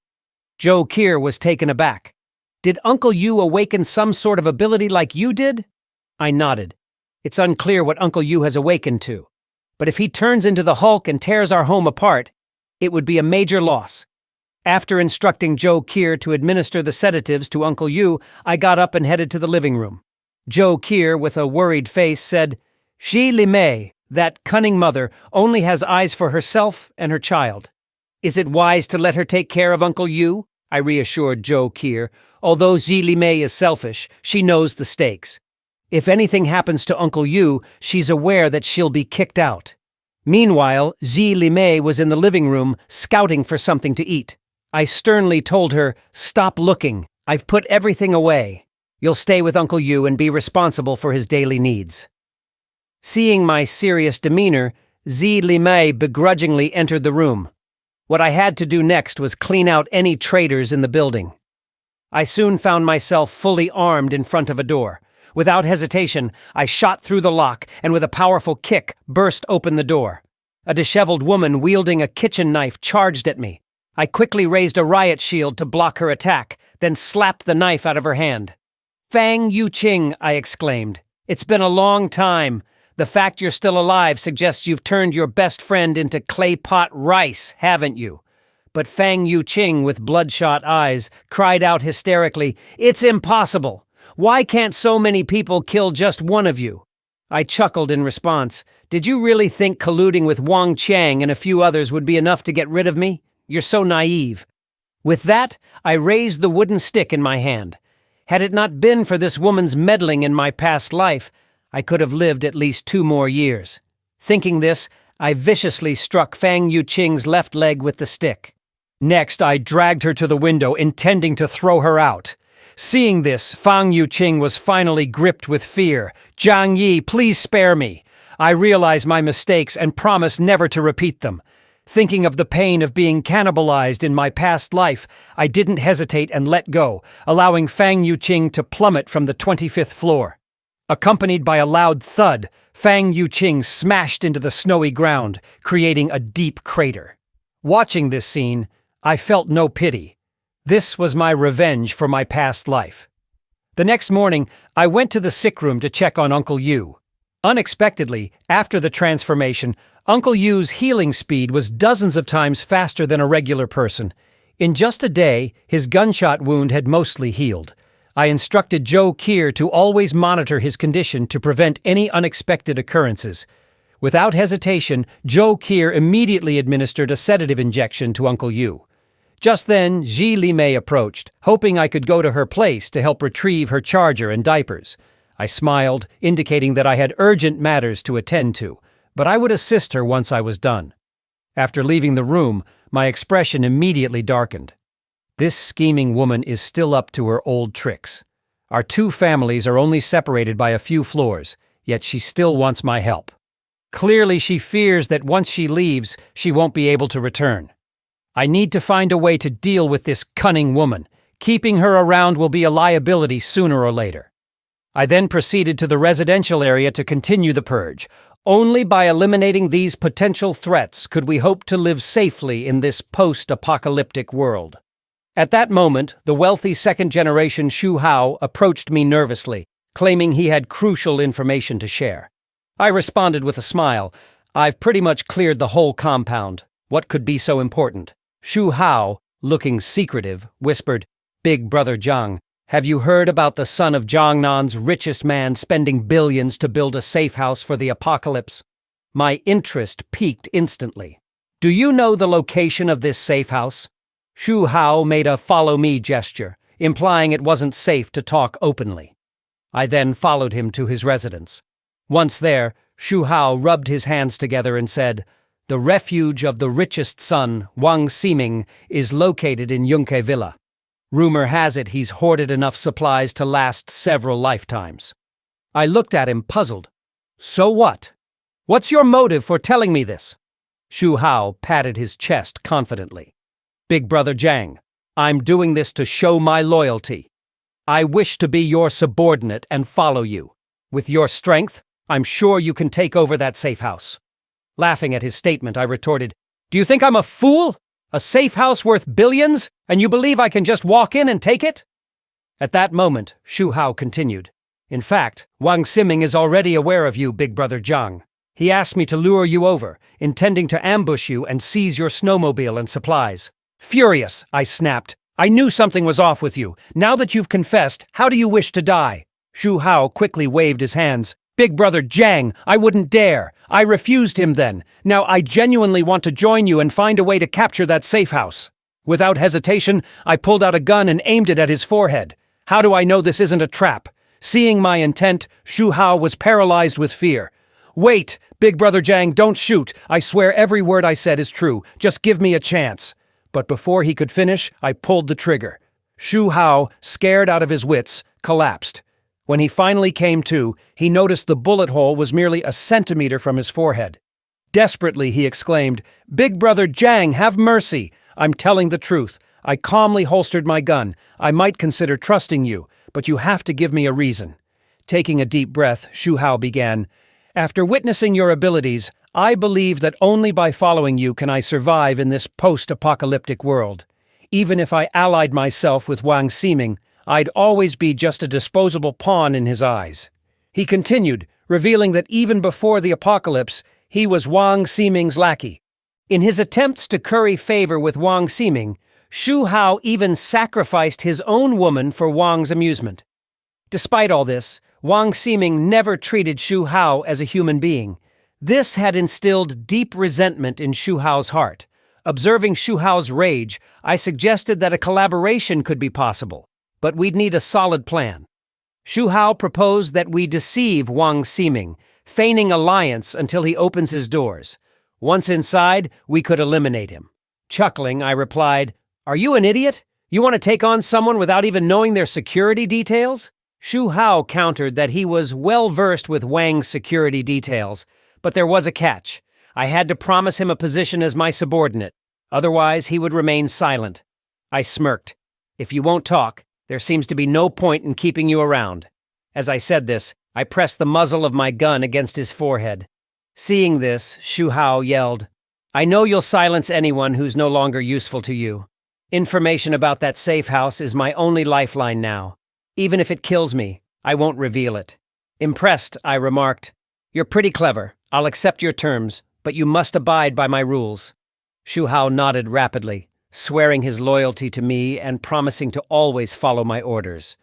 I then laid out my conditions. First, Shu Hao had to provide a detailed account of the safe house. Second, he had to deal with a particular nuisance for me, someone I couldn't approach directly. After securing Shu Hao's loyalty, I didn't immediately task him with my request. Instead, I mentioned, As my subordinate, I have something valuable to bestow upon you. Then I returned to my safe house. Soon after, I arrived at Shu Hao's residence, holding a briefcase. Slowly, I began, Since you've chosen to be my subordinate, there are certain truths I won't hide from you. I am, in fact, a professional assassin. Understanding dawned on Shu Hao. No wonder, Brother Jiang, your shooting skills are impeccable. This additional identity explains so much. With this revelation, Shu Hao's confidence in the future grew. He believed that as long as he remained by my side, he would surely survive in this post-apocalyptic world. At this moment, I pulled out a syringe from the briefcase. This is a slow-acting poison I specifically use for those who are stubborn or have ill intentions. Without an antidote, death is inevitable within a month. Upon hearing this, Shu Hao shouted in panic, Brother Jiang, I swear I have no ill intentions. I simply smiled and reassured him, Don't worry. As soon as we successfully seize Wang Ximing's safe house, I'll provide you with the antidote immediately. Hearing this, Shu Hao collapsed. If they didn't take the safe house, he'd surely die. But before he could contemplate further, I swiftly injected the substance into his neck. From this moment, you're truly my subordinate. We're in the same boat now. You don't need to be scared. The poison won't act unless it's time. Drenched in sweat, Shu Hao realized he was now irreversibly bound to me. I told him to head back home, mentioning I'd contact him if anything was needed. Watching the trembling Shu Hao walk away, I smirked. It seemed I had successfully intimidated him. This made things easier. Since he believed that tap water was a deadly poison, the chances of him betraying me had significantly reduced. Meanwhile, in a hospital room, Uncle Yu had just regained consciousness. Si Li Mei was whispering in his ear. However, I observed this entire scene through a surveillance feed. Even at death's door, they're still trying to be smart, I thought. I then opened the room door, feigning surprise. Uncle Yu, you're finally awake. I'm so glad you're okay. Otherwise, the guilt would have haunted me for life. Upon hearing my words, Uncle Yu gratefully replied, Zhang Yi, you saved my life once again. From now on, my life belongs to you. I chuckled. Oh, come on. It was thanks to you this time. Si Li Mei, standing nearby, chimed in with feigned gratitude. Zhang Yi, thank you so much. I don't know how to repay you. I responded with a smile. What are you saying, Sister Ji? From now on, we're one family. I'll take care of the three of you. Hearing this, Si Li Mei's face lit up with joy. Now we can officially stay here without any worries. She handed me the baby she was holding. I'll go back to get some of our stuff. Don't lock me out. And with that, she quickly left, dreaming of the warm days ahead with the fireplace. As soon as she left, I took out my phone and sent a message to Shu Hao, prepare for action. While playing with the baby, I thought, it's hard on you, little baby, but it's better this way. Otherwise, someone might turn you into a stew one day. On the other side, Si Li Mei, all smiles, returned to her door. But as she opened it, Shu Hao suddenly lunged at her. Before she could even utter a word in surprise, Shu Hao swiftly stabbed her. In desperation, Si Li Mei begged, please spare me. I'll give you whatever you want. But before she could finish her plea, Shu Hao continued his onslaught, ensuring she was motionless before he ceased. Afterwards, Shu Hao texted me, Brother Zhang, it's done. When can I get some food? Seeing the message, I couldn't help but smile. This problem is finally resolved. Otherwise, she might have tried to create discord between Uncle Yu and me. Turning to Uncle Yu, I said, your family can stay here in peace. Whenever you wish to move out, you're free to do so. Uncle Yu looked troubled upon hearing my words. Brother Zhang Yi, this might not be appropriate. Plus, resources are limited. Saving my life is more than enough. I patted his shoulder. We've already been through life and death together. Just stay here and recover. However, before I could finish, the baby in my arms began to cry uncontrollably. Despite my best efforts, I couldn't calm the little one. In desperation, I handed the baby to Zhou Qi. Having no experience with children, Zhou Qi appeared completely lost. Suddenly, a thought struck me. Could it be time for a diaper change? I quickly took out a pack of diapers from my storage space and tossed it to Zhou Qi. I then returned to Uncle Yu's room to inquire about his condition, asking if he felt anything amiss. Uncle Yu shook his head, indicating that apart from feeling weak, he didn't notice any other abnormalities. Suddenly, as if recalling something, Uncle Yu said, Zhang Yi, you should check outside.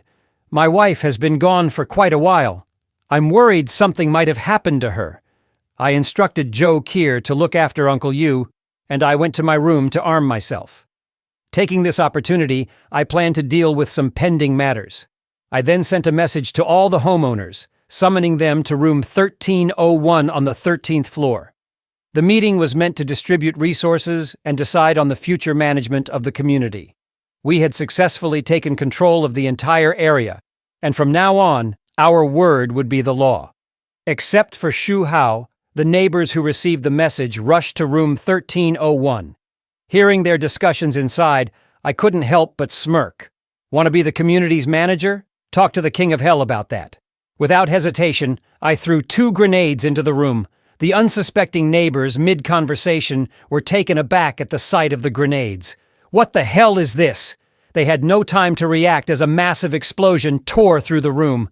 Outside, I had already positioned a blast shield to protect myself from the impact. I walked into the room, looking contemplative. Using grenades really makes things easier. A surviving neighbor, filled with rage, shouted, "Zhang Yi, we helped you so much! Why are you doing this?" I responded with a cold smirk. "You might be mistaken. Without me, you would have starved to death long ago." Without another word, I made sure he joined the others in the afterlife. Having exacted my revenge, I felt an immense sense of satisfaction. Except for Shu Hao, all the neighbors who had wronged me in my previous life had been dealt with. From now on, no one in this community would ever pose a threat to me. All I needed now was to get to Wang Ximing's billion-dollar safe house, and then I could live the rest of my days in peace and luxury. With a mournful expression, I approached Uncle Yu, Sister Shi. She's gone. I slammed my fist against the wall. I thought there were only a few traitors in this building, but it turns out they were all traitors. But don't worry, Uncle Yu. I've taken care of them all in revenge for Sister Xi. Upon hearing this, tears streamed down Uncle Yu's face. Those ungrateful bastards deserved it. In his anger, he threw a fierce punch at his bed, creating a deep dent. This display of strength sent shivers down my spine. I hurriedly tried to calm Uncle Yu. It's my fault for being too trusting. If only I had noticed their true intentions earlier. Uncle Yu clenched his fists, completely believing my words. After all, he too had witnessed the ingratitude of these neighbors over time. I let out a sigh. It's all my fault for not managing things properly. But Uncle Yu, don't be too devastated. I promise to find you a young and beautiful wife. Upon hearing my words, Uncle Yu gave an awkward smile. I'd prefer someone mature. Just then, Joe Kier walked in with the crying baby. This little one can't stop crying. What should we do? I glanced at Joe Kier. If I'm not mistaken, the baby might be hungry for milk. Joe Kier punched me lightly in the chest. What are you talking about? How would I have milk to feed the baby? I took the baby from her. It seems we might need to find a stepmother for this little one. Joe Kier agreed with my idea. After all, neither of us has experience with kids. It would be terrible if something went wrong. A moment later, I headed downstairs to the community with the baby, which alarmed the nearby residents. They whispered among themselves, "Is Zhang Yi coming to kill us?" I pointed my gun to the sky and shouted, "Bring out Li Jian!" Shortly after, Li Jian emerged from Building 18 and asked me what I wanted. I smiled at him. "You've got some guts. Aren't you afraid I'll shoot you on the spot?" To my surprise, despite the post-apocalyptic environment where food is scarce and clothes are inadequate, Building 18, under Li Jian's management, had the highest number of survivors. I couldn't help but respect that. I handed the baby over to Li Jian. "There are mothers in your building, right? I'm entrusting you with the baby's care." As I said this, I placed some baby food, formula, and diapers in front of Li Jian. Without much ado, Li Jian assured me he would do his best to raise the baby. He then handed the baby over to a mother in Building 18 to take care of. I approached Li Jian, inquiring about the exact number of survivors in their building and what they would do if I stopped providing them with food. But Li Jian was full of hope for the future. No matter what, as long as people are alive, there's always hope. Upon hearing this, I pointed to the buildings I had cleared out. The supplies there should last you for a while. However, Li Jian shook his head, indicating that they would not resort to that unless absolutely necessary. In his view, once they start down that path, their ultimate fate would be doom, a conclusion neither he nor anyone in his building wanted to see. Hearing this, I sighed deeply. With everything as it is now, nobody knows if death or tomorrow will come first. Yet this man manages to hold on to his core values. I couldn't help but admire him greatly. Li Jian took a deep breath. If only I were as capable as you. Maybe then I could truly lead everyone out of this apocalypse. So, Zhang Yi, can you help us out a bit more? You were able to provide so much food for the entire community before. With so many people gone now, with your assistance, the remaining ones can surely survive. I interrupted him. Everyone is suffering right now. I'm not Buddha or the Virgin Mary. I might help you now, but can I help you forever? And if I make sure everyone is well fed, who can guarantee I won't be bitten by the hand I fed? In this apocalypse, it's already a blessing to survive. I don't have any grand ambitions of being a savior. I then tossed a few packs of seeds in front of Li Jian. Consider these a parting gift. If you want to thrive, you have to work for it. In this apocalyptic world, we all dwell in darkness. Yet, I see a glimmer of humanity in you. You can lead everyone to cultivate these seeds and farm, or you can eat them now. It's your choice." With that, I turned around and walked away. The residents who picked up the seeds looked puzzled. "Can we really grow crops in this frigid weather?" At that moment, a professor from the agricultural college urged everyone to quickly secure the seeds. "These are our future hope." Seeing this, Li Jian also hastily collected the seeds. He asked the professor, Professor Gi, "Can we really grow crops in such cold conditions?" With a determined look, Professor Gi responded, "Humanity has achieved countless impossibilities. Why can't we make it work this time?" Hearing this, the other residents didn't hesitate any further, and with renewed hope, they gathered the seeds scattered on the ground. Back in my safe house, I stretched out. Finally, the community matters have come to a close. Next, I need to acquire Wang Ximing's multi-billion safe house. I then asked Zhou Qi to prepare dinner. I've been busy all day and I'm quite hungry. Without hesitation, Zhou Qi began cooking. As I watched her graceful figure, I approached her with a playful suggestion. "How about we have a child? Who knows how long this apocalypse will last? Having kids is a way to ensure our legacy." 2 hours later, I received a message from Xu Hao. He had negotiated with Wang Ximing and asked when we would initiate our plan.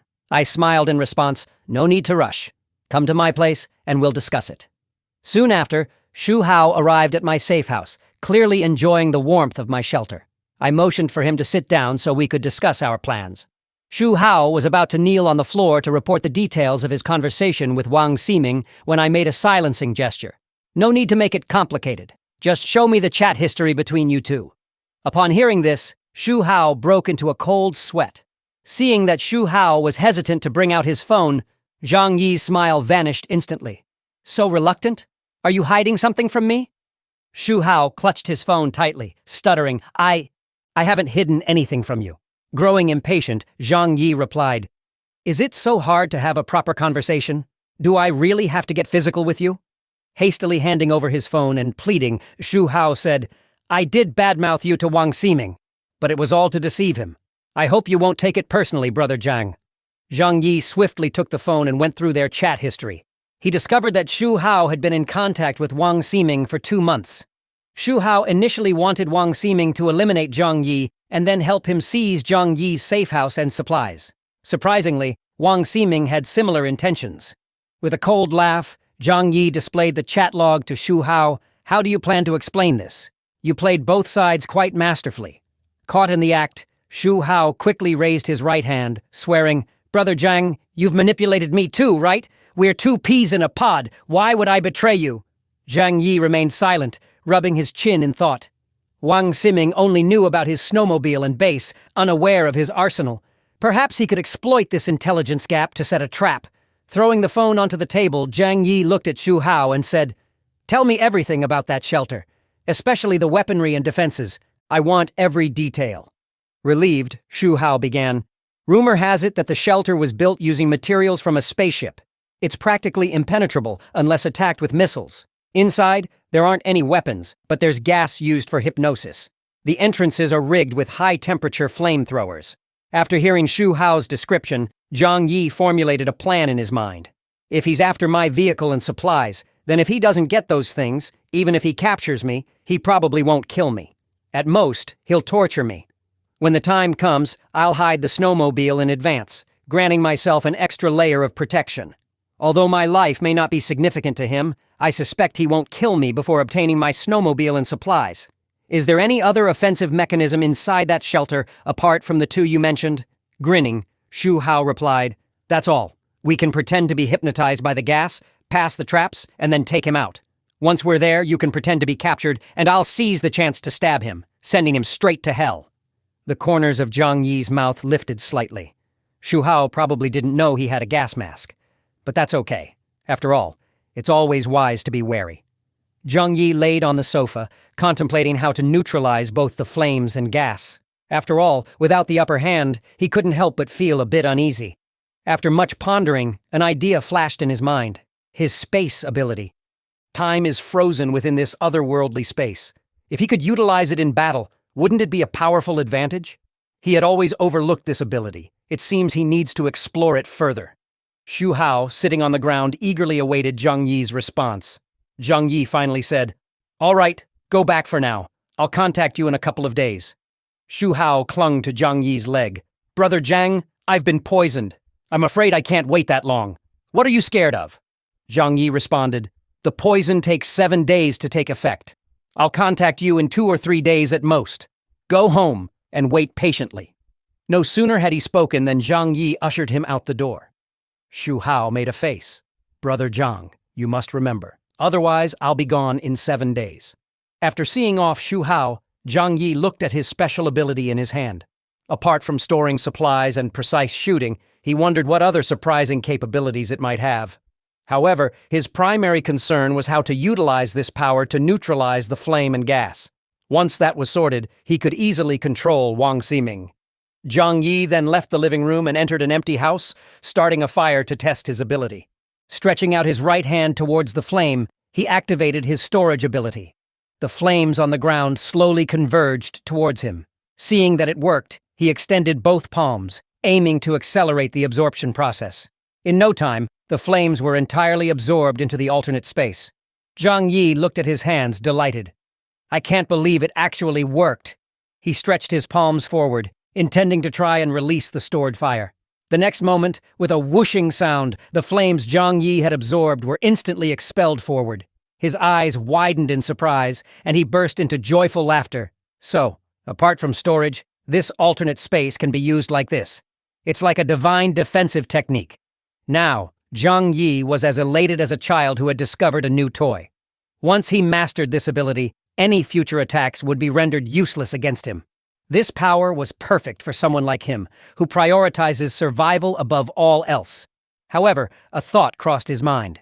What would happen if he absorbed a living person into this space? Although he had previously tried it with a live fish, that was merely for food storage purposes. Now, when considering its combat potential, he would need to experiment with a live person. Zhang Yi wanted to test the combat capabilities of his alternate space using a living human subject. People in the surrounding buildings were terrified as they reluctantly offered up a sacrifice, who was clueless about whether he would live or die. Zhang Yi tossed him a stick and ordered him to attack him with it. The man was bewildered. Even if he had the courage, he wouldn't dare to attack Zhang Yi. Seeing the man's disbelief, Zhang Yi said, If you manage to hit me with the stick even once, I'll reward you with a piece of bread. Upon hearing the word bread, the man's eyes lit up. You better keep your word, he said, grabbing the stick and taking a swing at Zhang Yi without hesitation. In a flash, Zhang Yi activated his alternate space. Before the man could realize what had happened, both he and the stick were sucked into the alternate dimension. In an instant, he was frozen in place, as if turned into an ice sculpture, maintaining his attack posture. Curiously, Zhang Yi checked his pulse. Holy crap! His breathing and heartbeat have completely stopped. Did he die? With a wave of his hand, Zhang Yi ejected the man from the alternate space. The man came out panting heavily, his face full of dread as if he had just cheated death. Curious, Zhang Yi asked him, How did it feel? The man, sweating profusely, said, I felt like I entered a blank world. It seemed like I was in there for a century. It was terrifying. Zhang Yi immediately understood. The passage of time in this alternate space is much slower than in the outside world. The longer one stays in it, the greater the chance of a mental breakdown. Therefore, living beings can't stay in the alternate space for too long. Otherwise, they'll either die or be severely impaired. Since he couldn't actively absorb living beings into the space, Zhang Yi wondered what would happen if he tried to disassemble some tissues instead. Zhang Yi immediately grabbed the hand of the sacrificed neighbor. With a swift motion, he sliced off 2 of the man's fingers, eliciting screams like that of a pig being slaughtered. Zhang Yi didn't care about the man's well-being. He was more intrigued by the discovery that while living beings couldn't stay in the alternate space for long, severed fingers could. What could be the principle behind this? He tossed some gauze to the man. Hurry up and bandage yourself. Once you're done, we'll continue the experiment. This time, you'll throw something at me. After several more experiments using the man as a test subject, Zhang Yi had a better grasp of the functionalities of his alternate space. Until now, he had merely used it as a storage facility, which was a waste. His power could open a channel between this world and the alternate space to deflect incoming attacks and then redirect them back at his enemies. The man was now voraciously enjoying the food Zhang Yi had rewarded him with. As he gorged himself, he excitedly thanked Zhang Yi. This was the first full meal he had since the apocalypse. Zhang Yi smiled at him and said, Eat slowly, brother. Thanks for contributing your 2 fingers. Otherwise, I wouldn't have figured out how to handle Wang Ximing's sanctuary. The man's spirits lifted at this. Brother Zhang, if you need anything, just say the word. As long as you feed me. Before he could finish his sentence, Zhang Yi made a quick move. The man collapsed on the ground with a thud, blood pooling around him. Zhang Yi smiled and said, I don't need anything else from you. You should be on your way now, Zhang Yi said. The man on the ground, his blood pooling around him, closed his eyes with a smile. He was finally free, no longer having to endure hunger and suffering in this post-apocalyptic world. Without looking back, Zhang Yi walked away. Time was running out for his appointment with Xu Hao, and in the next few days, he needed to find some people for combat simulations. 3 days later, Xu Hao was kneeling in front of Zhang Yi, begging him to join the attack on Wang Ximing's sanctuary. Ever since Zhang Yi had forcibly injected him with poison, he felt his body deteriorating day by day. If they didn't act soon, he feared he would die before they could seize Wang Ximing's stronghold. Zhang Yi looked at Xu Hao coldly, finding the situation amusing. He hadn't expected that a lie he casually made up would have such a devastating effect on Xu Hao. The power of psychological suggestion had certainly tormented him. Shrugging, Zhang Yi said, I can inject you with an antidote to temporarily relieve your symptoms. If there's no cure in 5 days, you will die regardless. I can't wait another minute, Xu Hao said urgently, rolling up his sleeves. If I don't get this shot, I feel like I'll die tomorrow. As Zhang Yi administered the injection, he also continued his psychological manipulation. We can only succeed. Failure will not bode well for either of us. Filled with newfound confidence, Xu Hao said, Brother Zhang, rest assured. I'm willing to go through fire and water for you. Xu Hao took out his phone.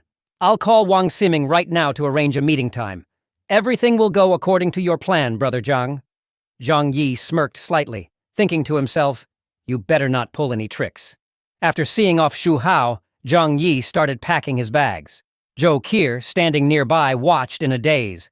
The issues in their community had already been mostly resolved, and she couldn't understand why they needed to go out again, especially with so much luggage. It seemed like they were going on a long trip. Zhang Yi had left enough food for her and Uncle Yu to last half a month, but didn't share details of his plan. Zhou Qi didn't dare to ask more questions. Just as Zhang Yi was about to leave, Zhou Qi grew anxious. Was he planning to abandon her? She hugged him tightly, refusing to let go. Chuckling, Zhang Yi pinched her chin. Looks like the silly girl is overthinking things. If it weren't for more pressing matters, he would have stayed and spent more time with Zhou Qi. Suppressing his emotions, he kissed her and told her to behave while he was away. Their lives would undergo significant changes once he accomplished his current mission. With that, he walked out the door. Xu Hao had been waiting for some time. Zhang Yi hopped onto his snowmobile and pulled out a rope.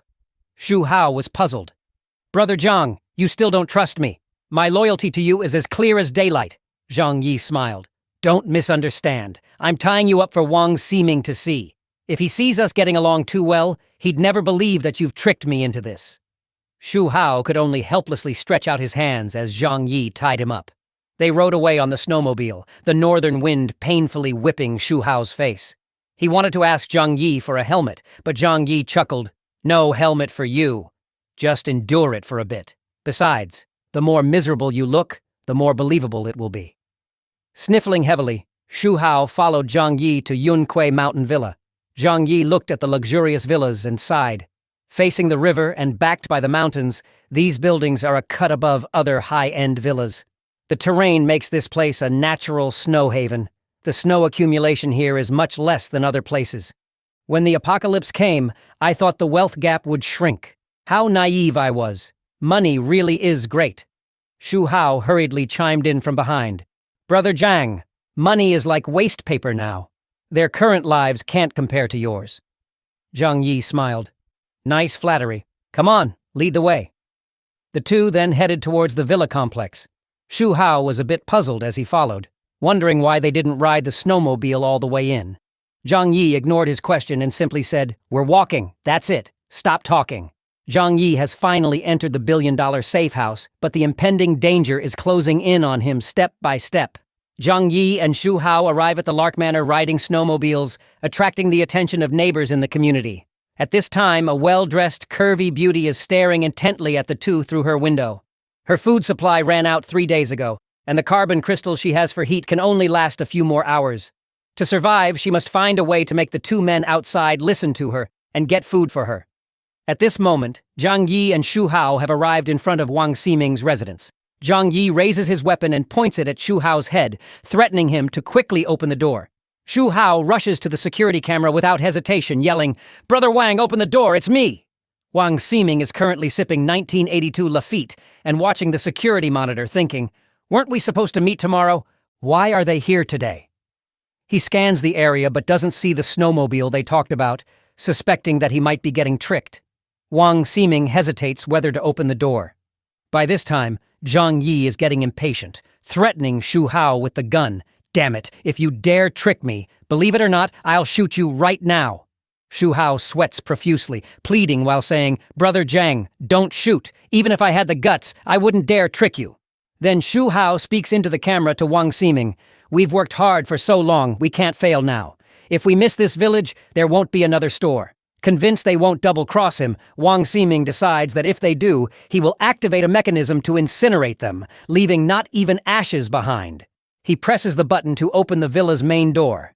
Zhang Yi and Shu Hao walk into the spacious villa, marveling at everything, exclaiming, "Damn, rich people really are different. They even have more ways to have fun." Shu Hao points to a passage ahead and says, "Brother Zhang, let's go in. There's another door inside, and once it's open, we can enter the shelter." Zhang Yi lets Shu Hao lead the way, following him closely.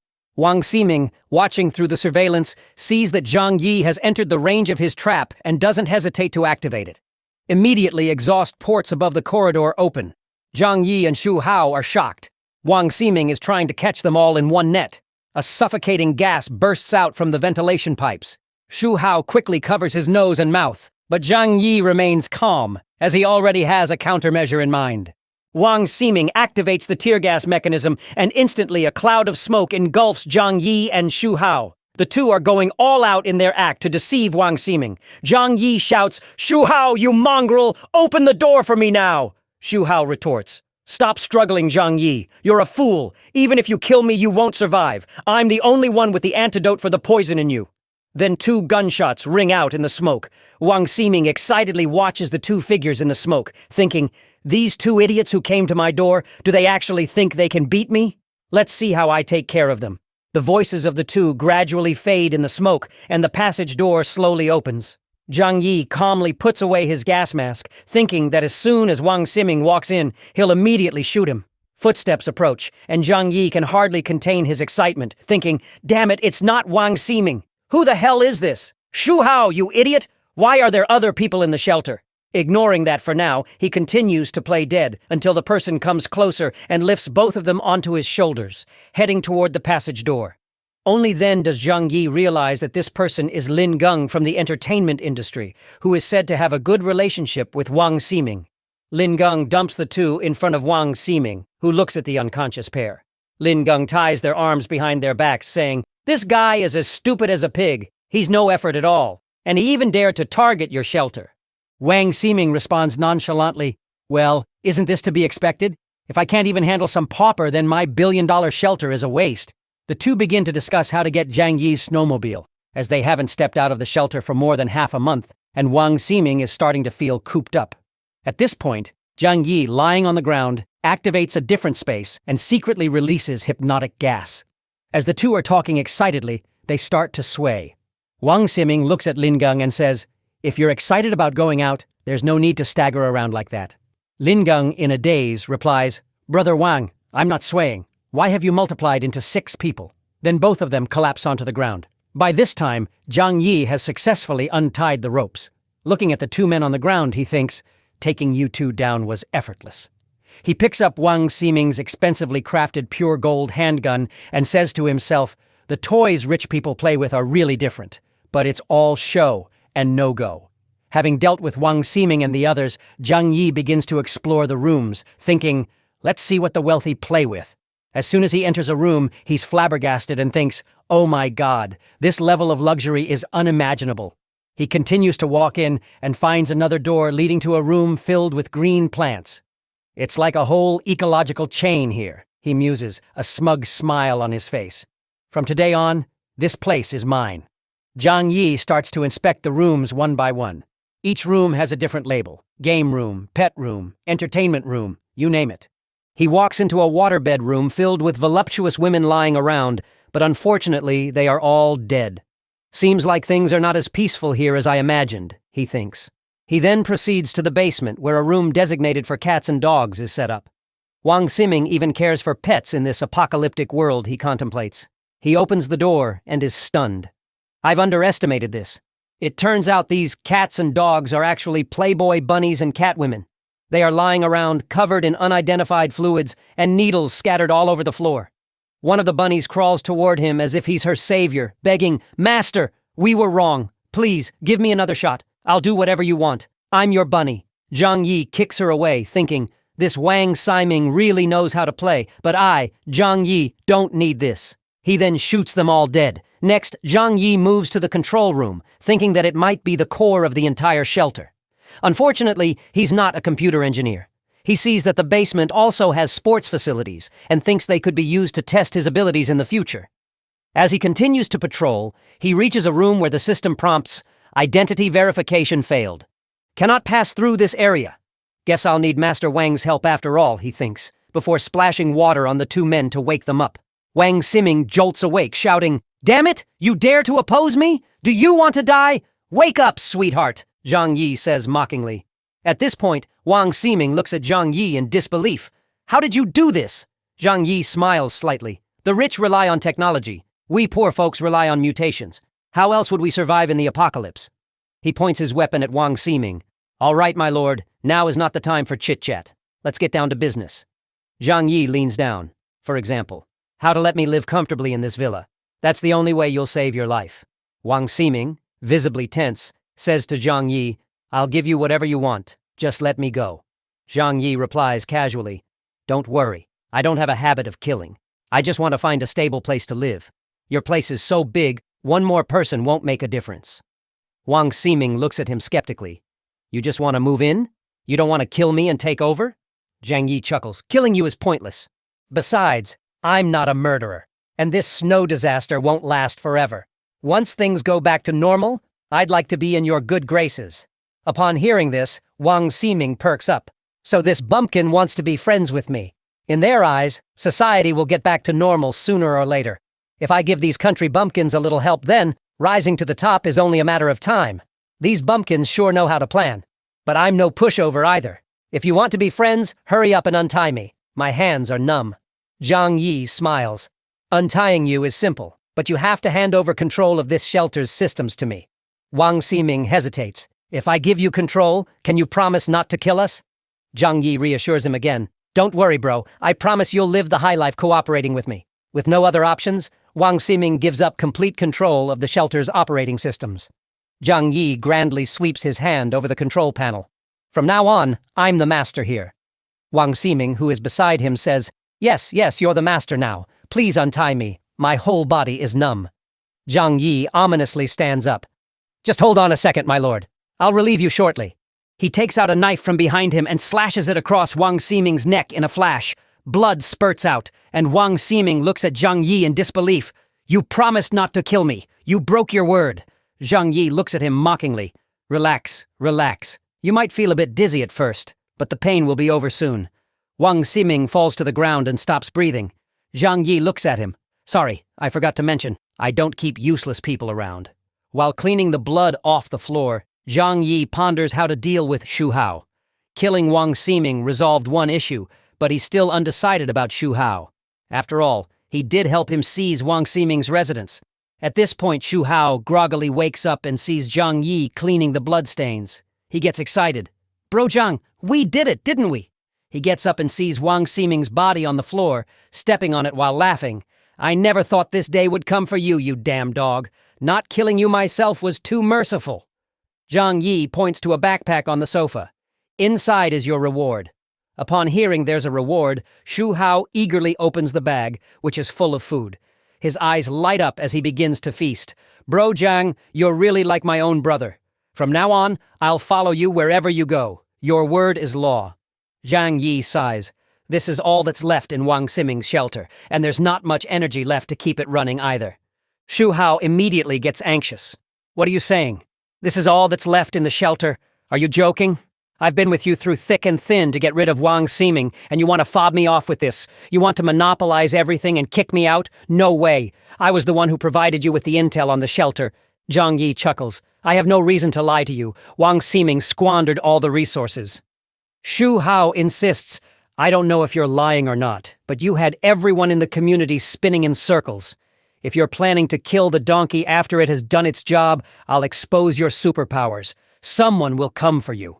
Zhang Yi's face turns cold. Seems like I've been too lenient with you. He raises his hand and shoots Shu Hao. I gave you a chance and you squandered it. What use are you to me now? Shu Hao falls to the ground, still not understanding why this is happening as he dies. Zhang Yi looks at the dead Shu Hao. Be a good person in your next life. If you don't have the power, don't make empty threats. He picks up his backpack. I intended to let you live a little longer, but you seem keen on forgetting everything. I can only send you on your way. Sitting in the entertainment area, Zhang Yi fantasizes, it would be great to survive here until the apocalypse is over.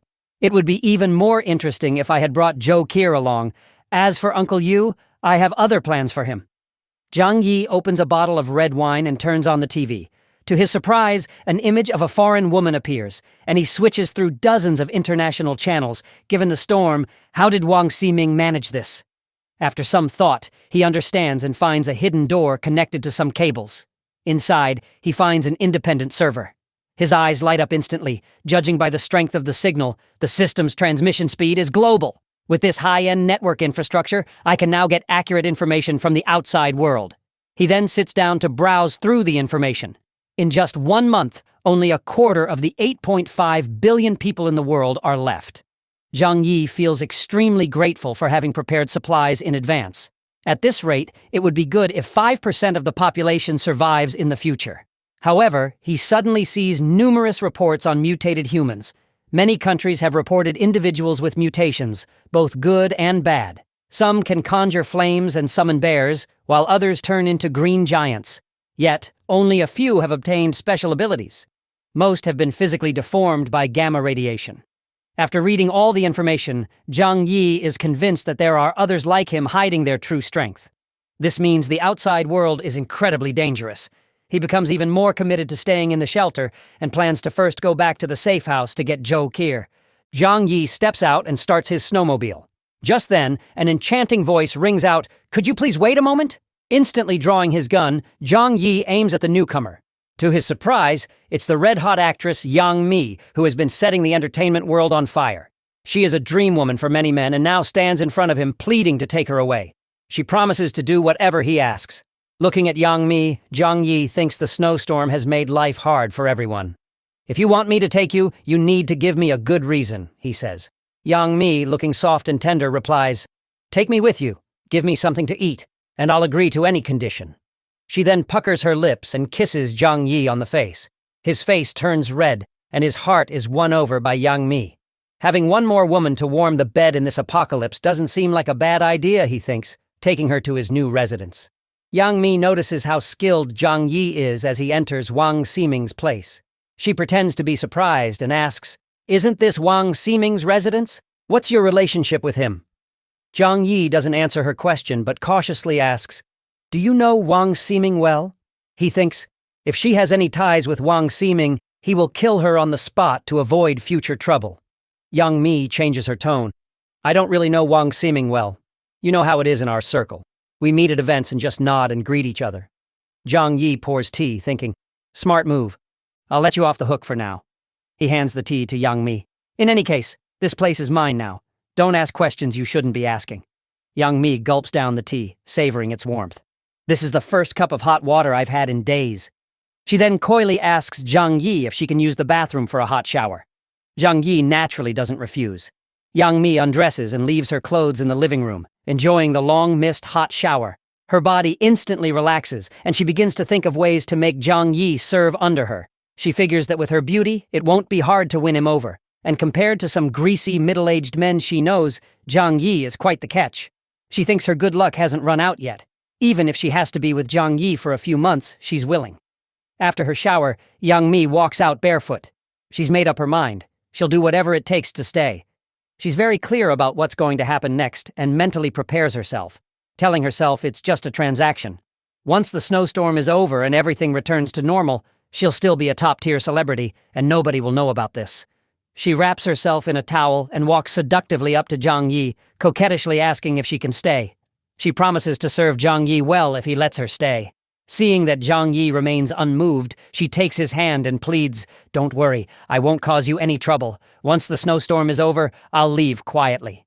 Zhang Yi shakes off her hand, realizing that she sees his place as a stepping stone and plans to leave once the snowstorm ends.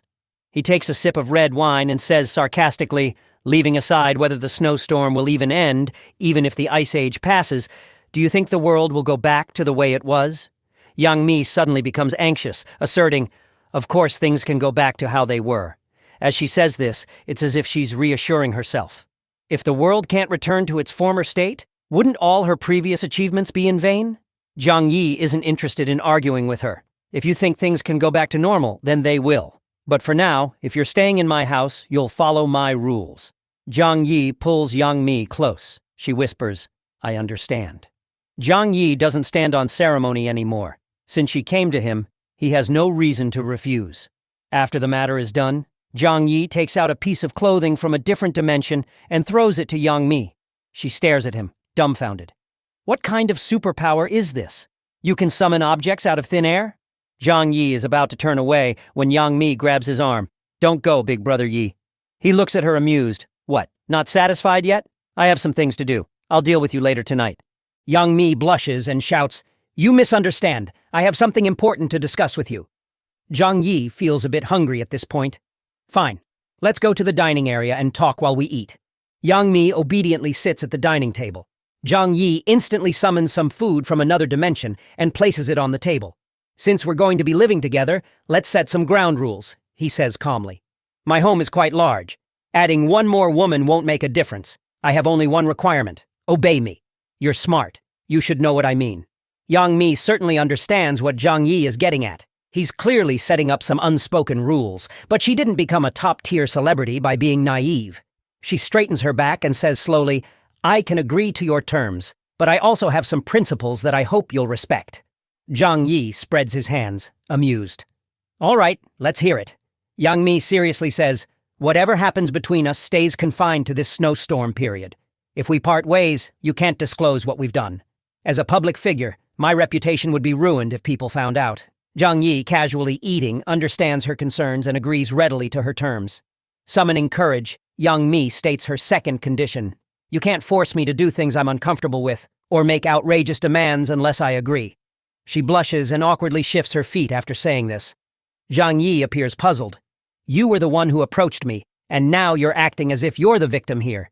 He's not naive either and pulls her close. "Don't act all innocent here, especially when you're an actress. Ever heard of quid pro quo? How did you become a top-tier celebrity with such poor acting skills?" Yang Mi falls silent, unable to respond to Zhang Yi's rebuke. He picks her up and places her on the dining table, whispering in her ear, "Don't worry, I don't have any weird fetishes, but thanks for the reminder." Yang Mi has seen far more bizarre behavior in her industry. In comparison, Zhang Yi has been quite reasonable. They then spend the night discussing a script in great detail. Early the next morning, Zhang Yi prepares to head out. He suddenly remembers that his friend Uncle Yu is still single and asks Yang Mi, "Most of the people living here are rich women and celebrities, right?" She nods, "Yes, you have to be wealthy or high status to live here." Zhang Yi smiles. "I have a friend who's a good person but got cheated by a scheming woman recently. He could use some female companionship to heal his wounded heart. Could you maybe help find someone suitable in your circle?" Upon hearing this, Yang Mi looks taken aback. "What are you treating me as?" she quickly thinks, realizing that the only women left in the wealthy neighborhood are slightly older. Zhang Yi recalls that Uncle Yu has a preference for mature women, so Yang Mi eagerly says, "That makes things easy." She promptly contacts the famous Zhou Haimei. Zhang Yi brightens up upon hearing the name. "Damn, Uncle Yu, you owe me big time." Zhou Haimei is a dream woman for many. Yang Mi promises Zhou Haimei a feast if she agrees to spend time with Uncle Yu. Zhou Haimei considers it. She's been hungry for days and would do anything for food.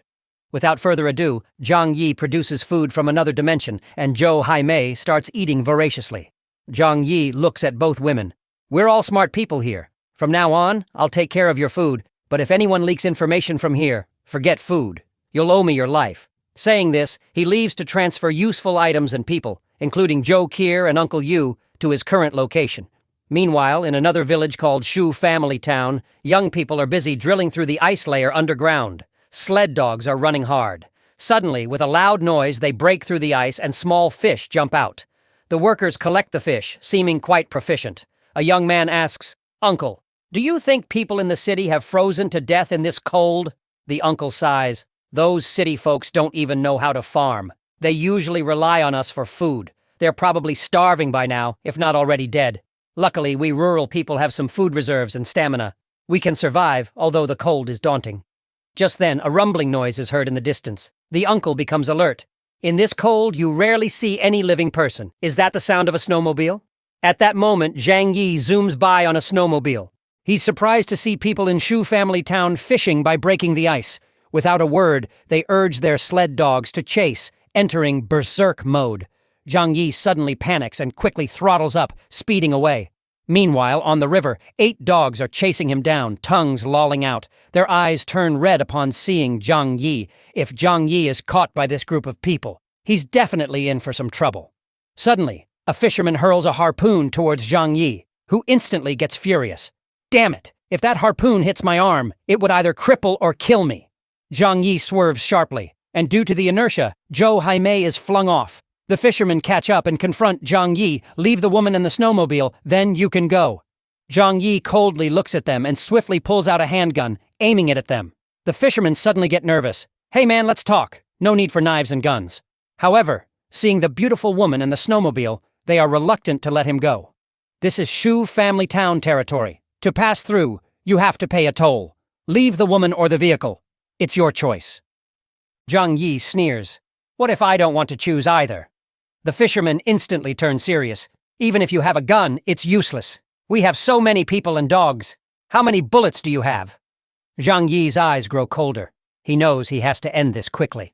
If other fishermen from the village come, escaping would be difficult. Taking a deep breath, he mutters, "You forced me into this." Zhang Yi then pulls out another weapon. "You brought this upon yourselves, don't blame me." He raises both guns and fires. Bang, bang, bang. Several people from Shu Family Town fall down. Uncle Shu is shocked. This guy is serious. He then commands, and the ferocious dogs swarm towards Zhang Yi. But Zhang Yi is already prepared. He opens his hand, waiting for the perfect moment. With a thought, he activates another dimension, and all 8 frenzied dogs are sucked in. Seizing this window of opportunity, Zhang Yi picks up Zhou Haimei from the ground, starts the snowmobile, and speeds off. Looking back at the villagers who are arriving one after another, Zhang Yi thinks, "That was close. I almost got bitten by those mad dogs. Good thing I was smart enough to use the other dimension as a weapon. These dogs will suffocate and die in that space soon enough." This also gives me the chance to measure the time flow difference between the other dimension and the real world.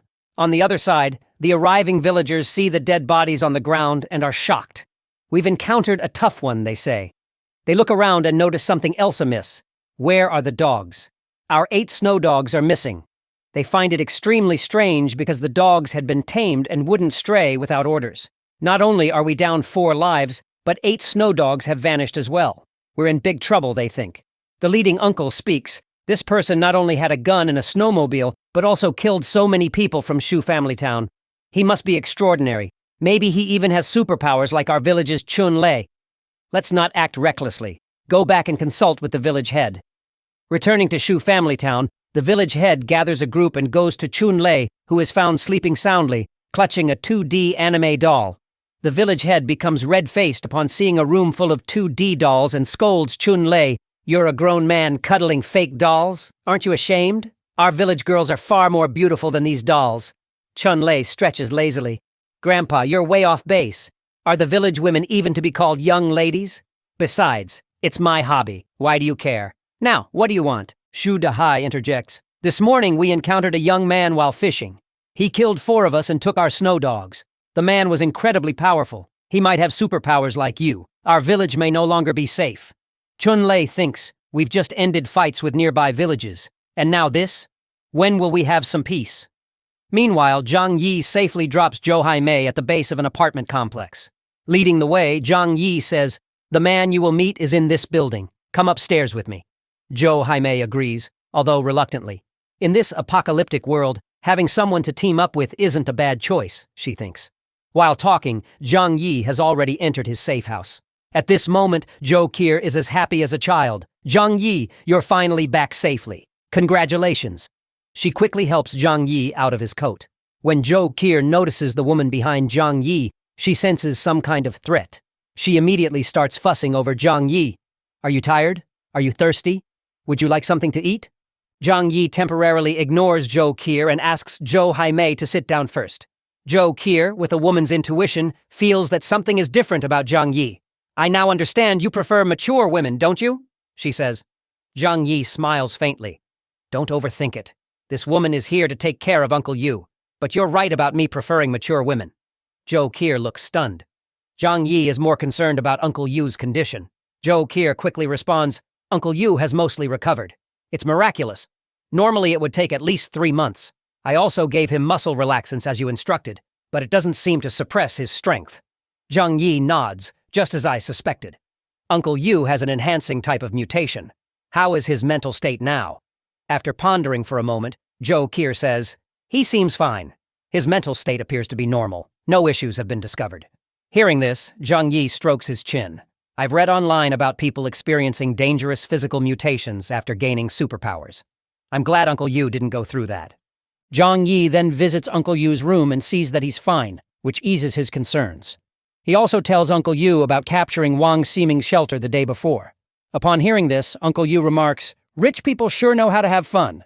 Zhang Yi calmly responds, there are plenty of wealthy people both domestically and internationally, and many of them would have built shelters. In that sense, it's easier for the rich and powerful to survive in this post-apocalyptic world. Uncle Yu lowers his head. Zhang Yi, how can I ever thank you? I wouldn't be alive now if it wasn't for you. Zhang Yi's eyes flicker slightly. No need for formalities. By the way, Uncle Yu, have you noticed any changes in your body these past few days? Uncle Yu lifts his shirt. It's strange. With such severe gunshot wounds, it should take months to heal, but I've recovered in just a few days, and my strength has increased tremendously. Saying this, he lifts a sofa next to him with one hand. Zhang Yi looks at Uncle Yu with delighted astonishment. What incredible strength! Uncle Yu looks at himself puzzled, feeling like some kind of monster. Zhang Yi reassures him cheerfully. Don't worry too much. You've just awakened a powerful ability. It's like a tadpole successfully transforming into a frog. Uncle Yu stares at Zhang Yi bewildered. Zhang Yi smiles. Don't be surprised. I've also awakened some abilities. Saying this, he takes out some food from another space. Uncle Yu is completely dumbfounded. No wonder you always seem to have endless resources. Seeing the condition Uncle Yu is in, Zhang Yi is overjoyed. The stronger Uncle Yu becomes, the safer I'll be. Zhang Yi advises Uncle Yu to get used to his new body before making any moves. Meanwhile, Zhou Kier and the superstar, Zhou Jaime, are busy in the living room. Zhang Yi gets back to the point. Uncle Yu, I've found you a wife. Are you interested? Uncle Yu glances at Zhou Jaime in the living room, and his eyes widen in disbelief. This is every man's dream goddess, Zhou Jaime. Am I seeing things? Zhou Jaime approaches and greets Uncle Yu with a smile. Hello, Mr. Yu. Uncle Yu, elated, nods furiously. His dream goddess is actually speaking to him. Zhang Yi looks at both of them. Given the current exceptional circumstances, let's skip the pleasantries. You two should pair up and live together. I'll leave this house to both of you, while Zhou Kier and I will move out. Uncle Yu becomes anxious. Zhang Yi, this won't do. I've received too much from you already. This house is your safety. I can't take it from you. Zhang Yi reassures Uncle Yu. Don't be formal with me, Uncle Yu. I've found a better place to stay. You can bring your wife over to visit any time. After settling Uncle Yu, Zhang Yi and Zhou Kier head downstairs to go to their new home. Finally, a wedding gift for you. Saying this, he takes out a snowmobile from another space. Uncle Yu is astonished. This is your vital means of transportation. How can I take this from you? What will you do without the snowmobile? He absolutely refuses to accept it. Zhang Yi says, Don't be formal, Uncle Yu. I can manage without the snowmobile. Saying this, he takes out an off-road snow vehicle from another space. Everyone is left speechless. Is this what Zhang Yi means by managing? Meanwhile, in Shu family town, there's widespread anxiety. Everyone is waiting for the village's star of hope, Chun Lei, to make a decision. Chun-Lei thinks he's the chosen one, destined for greatness. This must be a sign from the heavens to make me stronger. The village head expresses his concern. That guy is too strong. We can't beat him. Chun-Lei, you are our village's hope. The whole of Shu family town is relying on you. Please don't disappoint us. Chun-Lei gets carried away. Don't worry, village head. Uncle 3, I've got this. At this moment, Zhang Yi and Zhou Qi are driving towards their new villa in the off-road vehicle. Zhou Qi curiously asks, "What's the new house like?" "Knowing you, I can't imagine you would just give away a secure house that you put so much effort into. And you even found a beautiful wife for Uncle Yu." Zhang Yi smiles. "Our new home is huge, many times more comfortable than where we live now. But be prepared, there is one more person in our new home now." Upon hearing this, Zhou Qi gets nervous. "Is it another woman? Zhang Yi, have you changed your feelings for me?" Zhang Yi pats her hand. "Don't overthink it. I'm just worried you might be too busy, so I found someone to help share the load with you." Zhou Qi finally relaxes, snuggling close to Zhang Yi. "I knew you loved me the most." Zhang Yi smiles at Zhou Qi. "Well, what's done is done. It was consensual. So just be obedient, and everything will be fine." Zhang Yi revs up the engine, driving forward through increasing snow and wind, even more intense than when the snowstorm first started. Suddenly, a beam of light strikes the rear of the off-road vehicle. Zhang Yi quickly realizes something is wrong. This snow is too unnatural. Then a loud bang as a gust of wind hits the vehicle, causing it to veer off track. Gripping the wheel tightly, Zhang Yi floors the gas pedal.